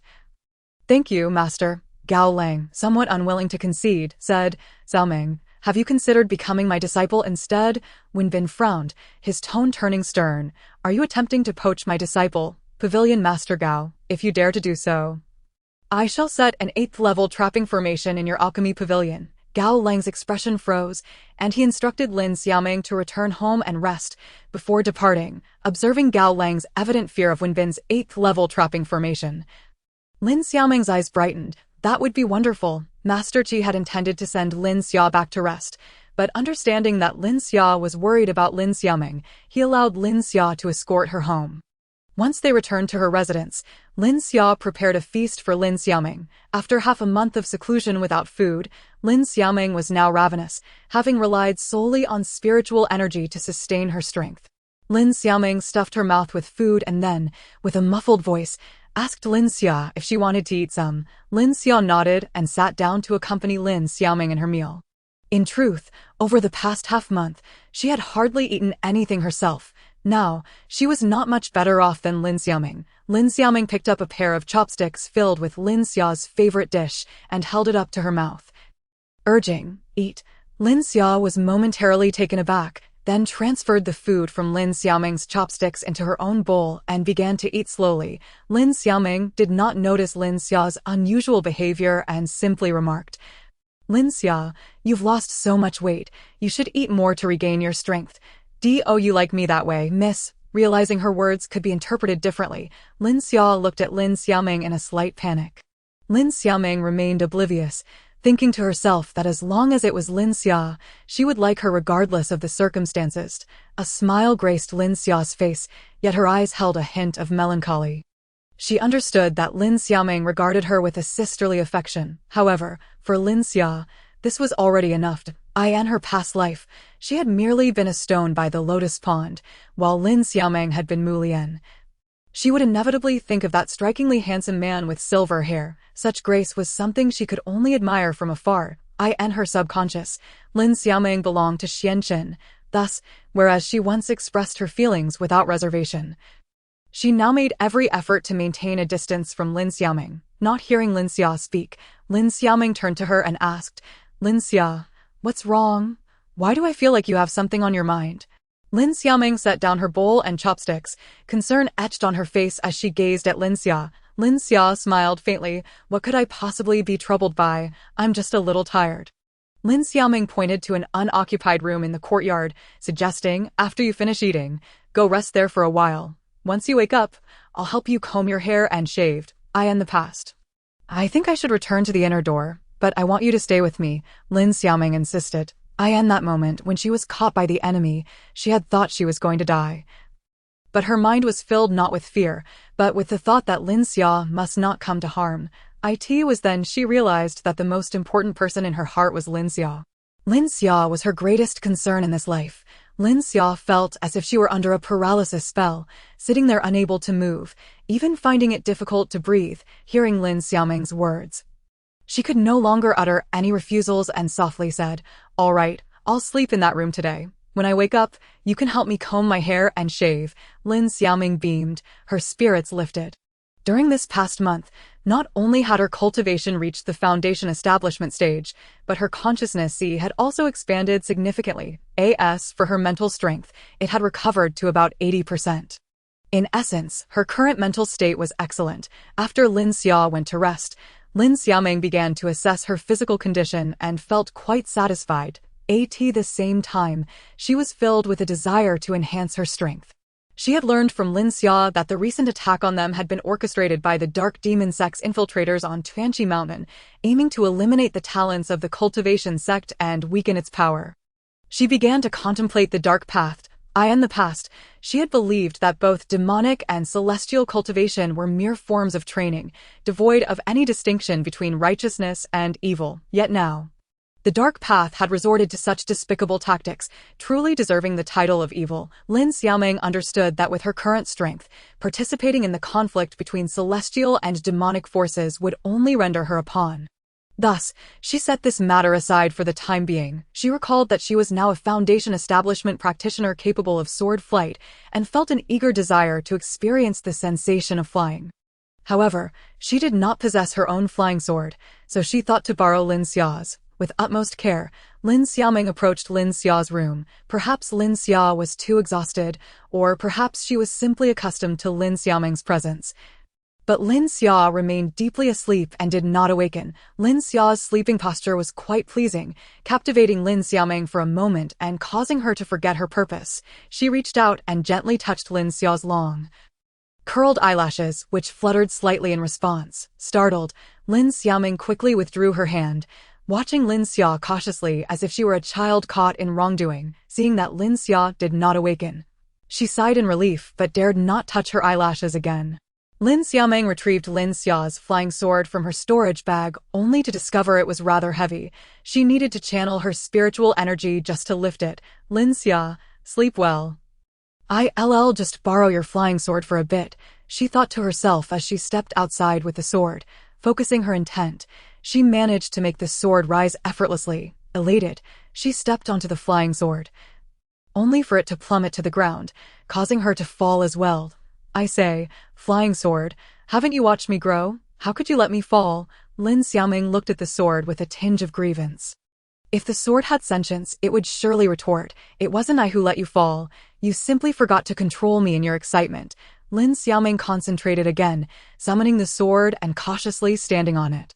This time, it did not drop, and she felt a surge of joy as she soared into the sky. After circling the courtyard, Lin Xiaoming exclaimed, I can finally fly. However, as she spoke, her breath became unsteady, causing her to lose control of the sword and plummet from the air. Terrified, she cried out, expecting a terrible fall. She was instead caught in a warm embrace. Lin Xiaoming looked up to find Lin Xia. She smiled faintly and wrapped her arms around Lin Xia's neck. Lin Xia, standing on the flying sword, gently landed on the ground while holding Lin Xiaoming securely. Lin Xia, you look truly handsome, Lin Xiaoming remarked. Lin Xia's lips curled into a charming smile. Did you just realize that? Lin Xiaoming chuckled. My Lin Xia has always been handsome, but today, you look especially striking. She felt an inexplicable sensation stirring within her heart. Unsure of what it was, Lin Xia's cheeks flushed slightly, and he changed the subject, saying, Miss, let me teach you how to control the sword. He attempted to set her down, but Lin Xiaoming clung to him tighter, to the point where he forgot to let her down. Lin Xiaoming looked back at him, their gazes locking. Lin Xia, could you please not look at me like that? I'm quite nervous. I feel as though my heart is about to leap out of my chest. Lin Xia, coming back to his senses, turned away and set Lin Xiaoming down. He tried to steady his tone. Is it better now? Lin Xiaoming nodded, then asked, Why does it feel this way? Lin Xia's heart was already racing, and hearing her question made it feel as if it might stop altogether. When Lin Xiaoming received no answer, she pressed further. Is this what they call liking someone? Because I like Lin Xia. That's why I feel so nervous when you look at me this way. As a girl experiencing the awakening of her feelings, she was not entirely clear about emotions. Lin Xia felt as though his heartbeat and breath had halted. After a long pause, he reached out to gently pat Lin Xiaoming's head. Did you not say that when I woke up, you would help me comb my hair and shave? Well, I'm awake now. A wave of inexplicable sorrow washed over Lin Xiaoming, and as her heart ached, tears streamed down her cheeks. Lin Xia hastily wiped away her tears, saying, "Don't cry. If it's too much, I want to let you comb my hair or shave." "Have you looked at me like this before?" Lin Xia nodded. "Of course I have." Lin Xiaoming pondered for a moment before earnestly asking, "Then do you like me? I mean, not in the way a brother loves a sister, but in the way that Fenggu loves his sister." Lin Xia avoided Lin Xiaoming's gaze, desperately wanting to say yes, yet a voice inside him reminded him that he was merely Lin Xiaoming's protector, far inferior to Xianqin. Sooner or later, Xianqin would find Lin Xiaoming, and they would be the destined pair. Thus, Lin Xia hesitated. With that hesitation, Lin Xiaoming found her answer. "I understand now. Lin Xia naturally sees me as a sister." She forced a smile, determined not to burden Lin Xia further. "I will always regard Lin Xia as my brother." Unbeknownst to her, the answer she believed to be true became a chasm between her and Lin Xia. Lin Xia's heart ached. He longed to confess his feelings for Lin Xiaoming, feelings that transcended sibling love, but in the end, he could not bring himself to say it. "Lin Xia, let me help you comb your hair. This is my first time helping someone with their hair, so I'm not sure how well I can do it." Lin Xiaoming managed a strained smile. Lin Xia remarked, "The hairstyle styled by the young lady is undoubtedly the most exquisite." Lin Xiaoming gently released Lin Xia's hair, picking up the comb to style it from the bottom upwards. After completing the hairstyle, she secured it into a ponytail with the black ribbon. Lin Xiaoming glanced at Lin Xia in the mirror, satisfied with the result. She then picked up a razor, preparing to shave Lin Xia's face. However, after a prolonged moment of contemplation, she found herself at a loss on how to begin. Lin Xia took hold of Lin Xiaoming's hand, retrieving the razor from her grasp, and said, "Allow me to handle this." Lin Xiaoming smiled and replied, "Very well." As spring gave way to autumn and the harsh winter months approached, Lin Xiaoming had spent 3 years on Tianqi Mountain. During this time, her cultivation had reached the 10th layer of the nascent soul stage, yet she maintained her aura at the 3rd layer of the foundation establishment stage. Meanwhile, Lin Xia had achieved the 10th layer of foundation establishment, merely a step away from the golden core stage. His rapid progress had earned him the title of a genius on Tianqi Mountain. Nevertheless, he was acutely aware that his cultivation speed could not compare to Lin Xiaoming's. On Tianqi Mountain, apart from Lin Xia, no one knew that Lin Xiaoming had already attained the status of a nascent soul cultivator. If word got out that she had advanced from the 1st layer of foundation establishment to nascent soul in just 3 years, it would surely astound the realm. Qi Yunfa, who had entered Tianqi Mountain alongside Lin Xia, had also made significant strides. He was now at the 2nd layer of foundation establishment and had been accepted as a direct disciple by the esteemed Pill Hall Master, Gao Lang, A.S. for Ouyang Ming and Ouyang Wei. They had both reached the 3rd layer of foundation establishment. "Master, is this what you refer to as an 8th level formation? It truly leaves much to be desired." Lin Xiaoming effortlessly dismantled Wenbin's 8th level formation. Feeling somewhat disappointed, Wenbin retorted, "Only you would dare to criticize my 8th level formation on this continent. Even Master Qi must exert considerable effort to face it." Lin Xiaoming replied, "Breaking the formation is easy, but setting it up is challenging. While I can dismantle an 8th level formation, I can only establish a 6th level formation, which merely qualifies me as a 6th level formation master. I still have a long way to go." Wenbin remarked, "In just 3 years, you have become a 6th level formation master and dismantled my 8th level formation. What more do you desire? Alas, there is little left for me to teach you in the realm of formations. You are ready to depart." Lin Xiaoming understood that with her current cultivation level, there was little more she could learn from Wenbin. She knelt and bowed 3 times, expressing, "I am grateful for your guidance over these 3 years. No matter where my path leads, the bond between master and disciple shall remain unchanged." Wenbin recognized that with Lin Xiaoming's talent in formations, she would not remain in the mundane world for long. She would inevitably enter the realm of cultivation and shine brilliantly there. Should she become a 9th level formation master, she would be able to activate the teleportation array to the cultivation world, granting mundane cultivators the opportunity to enter the great sects of the cultivation realm. With the support of a sect, Lin Xiaoming's mastery of formations would reach unparalleled heights. At that time, achieving ascendance through formations would be a distinct possibility.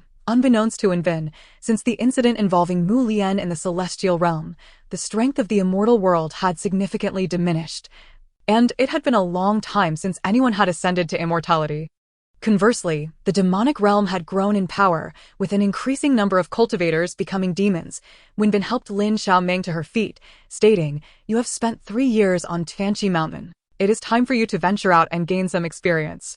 You may go to the task hall to accept some bounty missions."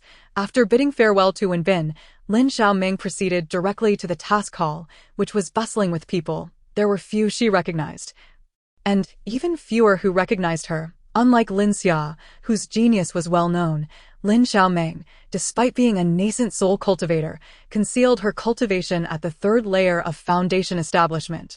With Wenbin's efforts to protect her and her reclusive nature, not many on Tianqi Mountain were familiar with her. She swiftly bypassed the lower-tier missions and focused her gaze on the higher-tier tasks. However, she found none that met her expectations. "Sister Xiaoming," Qi Yunfa exclaimed, surprised to see Lin Xiaoming there. "Brother Qi, are you also here to accept a task? Have you found a suitable one?" Lin Xiaoming replied with a sweet smile. Now, her true cultivation had reached the 1st layer of nascent soul.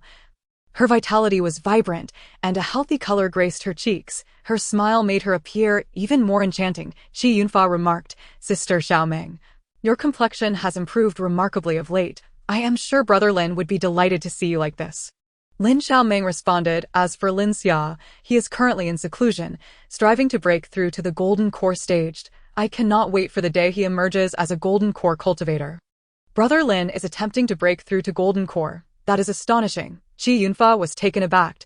He recalled how, when he first met Lin Xia, he was at the 1st layer of foundation establishment.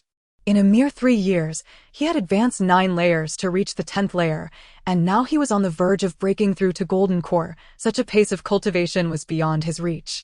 Lin Xia is indeed a genius. It is only natural for his cultivation speed to be rapid, Lin Xiaoming thought to herself, yet she felt that even if Lin Xia achieved golden core, there would still be a significant gap between their realms. Indeed, Sister Xiaoming, you and Brother Lin have not accepted any tasks in the past 3 years. What brings you here today? Qi Yunfa inquired. Lin Xiaoming and Lin Xia had amassed over 10,000 points upon entering the sect, so she had not needed to take on tasks for points over the years. She replied, "My master suggested that I should venture out for some experience, so I intend to accept a few tasks. This will serve both to gain experience and replenish my points. I have very little left. And had it not been for trading some 2nd-tier pills for points, I would have been left hungry." Qi Yunfa said, "Do not worry. Brother Lin would never let you go hungry, nor would I." He continued, "I have accepted a task that can yield 30,000 points upon completion. However, it is one I cannot accomplish alone. I have already invited the Ouyang siblings, but we believe it prudent to recruit a couple more individuals for added security. If you can join us, it would be ideal."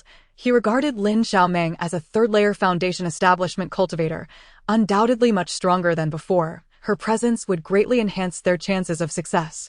It turned out that Qi Yunfa had taken on a task to hunt a 4th-tier spirit fox in the Beast War Forest.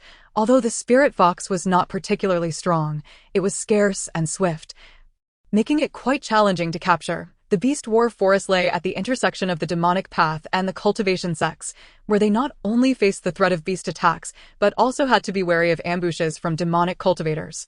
It was a perilous undertaking, yet, precisely because of such dangers, many sought to gain experience and enhance their abilities there. Upon hearing this, Lin Xiaoming felt the task was quite appealing.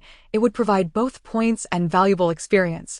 Chapter 060, A New Flame. The Beast War Forest was adjacent to the territory of the 10,000 Sword Sect. Lin Xiaoming and Qi Yunfa decided to wait a few days to see if Lin Xia would emerge from seclusion. If he did, they would invite him to join their expedition. For Qi Yunfa and his companions, having Lin Xia in their party would significantly bolster their chances of safely completing the task. 5 days later, Lin Xia emerged from his seclusion, having successfully broken through to the 1st layer of golden core. He had become a golden core cultivator capable of soaring through the skies. The 5 of them set forth on their journey for experience. Many might wonder how Master Qi could bear to send his disciple into such a hazardous environment. Was he not concerned about demonic cultivators attempting to assassinate Lin Xia again? As a cultivator, Lin Xia's life was never meant to be smooth. He needed to face numerous trials to attain enlightenment. Though Master Qi was reluctant to allow Lin Xia to take risks, He understood that confining him would hinder his growth. For cultivators, the fastest way to grow was through combat. Completing tasks in the Beast War Forest was undoubtedly an excellent opportunity for Lin Xia to gain experience. Moreover, Master Qi had secretly dispatched experts to protect him. As for Lin Xiaoming, Master Qi had no worries. As a 6th-level formation master, should she need to flee, it would be difficult for an average person to stop her. At the outskirts of the forest, numerous low-level cultivators were hunting first-tier beasts. This served both as training and a means to acquire beast cores, which represented a significant fortune for them. Lin Xia and his party had a clear goal: the 4th-tier spirit fox. Thus, they did not linger at the periphery, heading straight into the depths of the forest in search of the elusive creature. Along the way, they would dispatch any unfortunate 1st- or 2nd-tier beasts they encountered, as their cores could also be exchanged for points. Brother Lin, we are approaching the territory of the 3rd-tier beasts. I, along with Ouyang Ming and Qi Shidi, can handle 1 3rd-tier beast together. How about you? Ouyang Wei inquired. While she knew they could each handle a 3rd-tier beast alone, she still desired confirmation from them. Lin Xia, aware that Lin Xiaoming was a nascent soul cultivator, knew she could easily deal with 3rd-tier beasts, let alone 5th-tier ones. He replied, we can each handle 1 without issue. Even if we encounter a 4th-tier beast, we have the strength to fight. Lin Xiaoming contemplated for a moment before stating, if we come across a 3rd-tier beast, let the 3 of you handle it as training.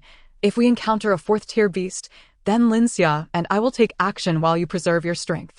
In truth, Lin Xiaoming was still puzzled as to why Qi Yunfa and his party had chosen to undertake the task of capturing a 4th-tier spirit fox.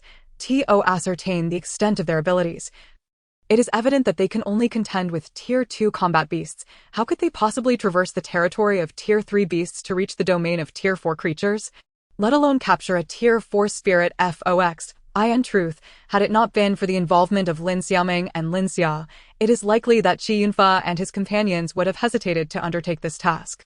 The man, initially displeased at being halted, softened upon noticing Lin Xia's comparable cultivation level and reluctantly divulged the details. It turned out that someone had detected the presence of a young vermilion bird in the south. Although the young vermilion bird is only at Tier 3, it has the potential to evolve to Tier 10, an invincible existence on this continent.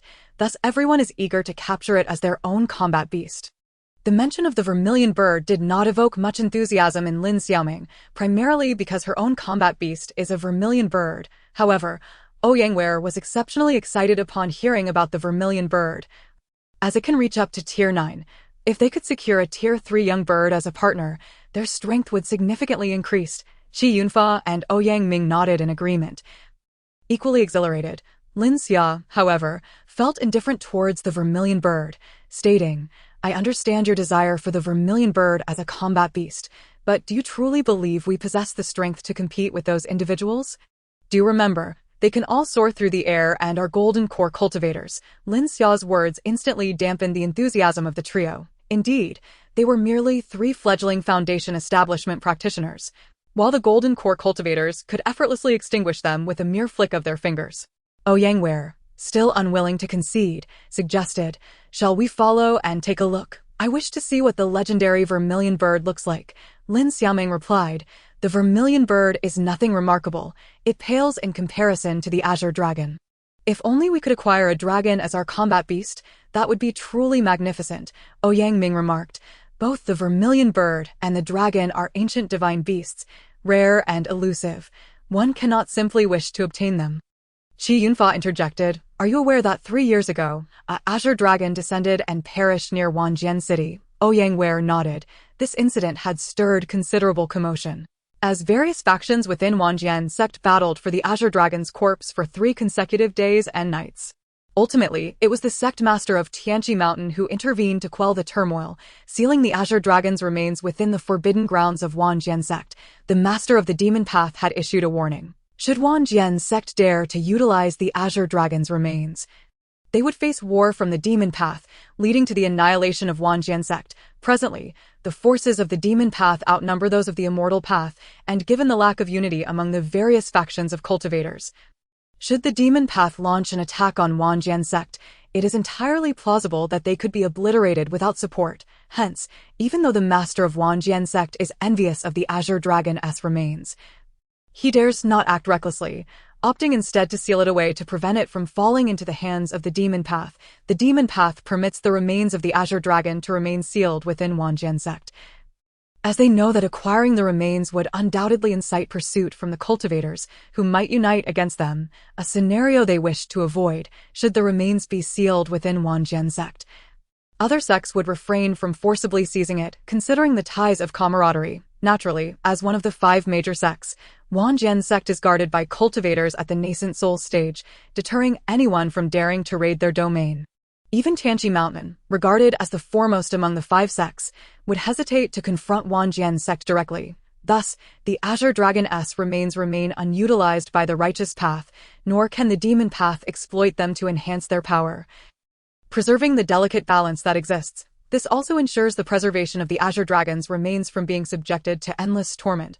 Shi Yunfei nodded, contemplating that with the emergence of both the Azure Dragon and the Vermilion Bird, it is likely that the white tiger and the black tortoise will also manifest. How splendid it would be to have a white tiger as a divine beast. Ouyang Wei shot Qi Yunfa a disapproving look, saying, with our meager strength, we cannot even subdue a tier 3 young vermilion bird. You dream of conquering a white tiger as a combat beast. Truly fanciful. Lin Xiaoming suddenly recalled something and asked, Brother Qi, do you think the flames emitted by the vermilion bird could be used for alchemy? Qi Yunfa's interest was piqued. The flames of the vermilion bird are akin to the 3 flavors true fire. They are ideal for alchemical purposes. Upon hearing that the flames of the vermilion bird could be used for alchemy, Lin Xiaoming felt invigorated. If they could capture a vermilion bird for alchemical purposes, would that not be a delightful prospect? The 4 of them were momentarily dumbfounded. To capture a divine beast solely for the purpose of its flames for alchemy could only be conceived by Lin Xiaoming. Lin Xia stated, since you are so keen, let us proceed to take a look. Ouyang Wei appeared somewhat excited yet apprehensive, recognizing that they were up against golden core cultivators with their current strength. It would be exceedingly difficult to seize the young vermilion bird.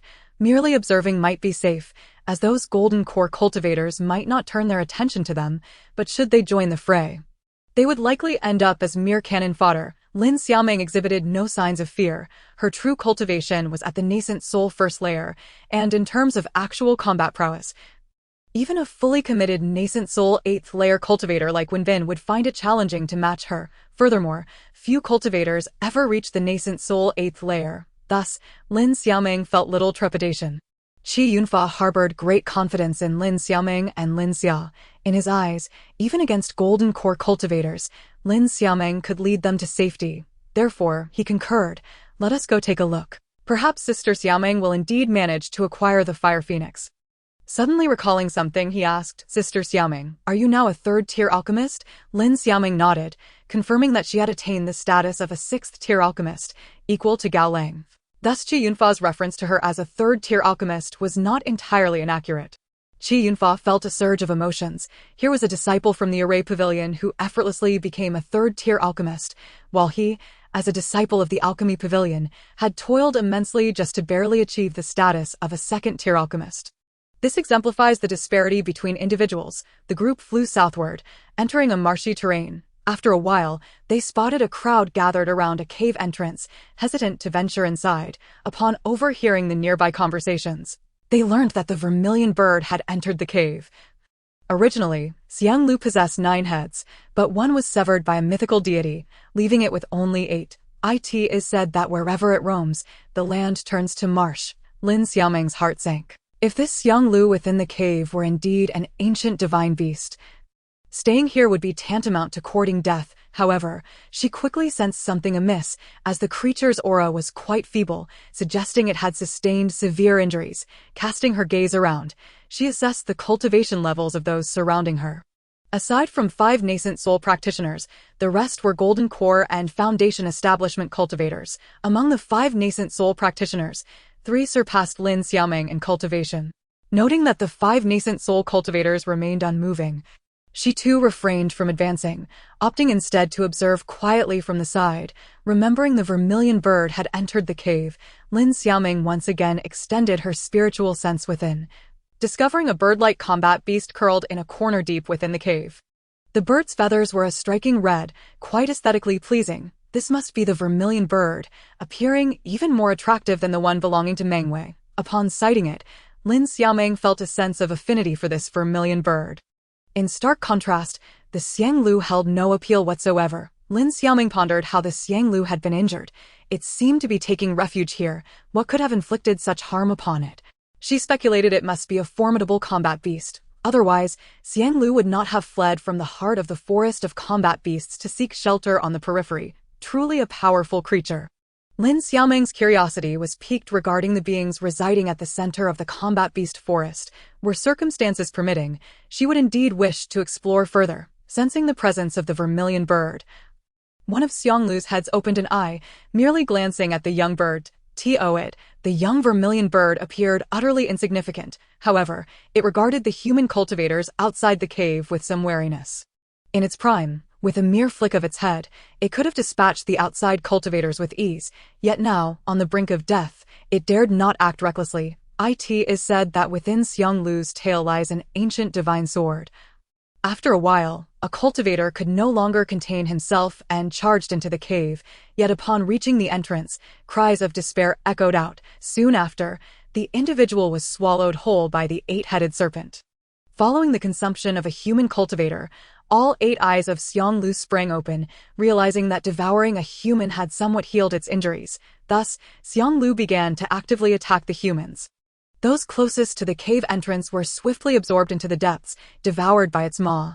This sudden turn of events terrified the cultivators still lingering outside, causing them to retreat hastily. The 5 nascent soul practitioners remained motionless.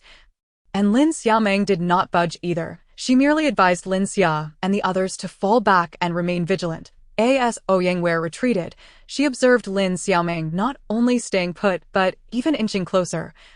Igniting a flicker of concern within her, Sister Xiaoming, being so near to the cave poses a danger, does it not? Those who ventured in earlier have not returned. It is likely that their fates are grim. The ability to eliminate several golden core cultivators in one swift motion speaks volumes of its strength. Ouyangware was unaware that the creature within the cave was Xianglu, believing instead it to be an extraordinarily powerful combat beast. If one were aware that it was a being akin to the vermilion bird and fully matured, they would likely be so frightened that they would turn tail and flee. The 5 Yuanian cultivators observed that everyone else had retreated. With the sole exception of Lin Xiaoming, who stepped forward slightly, they held her courage in high regard, but upon discovering that her cultivation was merely at the 3rd level of foundation establishment, they shook their heads internally, realizing she was simply reckless. Indeed, even a gened cultivator had been swept away. How could a foundation establishment cultivator like Lin Xiaoming possibly be of any significance? Lao Lu, with your vast experience, do you know what this 8-headed serpent creature is? One of the Yuanian cultivators inquired of their most powerful member. Lao Lu replied, that should be a descendant of the ancient divine beast. Xiang Eliud, at its peak, its strength would have reached the 10th tier. Fortunately, it has sustained severe injuries. Otherwise, we would undoubtedly perish today. It was clear that these 5 Yuanian cultivators were not a unified group.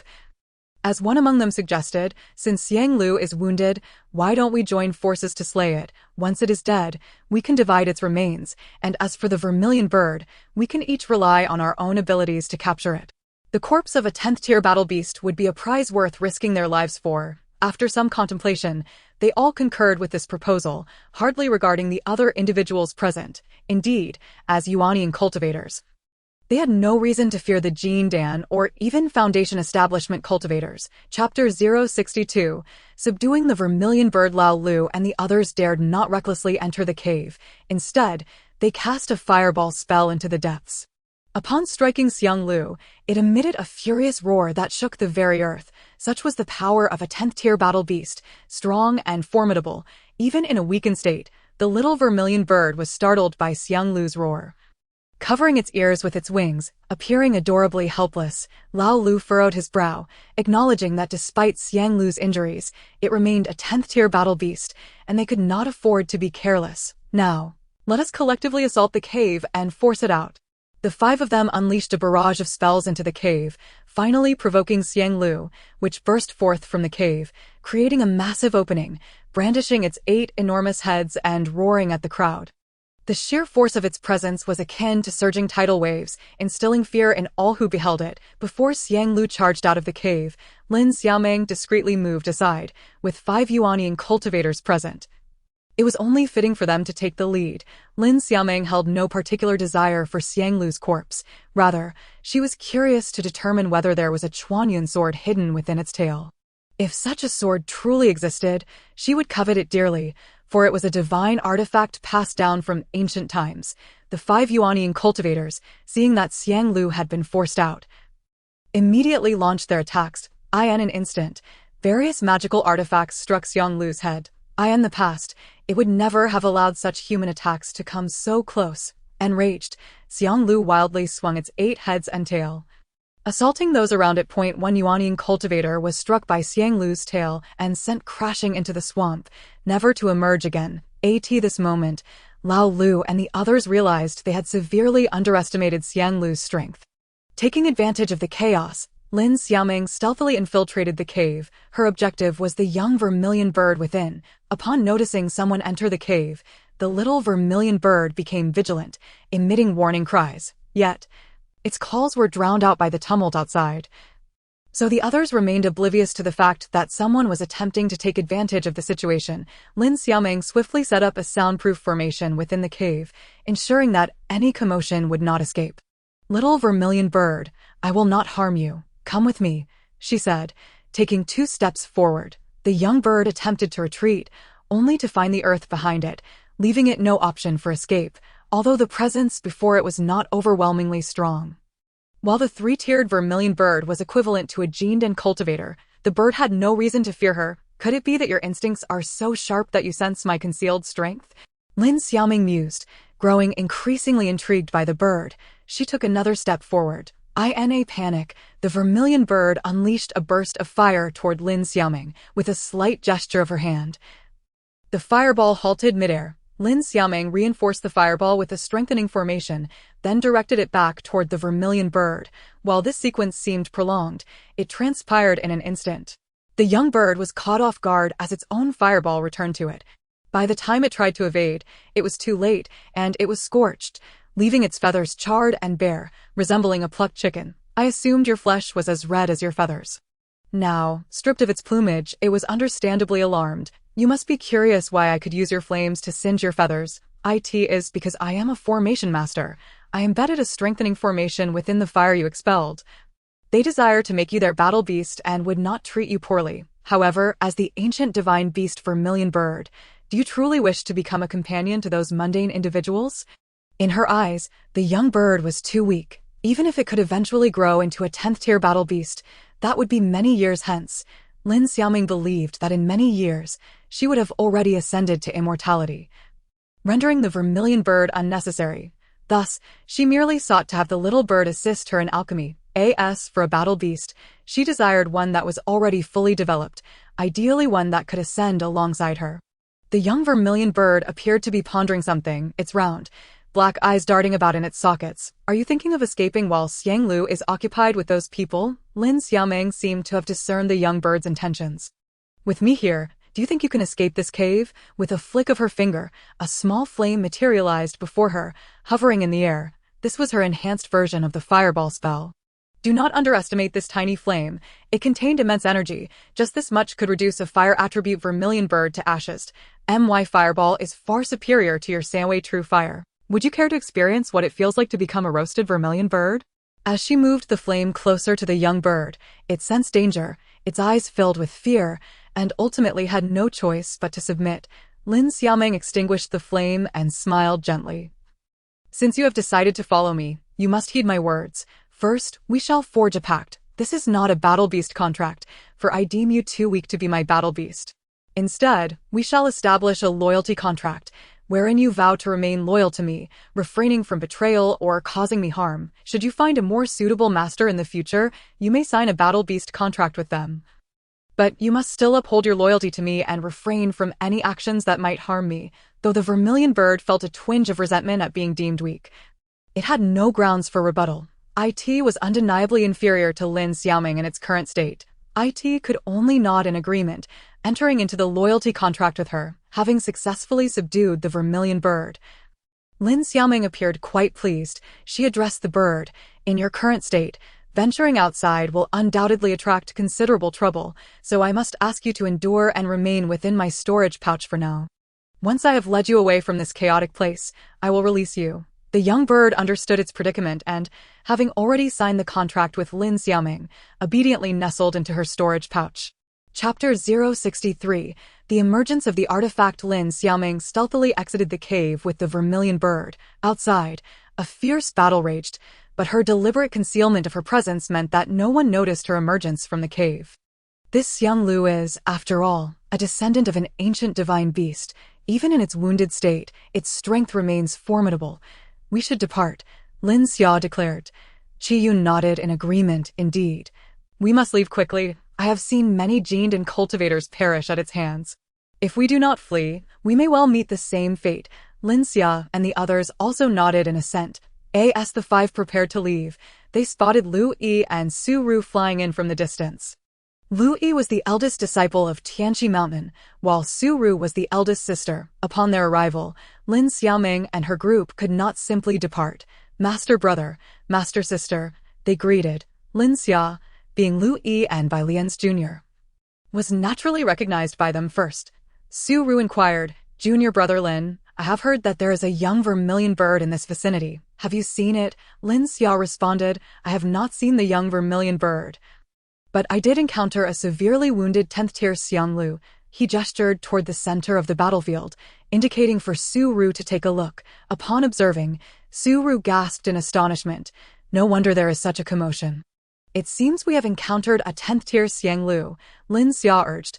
Master sister, master brother, while Xiang Lu is preoccupied, let us take our leave. Su Ru surveyed the battlefield, noting the grievous injuries suffered by the formidable Xiang Lu. Among those engaged in its downfall were 4 Yuanian cultivators. Even if it were to triumph, it would undoubtedly be at the brink of exhaustion, allowing us to reap the benefits effortlessly. Why should we retreat? Lin Xiaoming furrowed her brow and glanced at Lu Yi, questioning whether the senior brother intended to remain and share in the spoils. Lu Yi pondered for a moment before responding. A 10th tier Xiang Lu is a treasure trove in itself. It would indeed be a pity to let this opportunity slip away. Perhaps we should linger a while to observe. Lin Xiaoming frowned, replying, Senior brother, although Xiang Lu is injured, it has not lost its combat prowess. In a life-or-death struggle, it will undoubtedly fight with all its might. As the saying goes, a centipede dies but does not fall over. Given our strength, it may be overly ambitious to expect to profit from this. Su Ru, unfamiliar with Lin Xiaoming, felt a twinge of annoyance at her words.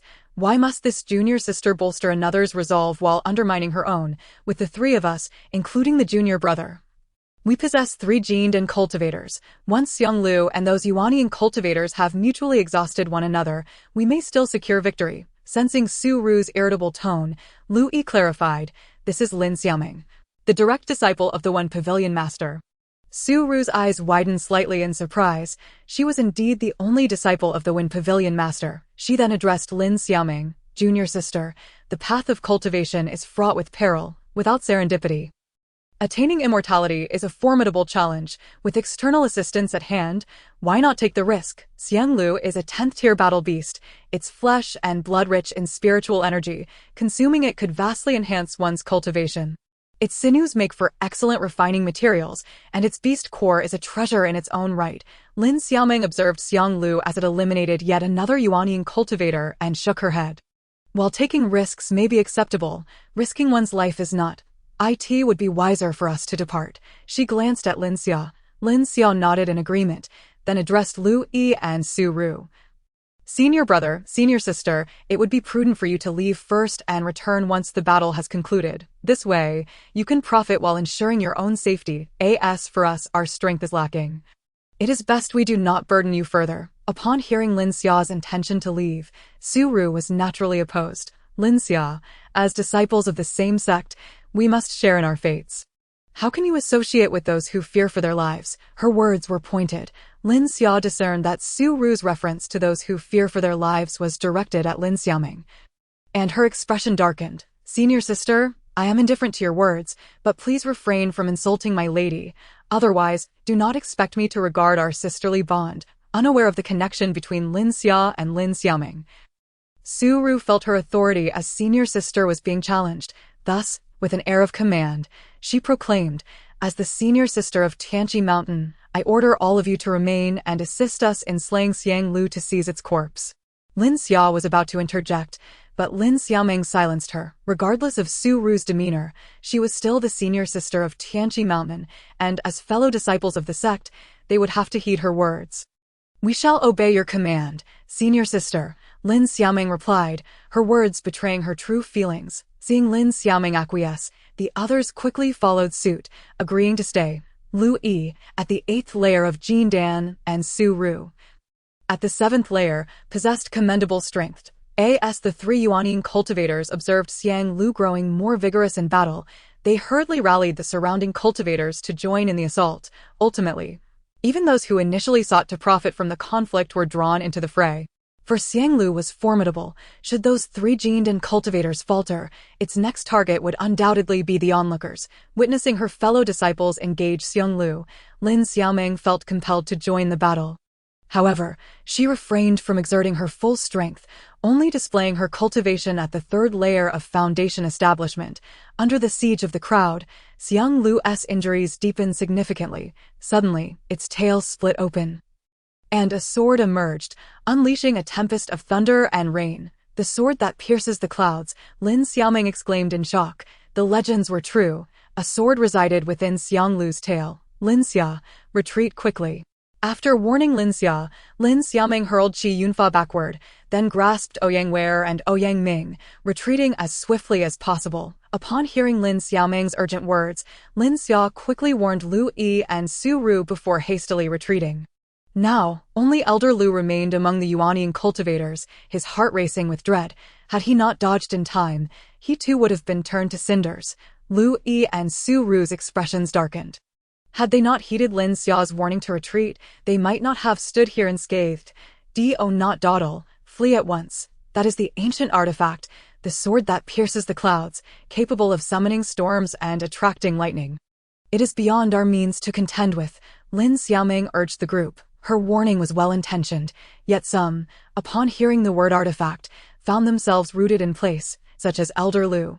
The possession of an artifact would greatly enhance one's power, and thus everyone yearned for it. In his eyes, Xiang Lu's summoning of the sword that pierces the clouds was an act of desperate resistance. The uproar it caused must have drained its energy, rendering it unlikely to summon lightning again. With all his might, he believed he could slay Xiang Lu and claim the artifact for himself. Chapter 064. Exposing cultivation levels. Seeing that the surrounding cultivators had been struck down by lightning, Lin Xiaoming made a swift decision. "We must leave at once. Delay could seal our fates." Lin Xia, Qi Yunfa, and the Ouyang siblings promptly followed Lin Xiaoming's lead, fleeing into the distance. After running for some time, Lin Xiaoming noticed that Lu Yi and Su Ru were not accompanying them, realizing they likely harbored a sense of false hope, believing Xiang Lu to be out of combat strength and seeking to take advantage of the situation. Lin Xiaoming recalled her own initial underestimation of Xiang Lu's capabilities, having witnessed it effortlessly dispatch a Yuanian cultivator with a mere flick of its tail, determined not to abandon her fellow disciples. She turned to Lin Xia. "I will return to assist senior brother and senior sister. You should lead them away as far as possible." Lin Xia wished to accompany Lin Xiaoming, but recognized that her own strength would only hinder Lin Xiaoming.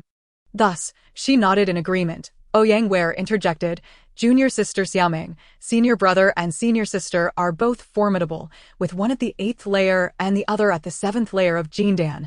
They likely do not require your assistance. It would be wiser for you to refrain from risking yourself, given that you are only at the 3rd layer of foundation establishment." Having witnessed Xiang Lu's prowess, she feared for Lin Xiaoming's safety. Lin Xiaoming reassured her, "Do not worry for me. As an array master, I possess means of escape, even if my cultivation is not high." After bidding farewell to Lin Xia and the others, Lin Xiaoming soared towards Xiang Lu's location. Elder Lu, believing Xiang Lu lacked the strength to summon the sword that pierces the clouds again, approached it and initiated an attack. As expected, Xiang Lu did not invoke the sword to call forth lightning once more. Lu Yi and Su Ru exchanged glances, then joined the ranks against Xiang Lu, convinced it could not endure much longer. After the appearance of the sword that pierces the clouds, all eyes had shifted toward the artifact, causing many to forget their original purpose for being there. Of course, even if they remembered, they would find it impossible to locate Juke, for it had already been taken by Lin Xiaoming, under the relentless assault of the gathered cultivators. Little did they know, this was merely a ruse to lure them in. As they descended, Xiang Lu surged forth from the swamp, unleashing a torrent of mud that engulfed the descending cultivators, in an instant. They could only await their fate at Xiang Lu's mercy, panic spreading through their ranks. "What shall we do, senior brother?" Su Ru lamented, regretting not having left with Lin Xia and the others. Lu Yi, equally beset by despair, found himself powerless to effect change. Contemplating his potential demise here today, he sought to express his feelings to Su Ru. "Su Ru, it seems we may perish here." Su Ru wept. "It is all my fault. Had I not insisted on staying, you would not be in this predicament." Lu Yi shook his head. "This is not your fault. I alone am to blame for my own greed." "Do you recall the scene of our first meeting?" Su Ru pondered for a moment. "I remember. I had just entered the first layer of foundation establishment, and my master accepted me as his second disciple, holding a ceremony for me. You were present then. My master said you were the senior brother, and that I should heed your words. I was resentful and challenged you to a duel, ultimately losing." A smile crept onto Lu Yi's face as he reminisced about that beautiful moment. "Do you know that from that day forth, I have harbored feelings for you?" Su Ru was taken aback by Lu Yi's unexpected confession. "However, I am aware that your affections lie with another. Thus, I have kept my own feelings for you hidden deep within my heart. Yet now, if I fail to voice them, I fear the opportunity may slip away forever. I genuinely wish for your well-being, but alas, I am powerless to save you." Lu Yi interjected, his face etched with bitterness. After Xiang Lu ensnared everyone in the mire, he commenced a frenzied feast upon the human cultivators, his 9 heads devouring 9 individuals in a single bite. Before long, the majority of those trapped in the swamp had been consumed, leaving fewer than 10 survivors, merely a mouthful, just as Xiang Lu prepared to swallow the remaining souls. He was repelled by a flurry of small fireballs. It was Lin Xiaoming who had arrived just in time. Upon her arrival, she witnessed Xiang Lu preparing to devour Lu Yi and Su Ru, and immediately unleashed a barrage of fireballs. Junior sister Lin, Lu Yi initially thought their fate was sealed, only to discover that Lin Xiaoming had returned to rescue them. "Junior sister Lin, please save us." Su Ru, upon seeing Lin Xiaoming, felt as if she had glimpsed a lifeline, even disregarding the fact that Lin Xiaoming was merely at the 3rd level of foundation establishment. Yet Lu Yi retained his composure and cautioned Lin Xiaoming. "With your 3rd level of foundation establishment, you are no match for Xiang Lu. You must flee and leave us be." He longed for Lin Xiaoming to save Su Ru, but he understood that Lin Xiaoming's current cultivation level rendered her incapable of rescuing Su Ru from the swamp. Better for 2 to perish than for all 3 to meet their end. Su Ru, jolted by Lu Yi's words, recalled Lin Xiaoming's limited cultivation. As a 7th level golden core cultivator, she too struggled to escape the mire. How could Lin Xiaoming, who was far weaker, possibly rescue her? Witnessing Xiang Lu launch an assault on Lin Xiaoming, her glimmer of hope swiftly transformed into despair. In her eyes, Lin Xiaoming stood no chance against Xiang Lu. Yet, undeterred by fear, Lin Xiaoming unleashed another volley of fireballs, forcing Xiang Lu to retreat. Seizing the moment, she aimed to use the essence of earth and water to extricate those trapped in the swamp, only to discover that they were ensnared by another force. She recognized that this power belonged to Xiang Liu. It was no wonder that even Yuan cultivators could not escape the mire. Xiang Lu had harnessed the powers of the earth and water spirits. After dispersing the fireballs, Xiang Lu charged at Lin Xiaoming once more. Realizing she could no longer conceal her true prowess, she unleashed her full strength, restoring her aura to the 1st level of Yuan, and launched an attack on Xiang Lu. Lu Yi and Su Ru looked on in astonishment as Su Ru exclaimed, "Why is her presence suddenly so formidable?" Lu Yi too was puzzled, yet Lu Lao understood, recognizing that the 1st level of Yuan was her true cultivation level, previously concealed. Yuan 1st level. Lu Yi and Su Ru gasped in unison. They could scarcely fathom that Lin Xiaoming had attained the 1st level of Yuan. She had only broken through to foundation establishment 3 years prior. during which the surrounding aura had spiraled for a full month, causing quite a stir throughout Tianqi Mountain. Now, merely 3 years later, she had advanced to the first level of Yuaning, a pace of cultivation that was nothing short of astonishing. Chapter 065, Awakening of Memories. Lu Lao, puzzled, inquired, I just heard you refer to her as junior sister. Did you not know she was concealing her cultivation? Lu Yi replied. We were unaware until now. It appears that fate has spared us. Lu Lao nodded, noting that Xiang Lu was tasked with controlling the mire to ensnare them while also contending with a yuan in cultivator. In its current state, that would prove quite difficult. After a furious onslaught, Lin Xiaoming finally succeeded in bringing Xiang Lu to its knees. Seizing the moment of Xiang Lu's distraction, she executed a mental assault, rescuing those trapped in the mire. As they emerged, they hastily fled to safety. You all must leave at once.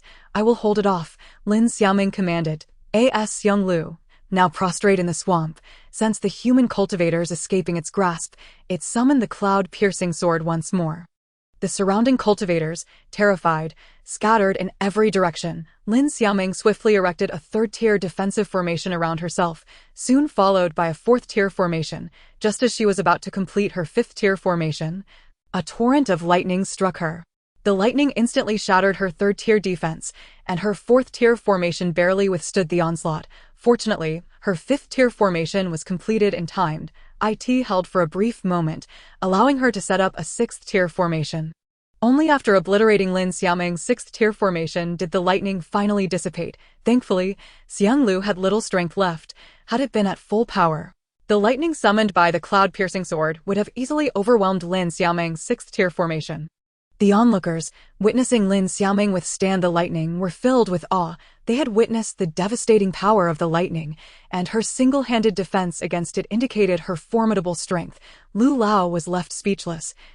Eventually asking, is she also a formation master? Lu Yi replied, indeed, her primary focus is on formations. I never imagined that in just 3 years, her mastery of formations would reach such heights. Lu Lao gasped, his voice trembling as he inquired, do you know her current age? Lu Yi pondered for a moment, then said, if I remember correctly, she cannot yet be 19. Upon uttering this, he was struck dumb. A yuan in cultivator under the age of 19. Even in the realm of cultivation, that would classify her as a top-tier genius. At that moment, Xiang Lu had lost all fighting capacity. Its ability to summon the cloud-piercing sword diminished. Its tail bore a gash, and it seemed that the sword would soon penetrate it.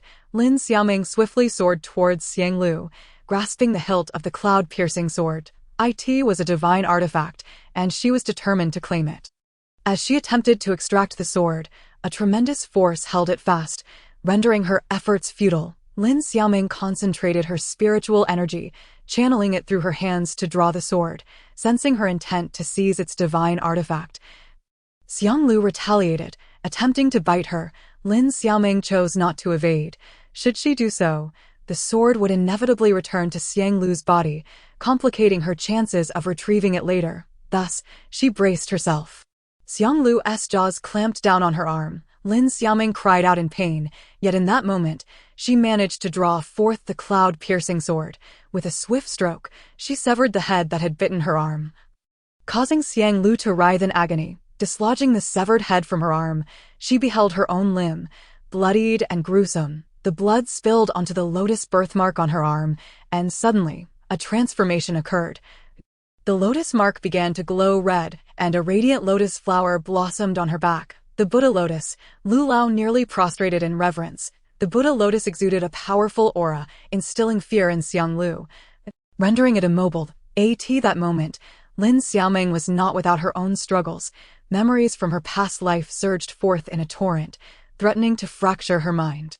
The intertwining love and hatred she felt for Xian Jiang left her heart in turmoil, while the agonies from the 100 refinements to exterminate immortals left her trembling. Previously, witnessing her past life unfold in the 6-story tower had been painful, yet that pain paled in comparison to experiencing it firsthand.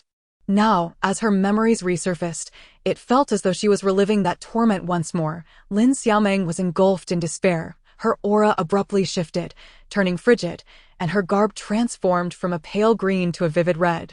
Clad in red, She resembled a warrior descended from the heavens. Grasping the cloud-piercing sword, she coldly regarded the prostrate Xiang Lu and declared, "In light of your lineage as a descendant of an ancient divine beast, I shall spare your life today. However, I will take this cloud-piercing sword as compensation for your transgressions against me." Xiang Lu nodded repeatedly, and upon receiving Lin Xiaoming's consent, fled at its utmost speed. Of course, to Lu Lao and the others, this speed appeared rather sluggish. Junior sister Lin, Xiang Lu is now powerless.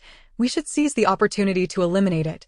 Su Ru could not bear to let Xiang Lu escape, and as soon as she spoke, she attempted to intervene. Given Xiang Lu's current strength, it likely would not have been a match for Su Ru. With a flick of her wrist, Lin Xiaoming sent Su Ru flying far away, causing her to spew blood.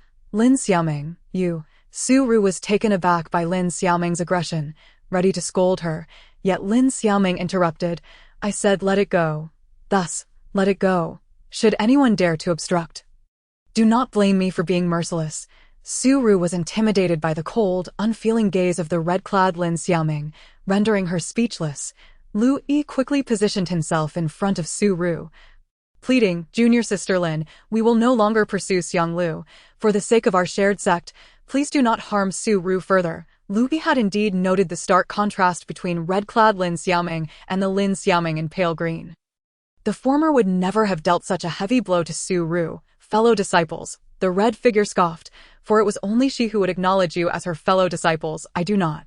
The red-clad persona and Lin Xiaoming were akin to two faces of the same being. If Lin Xiaoming was gentle and kind, the red figure was cold and brutal. The red figure resembled the former Mu Lian, looking down upon all as mere insects. Meanwhile, Lin Xiaoming was simply the gentle soul raised within the Lin family. Though they were the same individual, their natures diverged greatly. The Buddha lotus behind Lin Xiaoming gradually faded, and the injury on her bitten arm had healed completely, leaving no trace of a scar. The lotus mark on her arm had also become significantly clearer than before. The figure clad in crimson gazed toward the distant horizon, silently vowing to repay, in double measure, the suffering and humiliation endured in her past life to those who had wronged her. The mere thought of the torturous trials she faced in her previous existence stirred a tempest of emotions within her, causing her to expel a mouthful of blood. In that moment, her crimson attire transformed into a delicate shade of green. Chapter 066. Are we to roast a chicken? Miss. The commotion caused by Lin Xiaoming was too great, and Lin Xia could not help but return, concerned for her well-being. Upon her return, she found Lin Xiaoming crouched on the ground, one hand propping up her sword, the other clutching her chest. Seeing Lin Xia approach, Lin Xiaoming offered her a reassuring smile, indicating that she was not gravely harmed. Lin Xia assisted Lin Xiaoming to her feet, and in turn, Lin Xiaoming presented the Chuanyun sword to Lin Xia, proclaiming, "This ancient artifact, the Chuanyun sword, is a gift for you." Lin Xia paused for a moment, then replied, "If it is indeed a divine weapon, it must possess immeasurable power. It would be wise for you to keep it for your own protection. To acquire this artifact, one must have vanquished Xiang Lu, a feat undoubtedly fraught with hardship. Moreover, Lin Xiaoming has sustained injuries." Lin Xiaoming wrinkled her nose.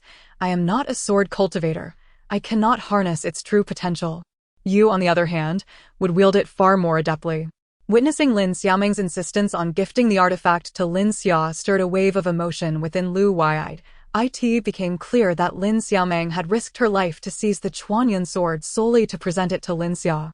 Su Ru, however, felt a twinge of dissatisfaction and interjected, "Lin junior sister, the Chuanyun sword is a divine artifact. It ought to be returned to the sect for safekeeping under the headmaster's watch. How could you so casually bestow it upon another?" Lin Xiaoming shot Su Ru a glance and replied slowly, "The Chuanyun sword is mine to give as I please. Furthermore, Lin Xia is the headmaster's direct disciple, not just anyone." Before Su Ru could retort, Lin Xiaoming continued, "I must apologize for inadvertently injuring senior sister just now. My emotions are rather tumultuous at the moment, so it would be prudent for you to avoid provoking me. Otherwise, I may unintentionally harm you again." Having regained her memories from her past life, the domineering nature of Mu Lian had begun to influence her, yet she remained Lin Xiaoming. Otherwise, had she fully embodied Mu Lian's temperament, she would have already dealt with Su Ru. The authority of the heavenly realm sovereign could not be challenged by a mere mortal. Su Ru, feeling the weight of Lin Xiaoming's formidable presence, dared not utter another word. Lu Yi regarded Lin Xiaoming for a moment before bowing respectfully. I am deeply grateful for your timely rescue. Had it not been for your intervention, I would likely have perished at the hands of a serpent. I am at your service, willing to offer my assistance in any way possible. The deference Lu Yi displayed astonished everyone present, for he was a cultivator of the third layer of the nascent soul stage. Addressing Lin Xiaoming as senior was indeed perplexing. Lin Xiaoming replied, my intention was to save my senior brother and sister. Rescuing you was merely incidental. Hence, there is no need for you to dwell on it. Although having a third-layer nascent soul cultivator as a bodyguard was advantageous, she did not require one. Lu Yi insisted, regardless of your original intention, the fact remains that you saved my life. I must repay this kindness. Lin Xiaoming considered for a moment and said, my family could benefit from the protection of a nascent soul cultivator. If you truly wish to repay me, then assist in safeguarding my family for 20 years. For a cultivator, 20 years is not an excessively long period. I am willing, Lu Yi affirmed. Noticing his hesitation, Lin Xiaoming inquired, what is it you wish to say? Lu Yi replied, after the appearance of the Buddhist lotus behind you, your cultivation level surged several layers. Even I, a third-layer nascent soul cultivator, cannot discern your current strength. Pray tell, what is your cultivation level now? His words left the others in attendance in a state of astonishment once more. Previously, Lin Xiaoming had only possessed a first-layer nascent soul cultivation. Her current obscurity indicated she had surpassed at least the fourth layer. No wonder Lu Yi referred to her as senior. Lin Xiaoming shrugged. Indeed, I have experienced a breakthrough. I am now at the 8th layer of the nascent soul stage. Her declaration undoubtedly sent ripples through the minds of those present. The leap from the 1st to the 8th layer was beyond comprehension. Su Ru's emotions were tumultuous. She had initially hoped her master would advocate for her, but Lin Xiaoming's overwhelming strength rendered that unlikely. Furthermore, Lin Xiaoming was not yet 19 years of age. A cultivator of the 8th layer at such a young age was a treasure to any sect. Perhaps Tianqi Mountain would unify the cultivation sects under its banner. Henceforth, this continent would be dominated solely by Tianqi Mountain, with no other sects remaining. Lin Xiaoming paid little heed to the reactions of those around her and addressed Lu Yi. My family resides in Wanjian City, where my father is the city lord. If it is convenient, you may accompany me there now. Truthfully, Lin Xiaoming harbored concerns for her family, as Lin Qing had previously informed her that her brother-in-law, Wang Jia, the son of the Wanjian sect's leader, was not treating her sister well. This had led to a strained relationship between the Lin family and the Wanjian sect.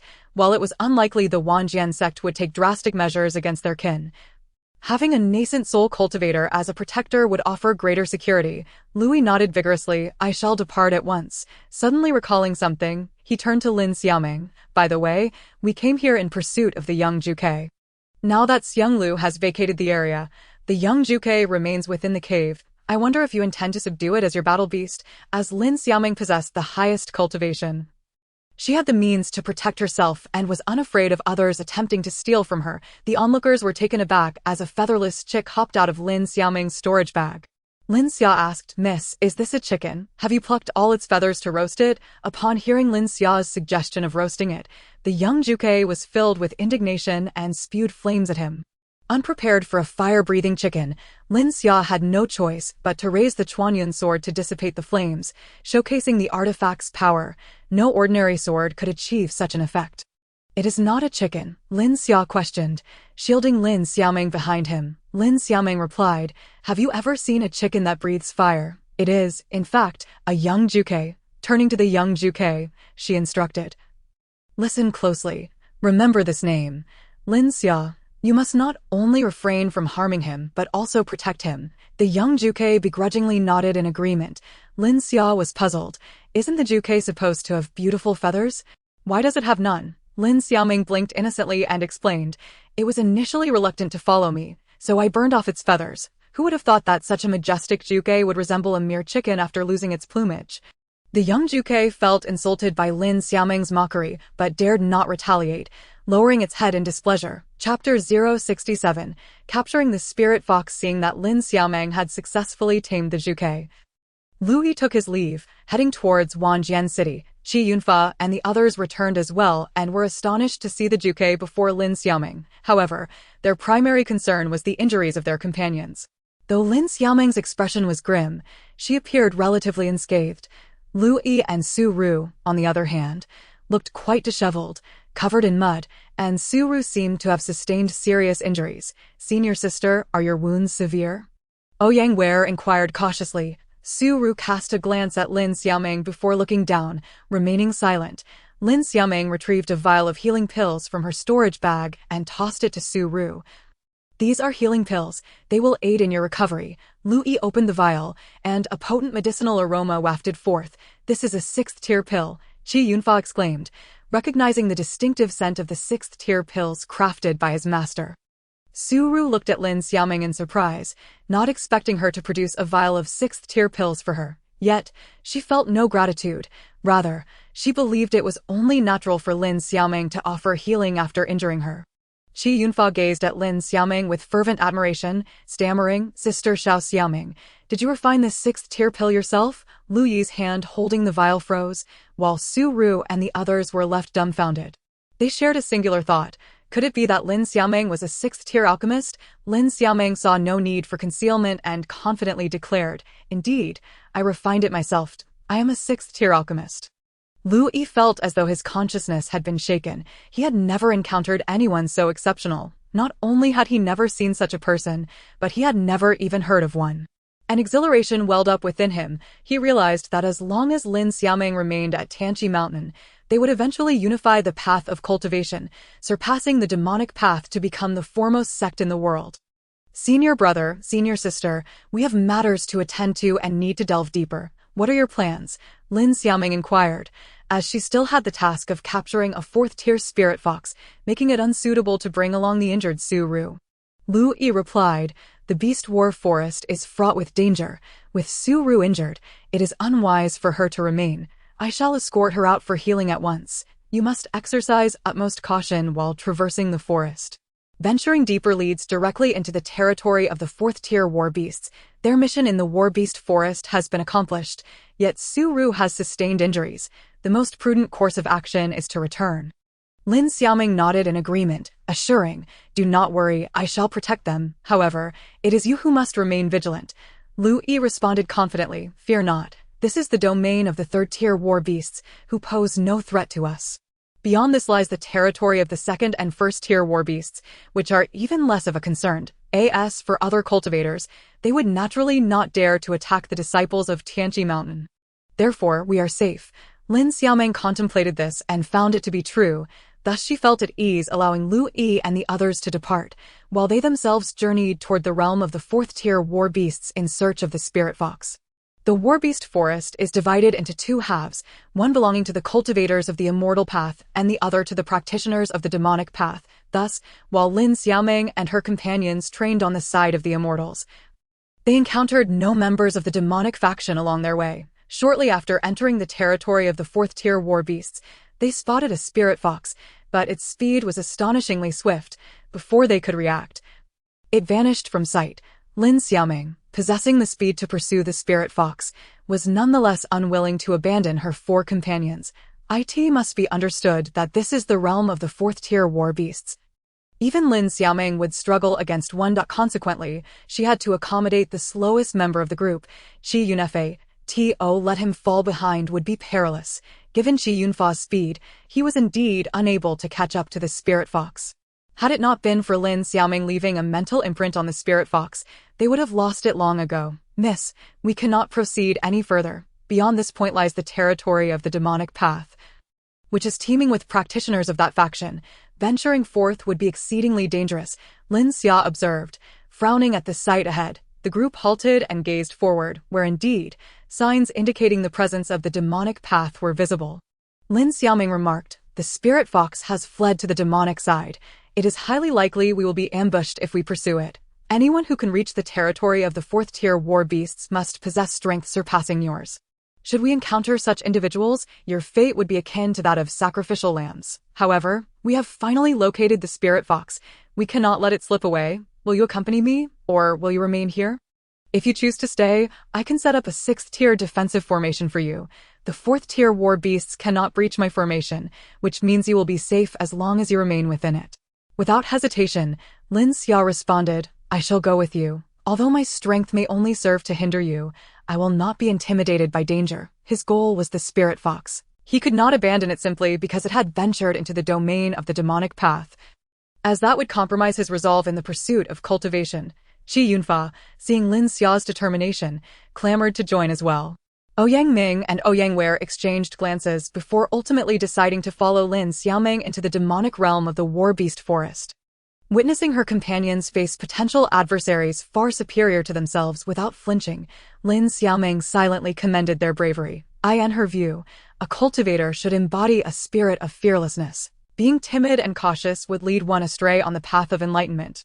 Thus, Lin Xiaoming led them boldly into the domain of the demonic path. While they encountered no practitioners of the demonic path, they did confront several ill-fated 4th-tier war beasts, which Lin Xiaoming dispatched with a mere wave of her hand. The spirit fox lay just ahead, remaining still, either resting or obstructed by some unseen hindrance. We must remain alert, Lin Xiaoming cautioned, controlling her cultivation to the 1st level of the nascent soul stage. Given the uncertainty of the enemy's strength, it was prudent to confuse them momentarily. When they finally spotted the spirit fox, it was surrounded by 3 cultivators at the 6th level of the golden core stage. 6 cultivators at this level could easily handle a single 4th-tier spirit fox, leaving it with no escape. As it appeared imminent that the spirit fox would be captured. Lin Xiaoming and her companion's arrival caught the attention of the 3 practitioners of the demonic path. The distinct energies of the immortal and demonic paths were immediately discernible, causing the trio to recognize Lin Xiaoming and her companions as cultivators of the immortal path. A flicker of panic crossed their faces upon realizing Lin Xiaoming's formidable and unfathomable cultivation. It is well known that the immortal and demonic paths have been at odds since time immemorial, often resulting in violent confrontations upon meeting. Given that their opponent was stronger, the prospect of their demise seemed all too easy. In the brief moment of their distraction, the spirit fox seized the opportunity to break free from their encirclement, fleeing in a panic straight toward Lin Xiaoming, who captured it effortlessly. Chapter 068. The masked man observing the spirit fox struggling in her grasp. Lin Xiaoming couldn't help but chuckle, remarking, "You are quite amusing. Had I known you would come to me willingly, I would have simply awaited your arrival instead of pursuing you." The 3 practitioners of the demonic path, witnessing Lin Xiaoming's capture of the spirit fox, were tempted to reclaim it. However, fear of Lin Xiaoming stayed their hand. They could only respectfully say, "Senior, the immortal path and the demonic path have always maintained a respectful distance. Your entrance into our territory to seize our possessions may be seen as somewhat inappropriate." Lin Xiaoming smiled lightly. "What am I taking from you? If you refer to this spirit fox, I must apologize. It came to me of its own accord, not as a result of my seizing it from you. If you do not believe me, feel free to approach and see if it wishes to accompany you." The practitioners of the demonic path dared not approach. They were certain that attempting to take the spirit fox would result in their demise at the hands of the woman before them. At this juncture, preserving their lives took precedence. One of them replied, "Since the spirit fox desires to accompany you, we shall respect its wishes. May we take our leave now, senior?" Lin Xiaoming nodded. "Since you are so reasonable, I shall not make things difficult for you. I have a parting gift." With a casual gesture, she set up a 4th-tier formation, stating, "This is a confinement array that will dissipate after an hour. At that time, you will be free to depart." She confined them merely to prevent them from seeking assistance. After all, cultivators of the immortal path in the territory of the demonic path were akin to mice crossing the street, universally regarded as enemies. Once the 3 practitioners of the demonic path were trapped, Lin Xiaoming led Lin Xia and the others toward the territory of the immortal path. However, they had not flown far when they were pursued by 2 individuals of the demonic path. One was at the 7th level of the nascent soul stage, while the other had reached the 8th level. The latter wore a distinctive mask that obscured his features, rendering him inscrutable. Upon realizing the formidable strength of these 2, Lin Xiaoming felt a surge of concern. Addressing the masked man, she inquired, "Senior, may I ask why you have chosen to obstruct our path?" The masked man appeared momentarily taken aback, remaining silent. The practitioner at the 7th level of the nascent soul stage assumed that their master did not wish to engage with them and declared, You possess incredible audacity, daring to invade our territory and seize our possessions. Today, I shall ensure you do not return. They intended to head toward the center of the war beast forest, but learned of Lin Xiaoming's group from their trapped comrades and thus pursued them. Lin Xiaoming furrowed her brow, sensing the masked man posed a significant threat. If her instincts were correct, even with her utmost efforts, she might not stand a chance against him. Moreover, with a 7th-level practitioner present. As for this spirit fox, I had intended to gift it to those 3 seniors, but they declined. If you desire the spirit fox, we are willing to present it to you willingly, the practitioner at the 7th level responded. The spirit fox must remain with us. Your lives must also be forfeit. Recognizing the resolute intent to kill, Lin Xiaoming understood that confrontation was unavoidable. She calculated that she must swiftly eliminate the 7th level practitioner before turning her attention to the masked man. As this would provide a chance for Lin Xia and the others to survive, to her surprise, before she could make her move, the masked man struck, killing the 7th level practitioner in an instant. Lin Xiaoming and her companions were bewildered by the masked man's actions, questioning why he would slay his own comrade. After dispatching his ally, the masked man cast a glance at Lin Xiaoming before turning to leave without uttering a single word. Wait, the look he had given her sparked a sense of familiarity within Lin Xiaoming. She was convinced there was a connection between them, prompting her to call out to the departing figure. I sense you are quite young, likely in your 20s. To possess the 8th level of the nascent soul stage at such a young age suggests you are no ordinary individual. Could it be that you are the legendary demon son? The young master of the demonic path. This individual had only emerged from the demonic path 3 years prior and was rumored to have passed the trials of the demon god, inheriting its legacy and acquiring some of its power left in the mortal realm. The masked man was taken aback that Lin Xiaoming could discern his cultivation level, given that she only exhibited the 1st level of the nascent soul stage. Nonetheless, Lin Xiaoming was oblivious to this detail. Upon realizing that the masked man did not refute her, she continued, since ancient times, the immortal and demonic paths have been at odds. Why do you choose to spare us? In a lowered voice, the masked man replied, I do not intend to aid you. I merely happen to wish to eliminate him. I have no desire to kill you today. You should leave quickly. Lin Xiaoming responded, in that case, we shall take our leave. Not wanting to provoke conflict with the masked man, she chose to withdraw. As she departed, she asked, have we met before? She scrutinized the masked man's every move. Seeking to glean any hint of their past connection, Lin Xiaoming could distinctly sense that the aura of the masked man was somewhat disordered. The masked man said, leave quickly before I change my mind. He did not answer her question. Seeing the masked man evade her inquiry only reinforced Lin Xiaoming's suspicions. However, in her memory, she did not recognize any practitioners of the demonic path. Uncertain of the masked man's true nature and fearing to provoke him, she refrained from pressing further and departed with Lin Xia and the others. Lin Xiaoming and her companions exited the beast war forest. She sealed the spiritual energy of the spirit fox and handed it over to Ouyangware, instructing them to take the spirit fox back to Tianqi Mountain to complete their mission. As for herself and Lin Xia, they remained in the beast war forest to undergo trials. Lin Xiaoming's strength far surpassed that of Lin Xia. So naturally, she aimed to venture to the heart of the beast war forest for her trials, while Lin Xia stayed in the area of the 3rd-tier beasts. The two temporarily parted ways. Lin Xiaoming headed directly to the central region of the beast war forest, driven by her curiosity about the events that had transpired there, particularly why the 10th-tier Xianglu had sustained severe injuries and fled to the outskirts. For Lin Xiaoming, encountering a 10th-tier beast posed significant danger, thus she intended to first explore the territory of the 9th-tier beasts.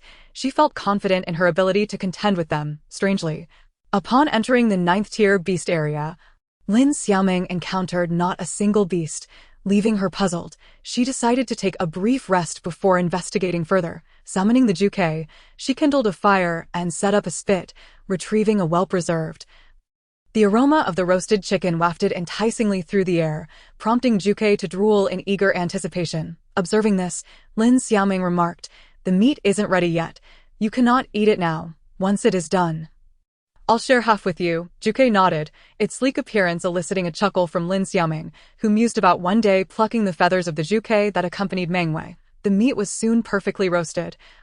and Lin Xiaoming divided it, taking half for herself while offering the other half to Juke. To be frank, the flavor of the roasted meat was quite delightful. Juke devoured its portion in a single bite and gazed longingly at Lin Xiaoming. She frowned slightly at the sight of such a glutton. From her storage bag, she produced 2 more chickens, setting them on the spit to roast. Juke, with its round, glistening eyes, fixated on the chickens, anxious that they might disappear. How fragrant! Suddenly, a voice emerged from behind Lin Xiaoming. Alarm bells rang in her mind. She had not detected the presence of someone so close to her, indicating that the newcomer possessed strength far exceeding her own. Turning around, she encountered a man clad in a blue robe, whom she did not recognize and whose cultivation she could not discern. Politely, she said, "This roasted chicken has a delightful aroma. Esteemed senior, would you care to sample it?" Lin Xiaoming was certain that this blue-robed man was not a practitioner from the mundane realm. In the mundane world, the highest cultivation one could achieve was the 10th layer of the nascent soul stage. Yet, she sensed that his power far surpassed that of Master Qi, who was at the 10th layer of the nascent soul stage, likely placing him in the spirit-severing stage. Thus, he must hail from the realm of cultivation. Lin Xiaoming had always wished to visit the realm of cultivation. However, activating the teleportation array from the mundane world to the realm of cultivation required a level 10 array master. In the mundane realm, the most skilled array master was Wenbin, yet he was merely a level 8 array master, which explained why no one from the mundane world had yet entered the realm of cultivation. People in the mundane realm only knew of the existence of the realm of cultivation through the records left by predecessors.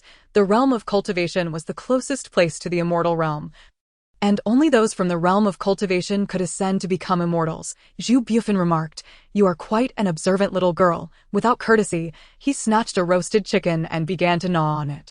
Juke, seeing its food appropriated, widened its eyes in indignation, glaring at Zhu Bufin. Nonetheless, it recognized his formidable prowess and refrained from breathing fire at him. Zhu Bufin tossed a chicken wing to Juke, saying, "Do not glare at me. As a descendant of a divine beast, how have you come to look like this? Even a chicken appears more presentable than you at the moment." Juke squawked in protest before savoring the chicken wing with delight. After finishing one roasted chicken, Zhu Bufin turned to Lin Xiaoming and said, "Little girl, although I cannot sense any aura of concealment on you, you must be hiding your cultivation. Otherwise, how could a first-layer nascent soul practitioner step into the territory of 9th-tier beasts? Pray tell, what is your cultivation level?" Lin Xiaoming smiled slightly, replying, "Esteemed senior, I do not wish to conceal the truth. I am at the 8th layer of the nascent soul stage." Lin Xiaoming chose not to hide her cultivation any longer and released her aura at the 8th layer of the nascent soul stage. In her view, the disparity in strength between her and Zhu Bufin was considerable. Should a confrontation ensue, even if he underestimated her, defeat would be inevitable. Thus, she opted to reveal her strength, hoping to leave a favorable impression. "Would you be willing to return with me to my sect?" Lin Xiaoming inquired. "The sect you speak of is indeed from the realm of cultivation?" Zhu Bufin nodded, affirming, "Indeed, you must have surmised that I hail from the realm of cultivation." Lin Xiaoming replied, "I merely speculated earlier. Now I am certain. The realm of cultivation looks down upon the mundane realm for its meager resources and would not come here willingly. May I ask?" "Esteemed senior, what brings you here?" Sensing Zhu Bufin's forthright demeanor, Lin Xiaoming felt emboldened to voice her thoughts. Zhu Bufin's expression grew serious as he said, "Indeed, practitioners from the realm of cultivation do disdain the mundane realm. They even intend to abandon this land. However, I cannot bear to watch an entire realm perish, so I activated the teleportation array to come to the mundane realm, hoping to save it. Unfortunately, no one wished to accompany me, and I am uncertain if I can stop this calamity alone." Lin Xiaoming furrowed her brow, wondering if some great event was about to unfold in the mundane realm. Although she had regained memories of her past life, she was still Lin Xiaoming, with family and friends in this realm. If something significant were indeed to occur, she would find a way to save them. Zhu Bufin continued, "I have received word that the demon clan plans to invade through the mundane realm. They intend to open a passage here, seize control of the mundane realm, and then use it as a base to activate the teleportation array to the realm of cultivation, subsequently invading it. I suggested that the sect send people to the mundane realm to thwart the demon invasion. However, they believed that this would deplete the sect's strength, so they decided to destroy the teleportation array connecting the mundane realm to the immortal realm. ensuring that even if the demons conquered the mundane realm, they would still be unable to invade the realm of cultivation. Lin Xiaoming was momentarily stunned. She understood that with the strength of the demon clan, annihilating the mundane realm would be a trivial task. If the demon clan invaded and the realm of cultivation did not send aid, the mundane realm would inevitably fall under demonic control, and its inhabitants would be transformed into soulless, mindless husks. Is there truly no one else from the realm of cultivation willing to offer assistance to the mundane realm? Lin Xiaoming asked. In truth, the realm of cultivation had originally been uninhabited. Long ago, the ancestors of the mundane realm accidentally discovered this area rich in spiritual energy and migrated there, forming the current realm of cultivation. As time passed, the paths leading to the realm of cultivation gradually vanished, and eventually, communication relied solely on teleportation arrays. In later years, even the simpler teleportation arrays became obsolete, leaving only the level 10 arrays functional. However, activating one of these arrays required substantial resources, leading to a gradual decline in interaction between the two realms. Ultimately, with no level 10 array masters in the mundane realm, they could not activate the teleportation array. Were it not for the written records in the mundane realm, its people would be entirely unaware of the existence of the realm of cultivation. Zhu Bufin had used his personal resources to activate the array and reach the mundane realm, spending half his wealth in the process. Zhu Bufin remarked, "If anyone were willing to join me, do you think I would come alone? I merely hope they do not destroy the teleportation array before I return." Earning Lin Xiaoming's deep respect, Lin Xiaoming replied, "Esteemed senior, your earlier inquiry about whether I would return with you to the sect suggests that you must have considerable confidence in your mission. I presume you have already subdued the 9th and 10th tier beasts of the Beast War Forest, which explains why I have not encountered any 9th tier beasts." Zhu Bufin appeared surprised, asking, "How did you know?" He then added, "It is not surprising that someone with your extraordinary talent possesses keen intellect as well. It is not unusual for you to deduce this," he explained, "having come here alone. I naturally cannot contend with the demon clan by myself, so I require a formidable alliance. In the mundane realm, the most powerful beings are not humans, but the 10th tier beasts. Thus, I came here intending to subdue the beasts and make them the main force against the demons. The 9th and 10th tier beasts here have already become my subordinates, and I have gathered them together." Lin Xiaoming spoke again. "When I arrived, I encountered a 10-level Shangliu, which had been injured by a senior." Zhuo Bufan nodded, explaining, "It refused to heed my command, so I injured it and drove it from its territory." Lin Xiaoming understood. Shangliu must not have had the opportunity to summon the Chuanyun sword before being severely wounded by Zhuo Bufan and fleeing. He certainly did not know that the Chuanyun sword was concealed within Shangliu's body, otherwise he would not have allowed it to escape. Lin Xiaoming was not unfamiliar with the demon clan. A millennium ago, the demon clan invaded the immortal realm through a spatial rift and waged a great war, ultimately resulting in the slaughter of all their demon gods and their defeat, leading to their sealing in the demon domain. That place was exceedingly barren and unsuitable for cultivation. The path for them to ascend to godhood was also closed. The demon clan had not produced any demon gods since. For 1,000 years, they had sought ways to escape the demon domain, yet to no avail. Finally, they found a breakthrough in the secular world, planning to emerge from the demon domain, conquer the secular realm, and then the immortal realm, ultimately reopening the path for their ascension. Senior, do you know where the demon clan intends to enter the secular world? If you do, we could set up a formation there in advance to seal off their entry point, thereby forcing them to remain in the demon domain. Zhuo Bufan shook his head. "I do not know. If I did, I would not waste time here taming battle beasts, but would directly set up formations at their exit." To activate a teleportation array, one would need at least a level 10 formation master. Lin Xiaoming believed Zhuo Bufan had surpassed that level. Thus she asked, "Are you a grand formation master, senior?" Zhuo Bufan widened his eyes. "You even know about grand formation masters? Are there grand formation masters in your secular realm?" Lin Xiaoming shook her head. "In the secular world, my master has the highest understanding of formations, and he is merely a level 8 formation master. Of course, I believe he will become a grand formation master in the future." Zhuo Bufan did not expect Lin Xiaoming to also study formations. His interest piqued. He sought to test her by casually setting up a level 5 containment array. In his view, given Lin Xiaoming's young age and her cultivation at the 8th level of Yuaning, her talent in formations should also be quite high, so he initiated a level 5 containment array. Lin Xiaoming recognized that Zhuo Bufan merely intended to probe her skills, thus she calmly resolved the array. Zhuo Bufan was somewhat astonished to see Lin Xiaoming dismantle the array so swiftly.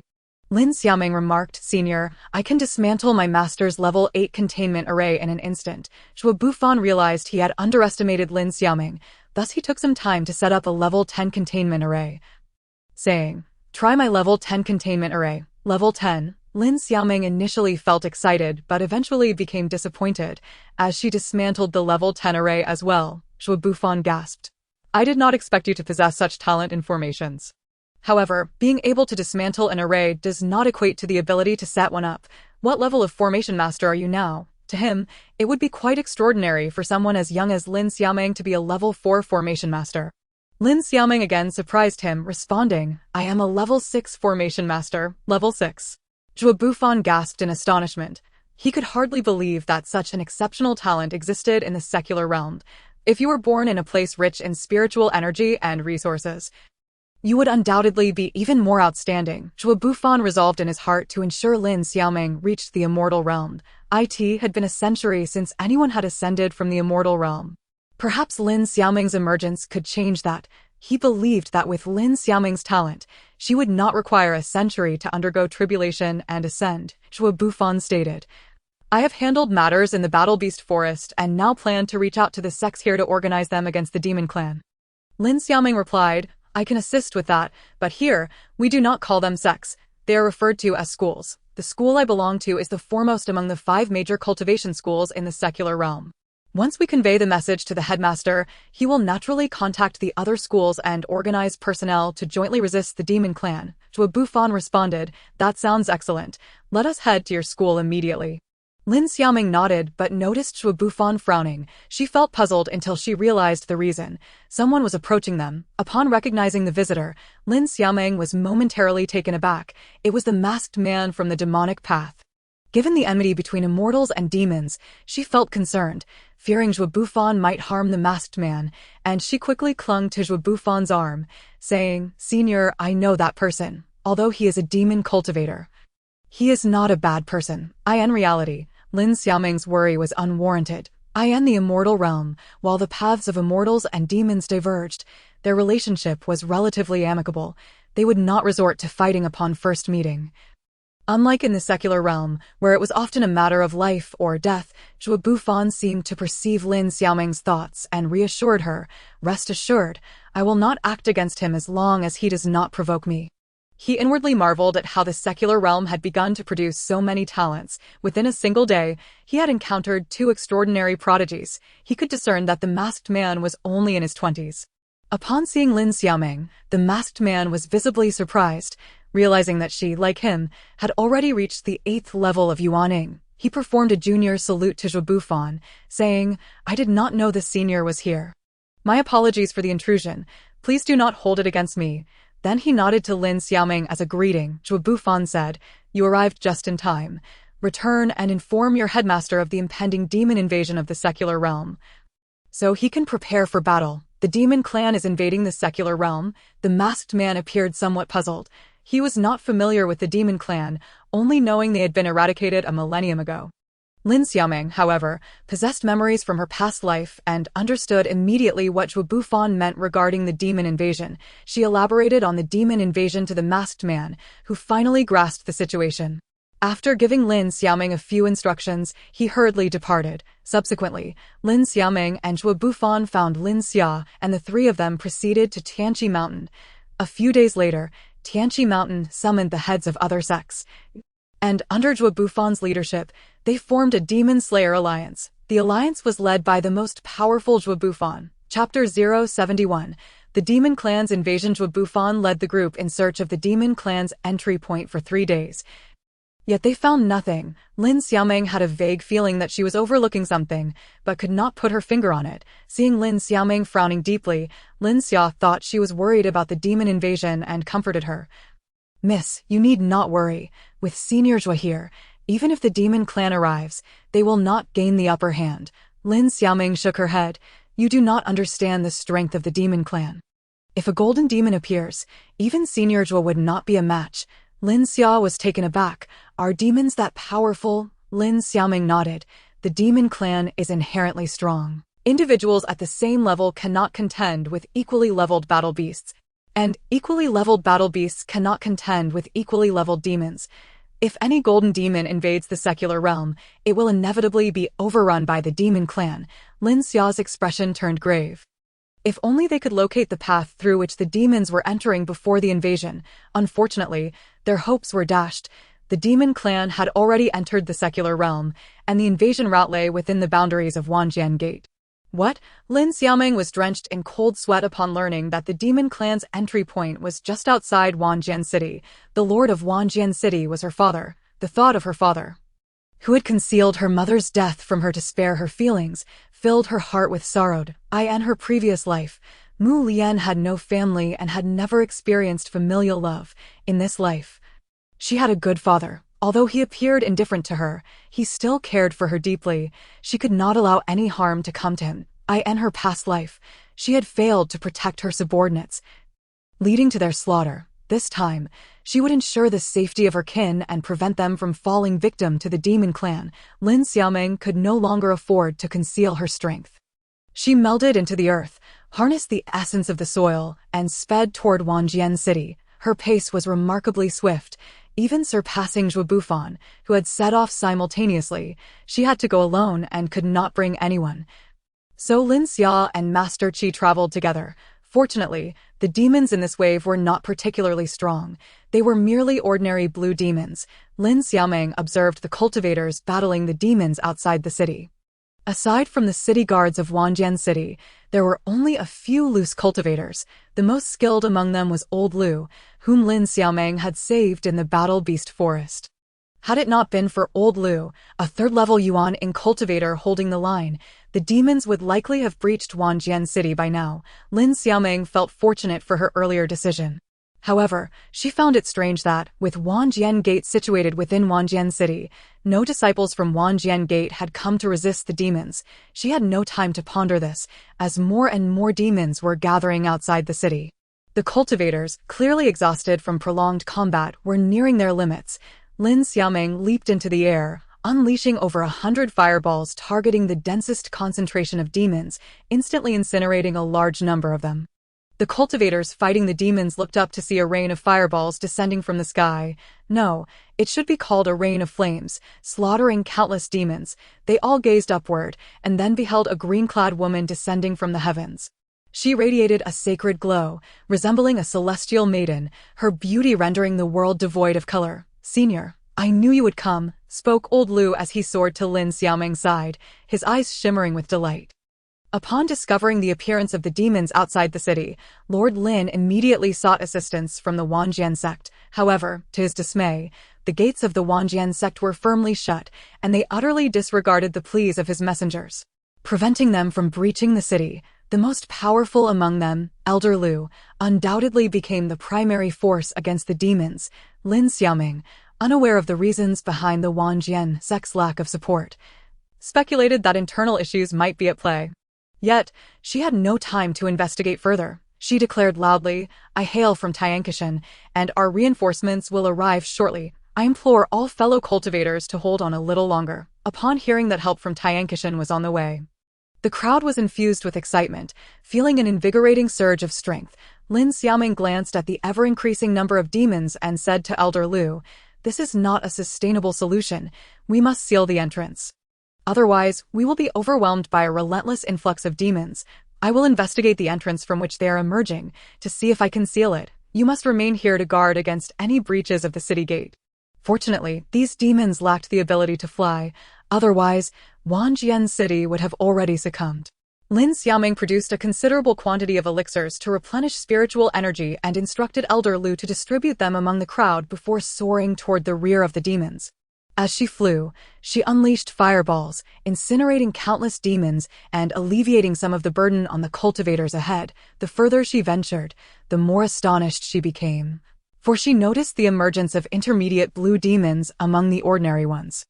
Realizing the urgency of the situation, she hastened to the entrance, where she was met with a passageway the size of a small pool, continuously spewing forth demons, sending chills down her spine. She quickly employed fireball spells against the demons pouring out. But as soon as she dispatched one batch, another emerged in its place. Consequently, Lin Xiaoming set up a 6th-level confinement array around the entrance, temporarily restraining the demons that had just emerged, preventing them from assaulting Wanjian City. Although she contemplated destroying the passage, it possessed self-repairing capabilities. Any damage she inflicted was swiftly mended. With no other options, she resolved to devise a different strategy. As the number of demons swelled, her 6th-level array began to show signs of being overwhelmed. Sensing the impending crisis, Lin Xiaoming decided to construct a killing array, ensuring that each wave of demons was dealt with as they emerged. However, establishing a killing array was far more complex than a confinement array, requiring significantly more resources and time. Summoning a 3rd-tier vermilion bird, she commanded, "Now is your moment to showcase your prowess as a divine beast descendant. I need to set up the array without distraction. So please eliminate all the blue demons attacking me." The vermilion bird, delighted by the responsibility bestowed upon it, nodded enthusiastically and began scorching the demons nearest to Lin Xiaoming with its fiery breath. Despite having lost its feathers and being unable to fly, its ground-based assaults proved formidable. Lin Xiaoming concentrated on arranging the 7th-level killing array, having advanced from a 6th-level formation master since her emergence from the beast forest. Suddenly, 2 high-ranking blue demons burst forth from the passage, shattering Lin Xiaoming's 6th-level confinement array. Startled, she retaliated and swiftly eliminated them. Observing the increasingly powerful demons emerging from the passage, Lin Xiaoming felt a wave of anxiety. Hoping that Zhou Bufan and the others would arrive soon, at last, her 7th-level killing array was complete. Watching as demons were slain upon emerging from the passage, she breathed a sigh of relief. Chapter 72. High-level purple demons without warning. Lin Xiaoming's array trembled violently, prompting her to look up in alarm, only to behold a purple demon, which, by its hue, appeared to be of intermediate rank. This intermediate purple demon's strength was comparable to that of a human cultivator at the 10th level of the nascent soul stage. Lin Xiaoming, possessing only the 8th level of the nascent soul, felt a surge of tension. Yet, she was grateful for her timely establishment of the array, even with the array's protection. It took considerable effort for Lin Xiaoming to dispatch the intermediate purple demon.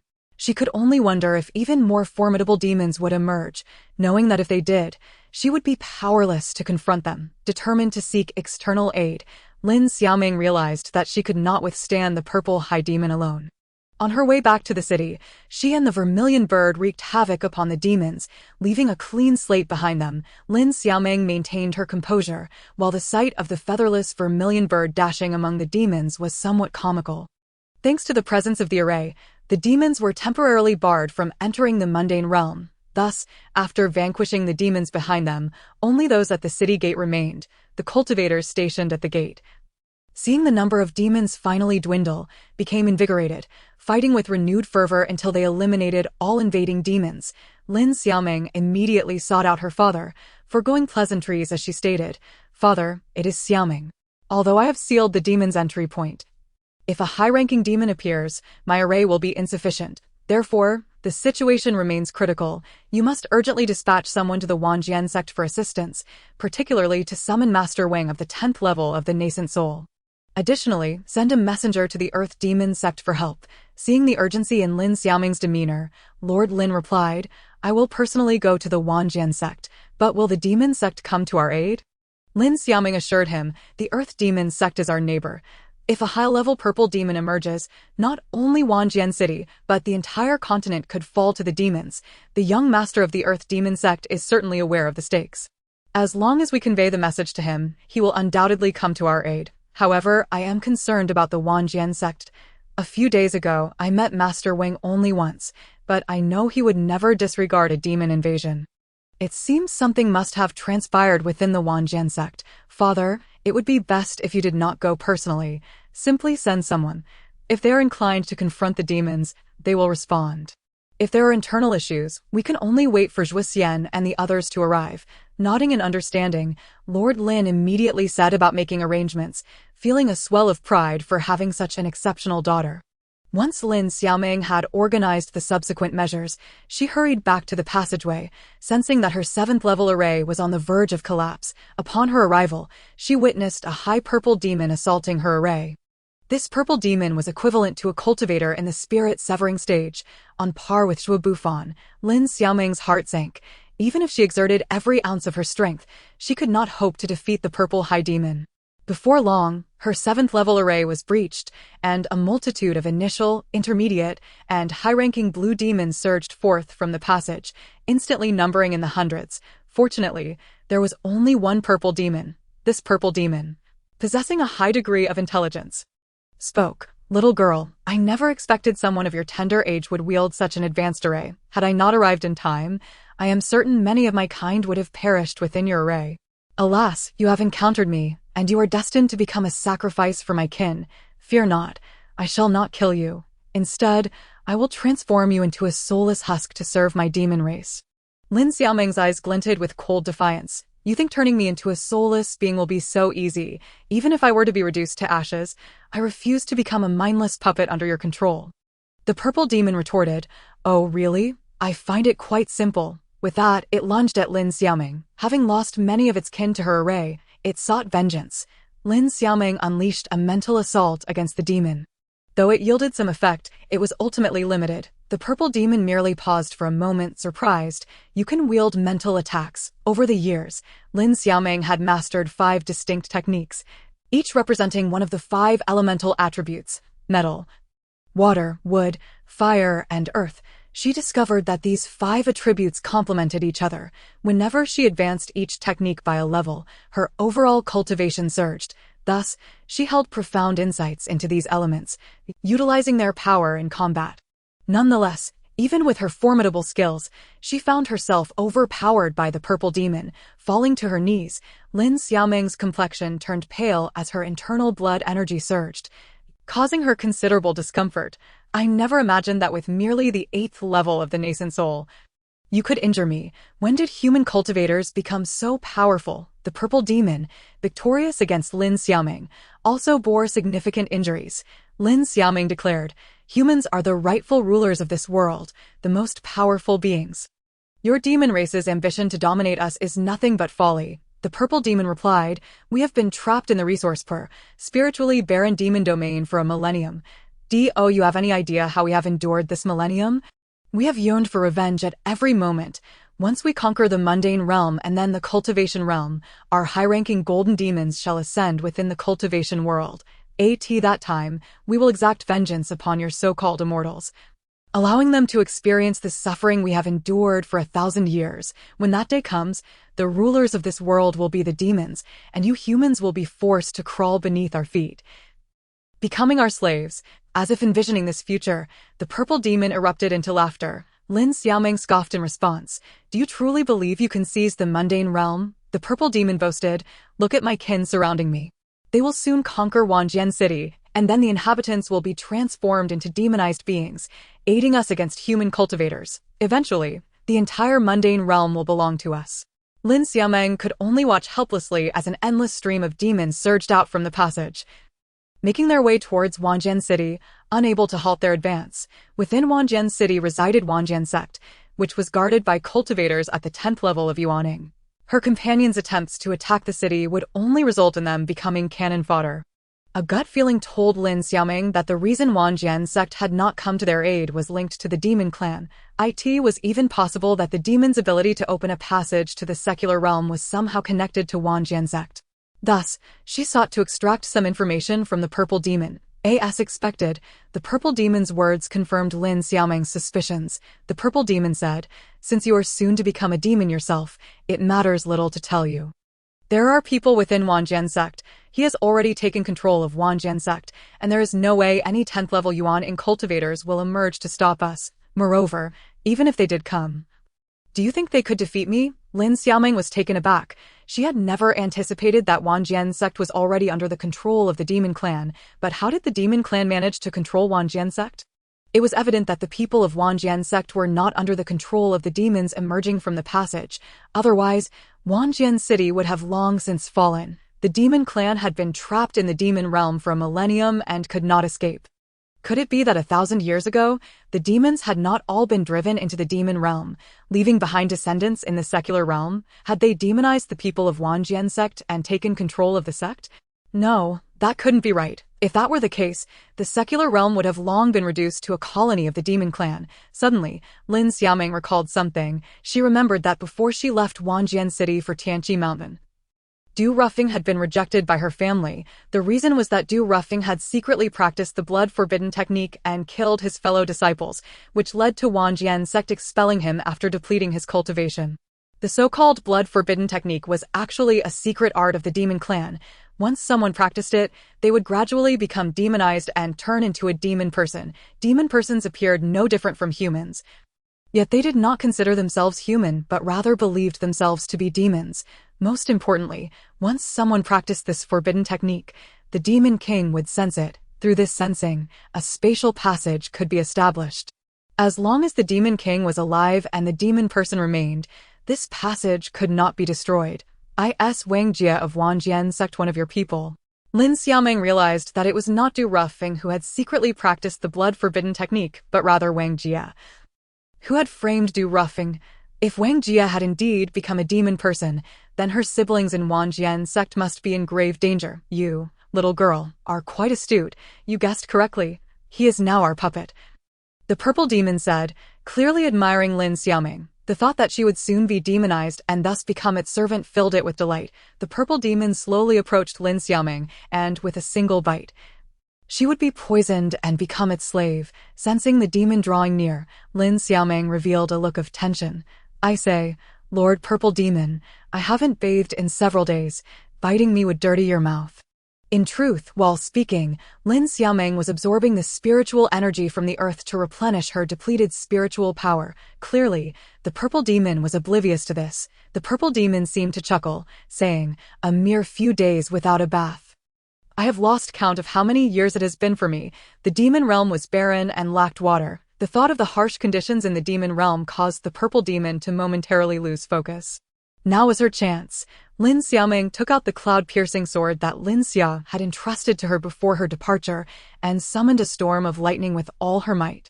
Instantly, the sky darkened and thunder roared. The spectacle was so grand that it could be seen clearly within 1,000 miles. The lightning Lin Xiaoming summoned was shockingly more powerful than that conjured by the 10th level Xiang Lu.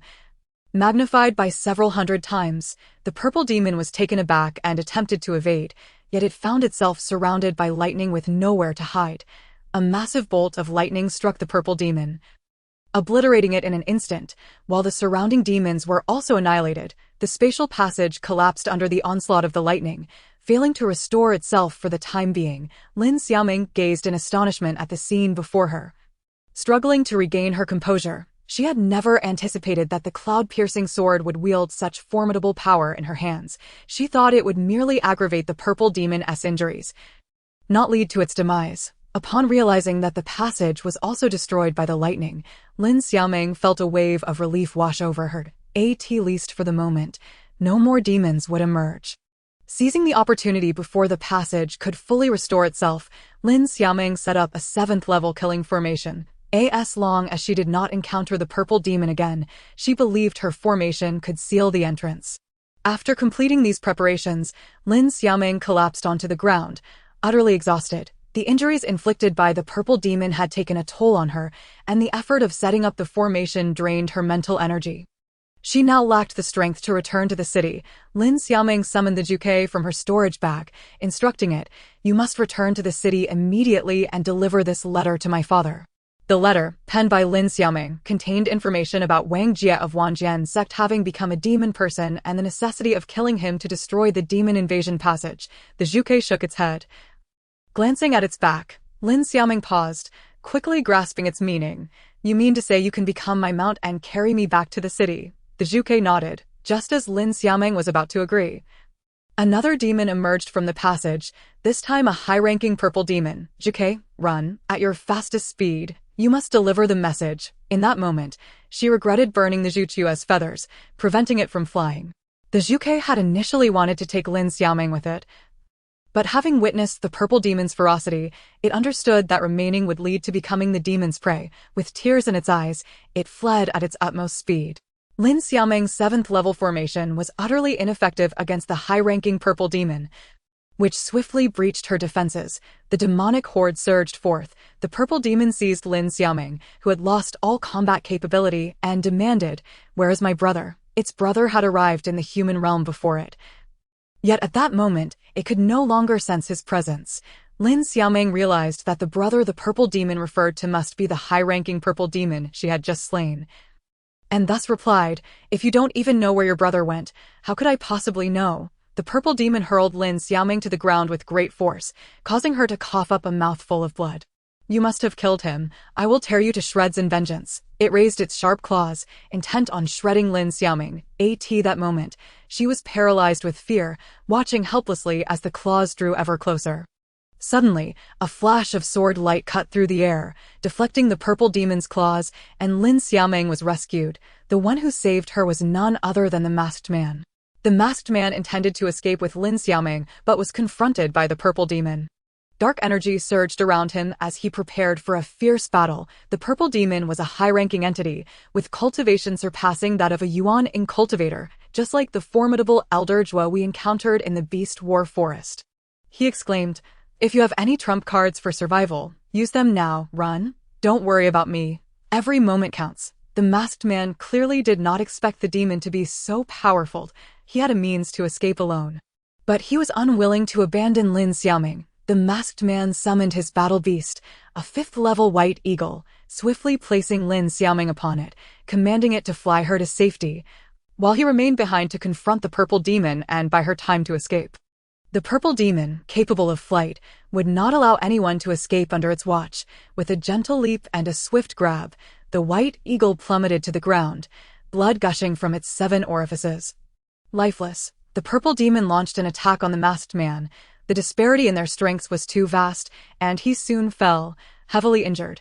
"Why did you come to save me?" If he had fled upon seeing the purple demon, he might have had a chance to survive. The masked man realized he might be facing death, so he removed his mask slowly, stating, "Because I owe you a life." Had she not risked her own health to save him back then, he would have perished long ago. "Brother Ruffing, is that really you?" Upon recognizing the masked man's face, Lin Xiaoming gasped in astonishment. She had sensed familiarity in the masked man, but had never connected him with Du Ruffing.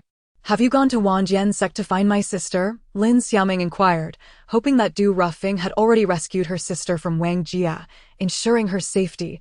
Du Ruffing replied with a touch of helplessness, "I haven't had the chance to go. It seems I may never have the opportunity now." He was unaware that Wang Jia had become a demon person, still relying on Wangjian sect to protect Lin Ruoxi. He had harbored resentment towards her, yet without love, where could hatred arise? Ultimately, he wished for her well-being. As the purple demon raised its claws, Lin Xiaoming smiled wryly, glancing toward the distant horizon, whispering, "Lin Xia, I am sorry. I must go ahead."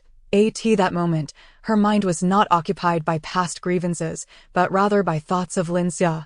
Lin Xia. Lin Xiaoming silently repeated the name in her heart before closing her eyes. However, she did not await the descent of the purple demon's claws, but rather heard its furious roar. At the critical moment, Zhuo Bufan had arrived, rescuing them. Zhuo Bufan was not alone. He had brought his army of battle beasts. These 9th and 10th level battle beasts were exceptionally powerful, swiftly slaughtering a large number of demons. Zhuo Bufan's strength surpassed that of the purple demon, and as a formation master, he soon dispatched the purple demon. He set up a 6th level formation at the passage. Unless a golden demon appeared, it would be impossible to breach his formation. Fortunately, Wang Jia's current cultivation was only at the 9th level of Yuaning, and the passage constructed by the Demon King could not transmit golden demons. "Xiaoming, are you all right?" Upon completing these extraordinary tasks, Zhuo Bufan finally found the time to attend to the injuries of Lin Xiaoming and her companions. In stark contrast to Du Rufu, Lin Xiaoming's injuries were grievous. She had not only depleted all her mental strength, but also sustained severe internal damage. "Senior, please do not concern yourself with us for the moment. You must head to Wangjianmen at once. The sect leader's son, Wang Jia, has cultivated the secret arts of the demon clan and has been transformed into a demon himself. As long as he exists, the passage will remain intact.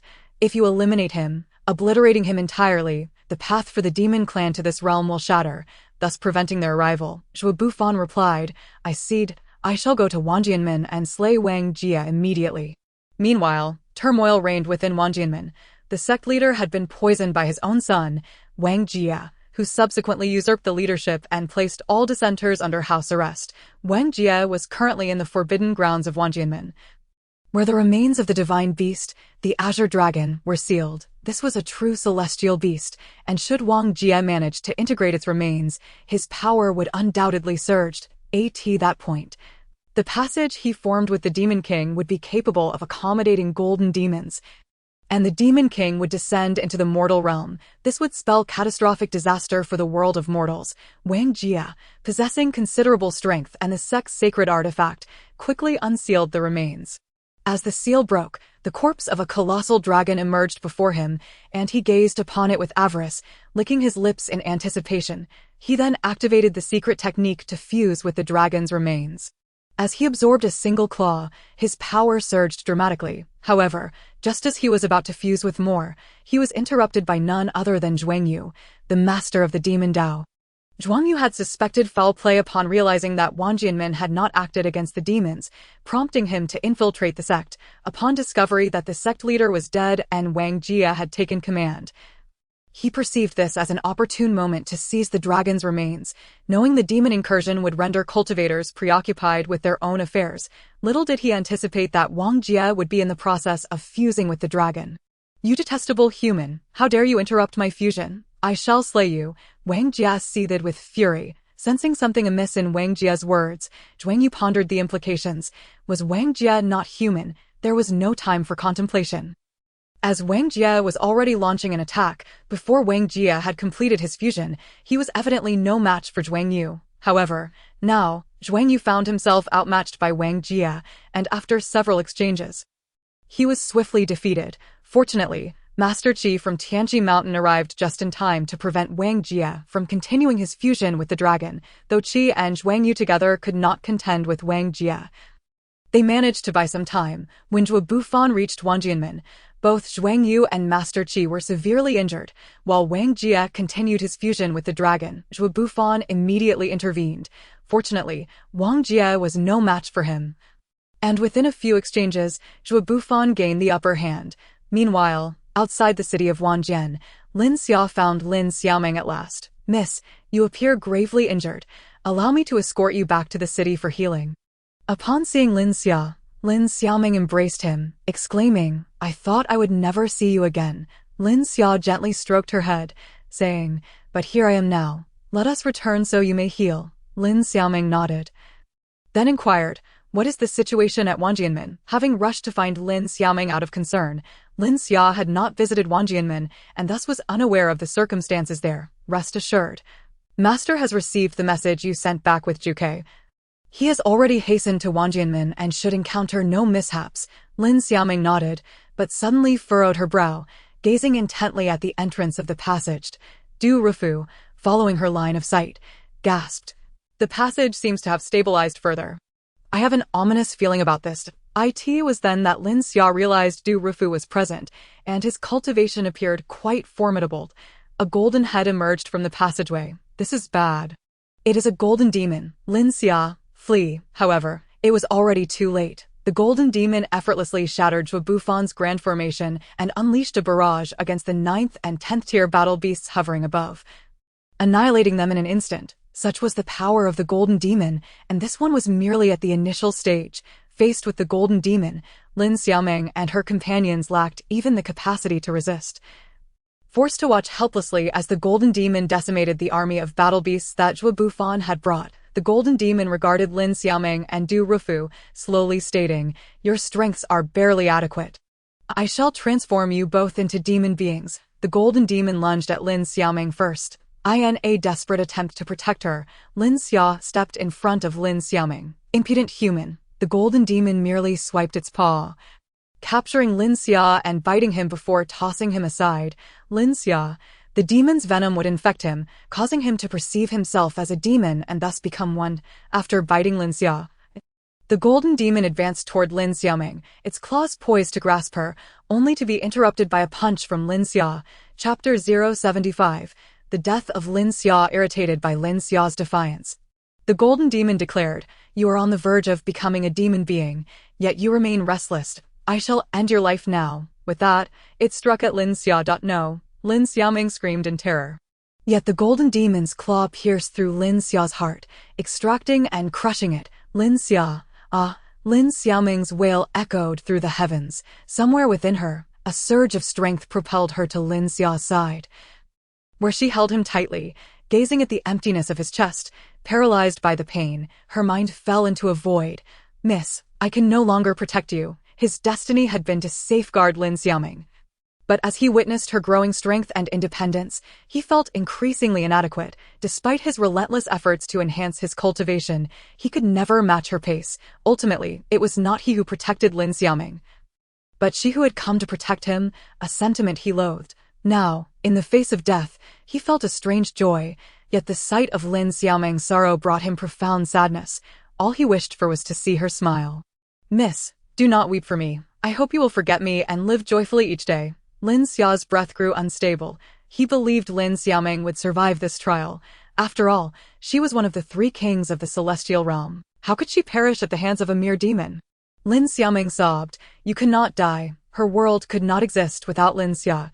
If Mu Lian's entire existence was driven by vengeance, then Lin Xiaoming's life revolved around Lin Xia, the one who had grown up alongside her, protecting and caring for her. "Miss, do you recall when I told you that I once saw my past life as a stone in the 6th tower?" Lin Xiaoming nodded, indicating she remembered. Lin Xia continued. "In truth, my previous life was as a stone by the lotus pool in the celestial realm. A certain fairy often practiced there, awakening my consciousness. When that fairy reincarnated, I followed suit, with the purpose of finding her and guarding her. Alas, my power proved too weak to protect her any longer." Lin Xiaoming understood that the fairy he spoke of was her past life, Mu Lian, recalling how Mu Lian had frequently practiced by the lotus pool, and the stone that had been there. It dawned on her that their destinies had intertwined long before. You reached the 6th level of the tower, where the 5th level held the past life, and the 6th level the present. Can you tell me, did you see the outcome of this life? She refused to believe he would depart from her. She longed for him to assure her that he would not perish. Lin Xia spoke softly. "I saw my death in your embrace, just as it is now." This was the reason he had initially rejected Lin Xiaoming's affections. He knew he would succumb before her, and thus could not accept her feelings. Despite his profound love for her, he withheld from Lin Xiaoming the truth of what he had witnessed in the 6th tower, that she had pierced his heart with a sword, leading to his demise in her arms. He could not fathom why his vision diverged from reality, but he felt as though fate had smiled upon him, for at least he would not die at the hands of the woman he cherished. Lin Xia reached out, intending to wipe away Lin Xiaoming's tears, but his hand faltered midway, slipping down. Lin Xia. The death of Lin Xia plunged Lin Xiaoming into unbearable despair. Lin Xia's cultivation had only reached the 1st tier of the golden core and had not attained the nascent soul stage, meaning that upon the death of his physical form, he was truly lost. The golden demon remarked, "I never expected this brat to be so devoted to you, willing to sacrifice himself to save you.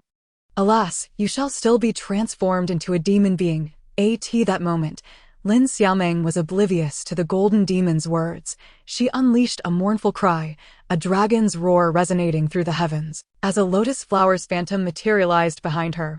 Subsequently, the colossal dragon's remains from Wang Jianmin soared into the air, hurtling toward Lin Xiaoming, gradually merging with her being. The dragon, originally a battle beast of her past life, Mu Lian, had left a fragment of its soul within Lin Xiaoming's consciousness, allowing for this fusion at such a critical moment. As Lin Xiaoming integrated with the dragon's remains, she harnessed its power. Her aura surged dramatically, matching that of a tribulation stage cultivator, the azure dragon, a celestial beast.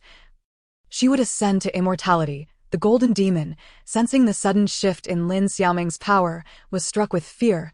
While the blue demons surrounding him had already prostrated themselves before her, the golden demon sought to flee back to the realm of demons. But as it moved even slightly, it was sent flying by a swift kick from Lin Xiaoming. "You have killed my Lin Xia, and I shall make you wish for death." The haunting image of Lin Xia's heart being ripped from her chest deeply traumatized Lin Xiaoming. She had never fathomed that Lin Xia would meet such a tragic end. The golden demon was mercilessly tormented by Lin Xiaoming, realizing too late that it would never have slain Lin Xia had it known the consequences. Wang Jia ultimately fell to Zhuo Bufan's blade, and upon his demise, the passage connecting the demon realm to the mundane world rapidly constricted. Before Lin Xiaomeng could comprehend the situation, a powerful force surged from the passage, pulling Lin Xia into its depths, and then, the passage vanished. Lin Xia was left with no remains. Lin Xiaomeng, unable to preserve even Lin Xia's body, was instantly consumed by rage, unleashing her fury upon the surrounding demons. In an instant, she slaughtered every demon in her vicinity, including the golden demon. I and the demon realm. The demon king roared in fury. Their millennia of hope had been obliterated. It was unwilling to accept such a fate. Lin Xiaomeng, now plunged into a state of madness, unleashed her power upon heaven and earth, almost injuring Du Ruffing in the process. Du Ruffing attempted to restrain the frenzied Lin Xiaomeng, but found himself powerless. With bloodshot eyes, Lin Xiaomeng declared, "Demon race, one day, I shall annihilate your entire lineage, and you shall accompany Lin Xia in death." Her voice reverberated throughout the cosmos. The sky darkened, clouds billowed ominously, and thunder rolled. A calamity cloud materializing in the heavens. After slaying Wang Jia, Zhuo Bufan pursued the remains of the Qinglong and arrived outside Wanjian City, where he beheld the ominous calamity cloud above. Having witnessed others undergo tribulations before, he recognized it immediately. Zhuo Bufan furrowed his brow. It must be that Xiaomeng had fused with the divine beast Qinglong, thus attaining an immortal form, and she was about to undergo her ascension tribulation. This calamity cloud was several times larger than those typically encountered by ordinary cultivators, indicating that the impending tribulation would be formidable. He had never anticipated that anyone in the mundane world would face such a trial. "Oh heavens, you truly regard me highly," she laughed maniacally. "To die is acceptable. After all, without Lin Xia, my life holds no purpose. I am the moment of Lin Xia's death." She comprehended. The loves, hates, and grievances of her past life were mere echoes. And in this lifetime, she was simply Lin Xiaomeng, someone who required Lin Xia's protection. Without Lin Xia, her existence became devoid of meaning. Lin Xiaomeng cast Du Ruffing out of the tribulation's coverage, uttering, "Please take care of my family." She then resigned herself, closing her eyes to await the arrival of the absolute kill tribulation. She had no intention of resisting. The sky darkened ominously, suffocatingly so. Suddenly, a lightning bolt streaked across the darkened heavens. Thin as a needle yet illuminating the entire sky, the lightning descended at a painfully slow pace, and by its trajectory, it was destined to strike where Lin Xiaomeng stood. Sensing something, Lin Xiaomeng opened her eyes to behold the lightning, and a doppelganger emerged from her form. Though those afar could not approach the tribulation zone, they witnessed a woman identical to Lin Xiaomeng stepping forth from her body, clad in a red robe as opposed to Lin Xiaomeng's green attire. The woman in red glanced at the impending tribulation lightning and then at Lin Xiaomeng, speaking softly, "I understand your grief over Lin Xia's death. I share in that sorrow. However, Lin Xia would not wish for your despair. He would want you to live joyfully. I love him more than you ever could. Therefore, I cannot allow him to die with his eyes unclosed." "What do you mean?" The woman in red, Lin Xiaomeng recognized her as another aspect of herself. "Upon my passing, you will lose much. Your inheritance, your past memories. You cannot do this." Woman in red, "The one who deserves to die is me. Do not leave me behind. Without Lin Xia, even if I become an immortal, you shall forget me." She hoped that the version of Lin Xiaomeng devoid of all memories could live happily in the heavenly realm, free from the burdens of past grievances and the pain of losing Lin Xia, eliminating the need for teleportation arrays between them. Secondly, the Lin family, having produced an immortal, attracted countless cultivators who willingly joined their ranks, greatly enhancing their power. Coupled with the reverence from sex in the cultivation realm, the Lin family soared to become the foremost family in the mundane world. "Little beauty, you have finally awakened," was the first thing Lin Xiaomeng heard upon her ascension to the celestial realm. Lin Xiaomeng gazed blankly at the man before her, who was not particularly handsome yet not unpleasant to the eye, and asked, "Who are you?" The man smiled. "I am your future husband, Malu." His demeanor was overly frivolous. Perhaps this was the consequence of the woman in red's demise, as she was indeed a part of Lin Xiaomeng's being. "I do not recognize you. I wish to return home." Lin Xiaomeng rose from the bed. Intent on leaving, Ma remarked, "Beauty, this is the celestial realm, not the mortal world. You have just ascended. Where do you think you can go?" This was his first encounter with an immortal who had fainted immediately upon ascension. Rescuing her from her faint and wishing to take her as his wife, ascended, Lin Xiaoming's mind buzzed. Had she truly become an immortal, though she could not recall her past in the mortal realm? She was acutely aware of her former identity as a mortal, and now someone was telling her she had ascended to immortality. This revelation filled her with shock. Upon further reflection, Lin Xiaoming detected a flaw in his statement. If I have just ascended, it implies we have had no prior interactions. Why do you claim to be my future husband? As a revered immortal, such nonsensical claims could tarnish his reputation. Ma Lu was momentarily taken aback before bursting into laughter. In the eyes of mortals, immortals were exalted beings. However, in the celestial realm, immortals were rather commonplace. I, Ma Lu, am merely a minor general. What reputation could I possibly possess? Besides, once I marry you, I will be your husband. How could that be considered nonsense? Lin Xiaoming replied cautiously. I do not wish to marry. She understood that as a mere fledgling immortal, provoking him could end poorly for her. General Ma, could you grant me some time to consider this matter? He had never encountered a woman so breathtakingly enchanting. Even the renowned beauty of the celestial realm, Meng Yu, paled in comparison. After bidding farewell to Ma Lu, Lin Xiaoming let out a slight sigh of relief. Fortunately, Ma Lu was genuinely earnest in his desire to wed her, thus treating her with great respect. This allowed Lin Xiaoming the freedom to act, granting her an opportunity to escape. As night fell, Lin Xiaoming took advantage of the slumbering crowd and scaled the walls to flee from Ma Li's celestial abode. She had expended considerable effort to evade the celestial soldiers stationed at Ma Li's residence. In doing so, even if Ma Lu discovered her hiding place, he would hesitate to pursue her openly. By the time Ma Lu realized that Lin Xiaoming had vanished, it was already the following morning. Clutching a hastily crafted garment, he approached her door with eager anticipation, wishing to inform her of the new attire he had prepared. To his dismay, he found the room utterly vacant. He immediately dispatched people to search for Lin Xiaoming and took it upon himself to venture out in search of her. I am new to the celestial realm and am completely unacquainted with it. What else can I do but flee? Should I rely on the hope that you would grant me freedom? She turned back 3 times, and in her distraction, collided with a sturdy chest. As she stumbled backward, expecting to fall to the ground, she was instead caught by a pair of strong hands that embraced her slender waist. It was only then that she realized the man she had collided with had a head of white hair, for reasons unknown. Upon seeing that white hair, a wave of indescribable sorrow surged within her. King Chen. The hastily arriving Ma Lu and his companions hurriedly bowed to the white-haired man. Only then did Lin Xiaoming understand that he was the legendary King Chen. Xian Chen merely cast a glance at Ma Lu and remained silent. Ma Lu spoke. I was unaware of the king's presence and hope for your understanding regarding any disturbance caused. It was my failure to properly manage my fiancée's actions that led her to inadvertently collide with the king. I implore you to hold me accountable, and not to blame her, a mere woman. Ever since the death of Mu Lian a century ago, Xian Chen had undergone a significant transformation, gaining a reputation in the celestial realm for his peculiar temperament and unpredictable moods.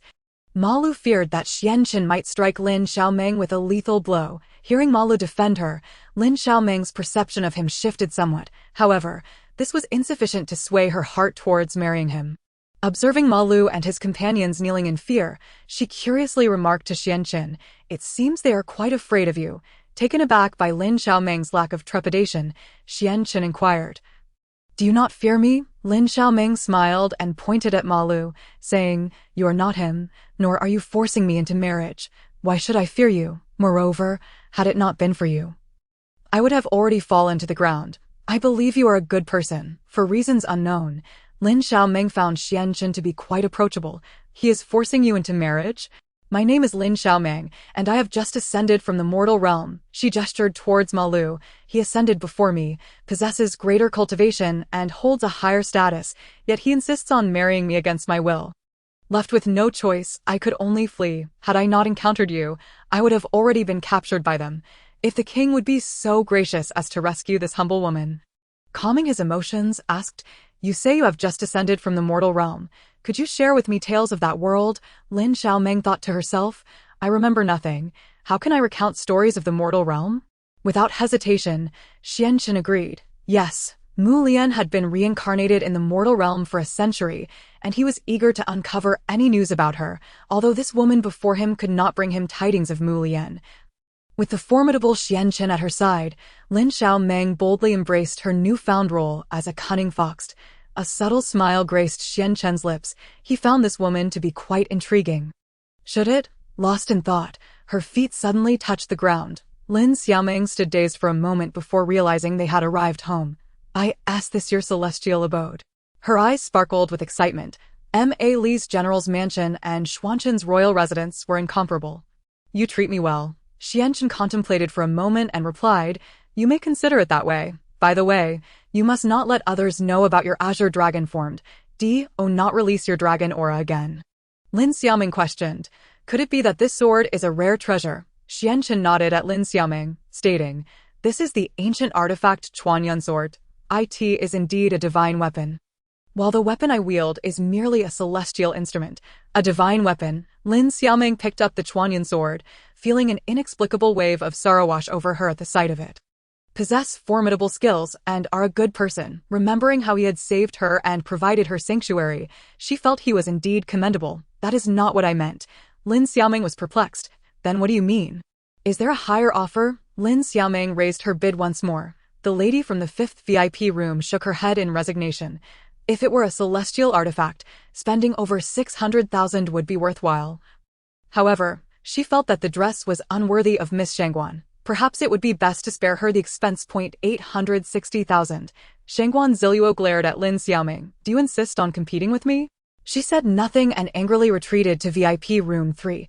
Losing to a mere fox, she felt utterly humiliated. Upon learning that the fox Lin Xiaoming mentioned was indeed a real fox, the host understood and said, "It is indeed a rarity. The starting bid is 200,000, with each increment at 5,000. Guests who keep foxes as pets or battle beasts should not miss this opportunity. 1 million. 1 million. Room 2 has placed a bid of 1 million. Is there anyone willing to raise the bid?" The guests on the ground floor all shook their heads. At 1 million, who would dare to increase their offer? For aside from the nine-tailed fox, other foxes possess little combat prowess. The nine-tailed fox is particularly elusive. Otherwise, Xianchen would not have taken over a century to capture one. Many opt for foxes as pets. The person from the second room must be a fool, as only a fool would squander such a high price on a relatively useless herb. At the same time, he could not comprehend why Shangguan Ziluo would desire the transformation herb. "You promised me that regardless of the cost of the transformation herb, you would purchase it for me. Now, they are insinuating that you cannot raise the price further, clearly looking down upon your Shin family." Not one to be easily fooled, quickly grasped the situation's intricacies. It was evident that Lin Xiaoming had acquired the moonlight dress, leaving Shangguan Ziluo resentful. Upon learning of Lin Xiaoming's desire for the transformation herb, Shangguan Ziluo scoffed, "Given your apparent lack of strength, I can only surmise that your fox beast must be even weaker. Spending such a fortune on a feeble creature, are you a fool or merely simple-minded?" Unmoved even in the presence of such a charming beauty, Shinemo, born of a merchant lineage, had traveled extensively with his father and may not have met many people, but he had certainly heard the name Long Tranyu. Lin Xiaoming retrieved the treasure ship from Long Tranyu's folding fan, assuring, "I am unharmed, and I know you are not responsible. I shall accept this treasure ship, and I welcome this friendship with young Master Shin." Resulting in his later arrival, upon seeing Lin Xiaoming, Xuanqing's demeanor shifted from aloof to warm. "Are you unharmed?" Lin Xiaoming shook her head. "I'm fine." The nine-tailed fox interjected, "Prince Qin, this woman has been bullying your woman. If I hadn't acted swiftly, your woman would have been hurt. Don't you think I deserve a reward?" Hearing the nine-tailed fox refer to Lin Xiaoming as his woman, Xuanqing appeared pleased. At that moment, Shangguan Ziluo shrank back in fear. Xuanqing's gaze seemed capable of devouring her hold. It was the first time she felt death was so near. Lin Xiaoming caught the murderous glint in his eyes and quickly grasped Xuanqing's sleeve. "Please take Miss Shangguan back to recover." Shin Mo glanced at Xuanqing, who nodded in agreement. He expressed his gratitude and promptly escorted Shangguan Ziluo away. Xuanqing then turned his attention to Long Tranyu. Lin Xiaoming was slightly taken aback. "So you are also the national master. Please tell me what you divined." The nine-tailed fox interjected weakly. "This does not seem like the right place to discuss." "Is our relationship so distant?" Lin Xiaoming, taken aback, retorted, "If I do not call you Chen Wang, then what should I call you?" She had always addressed him in that manner since their first meeting. "Since you know nothing, how do you intend to find him? Even if you do find him, how can you be certain that he is the one who can save the celestial realm?" A sword. Xianchen recalled that Lin Xiaoming possessed the Chuanyun sword, an ancient artifact. Could it be that this person truly is Xiaoming? "Do you know the name of that sword?" Xianchen asked. "Chuanyun sword."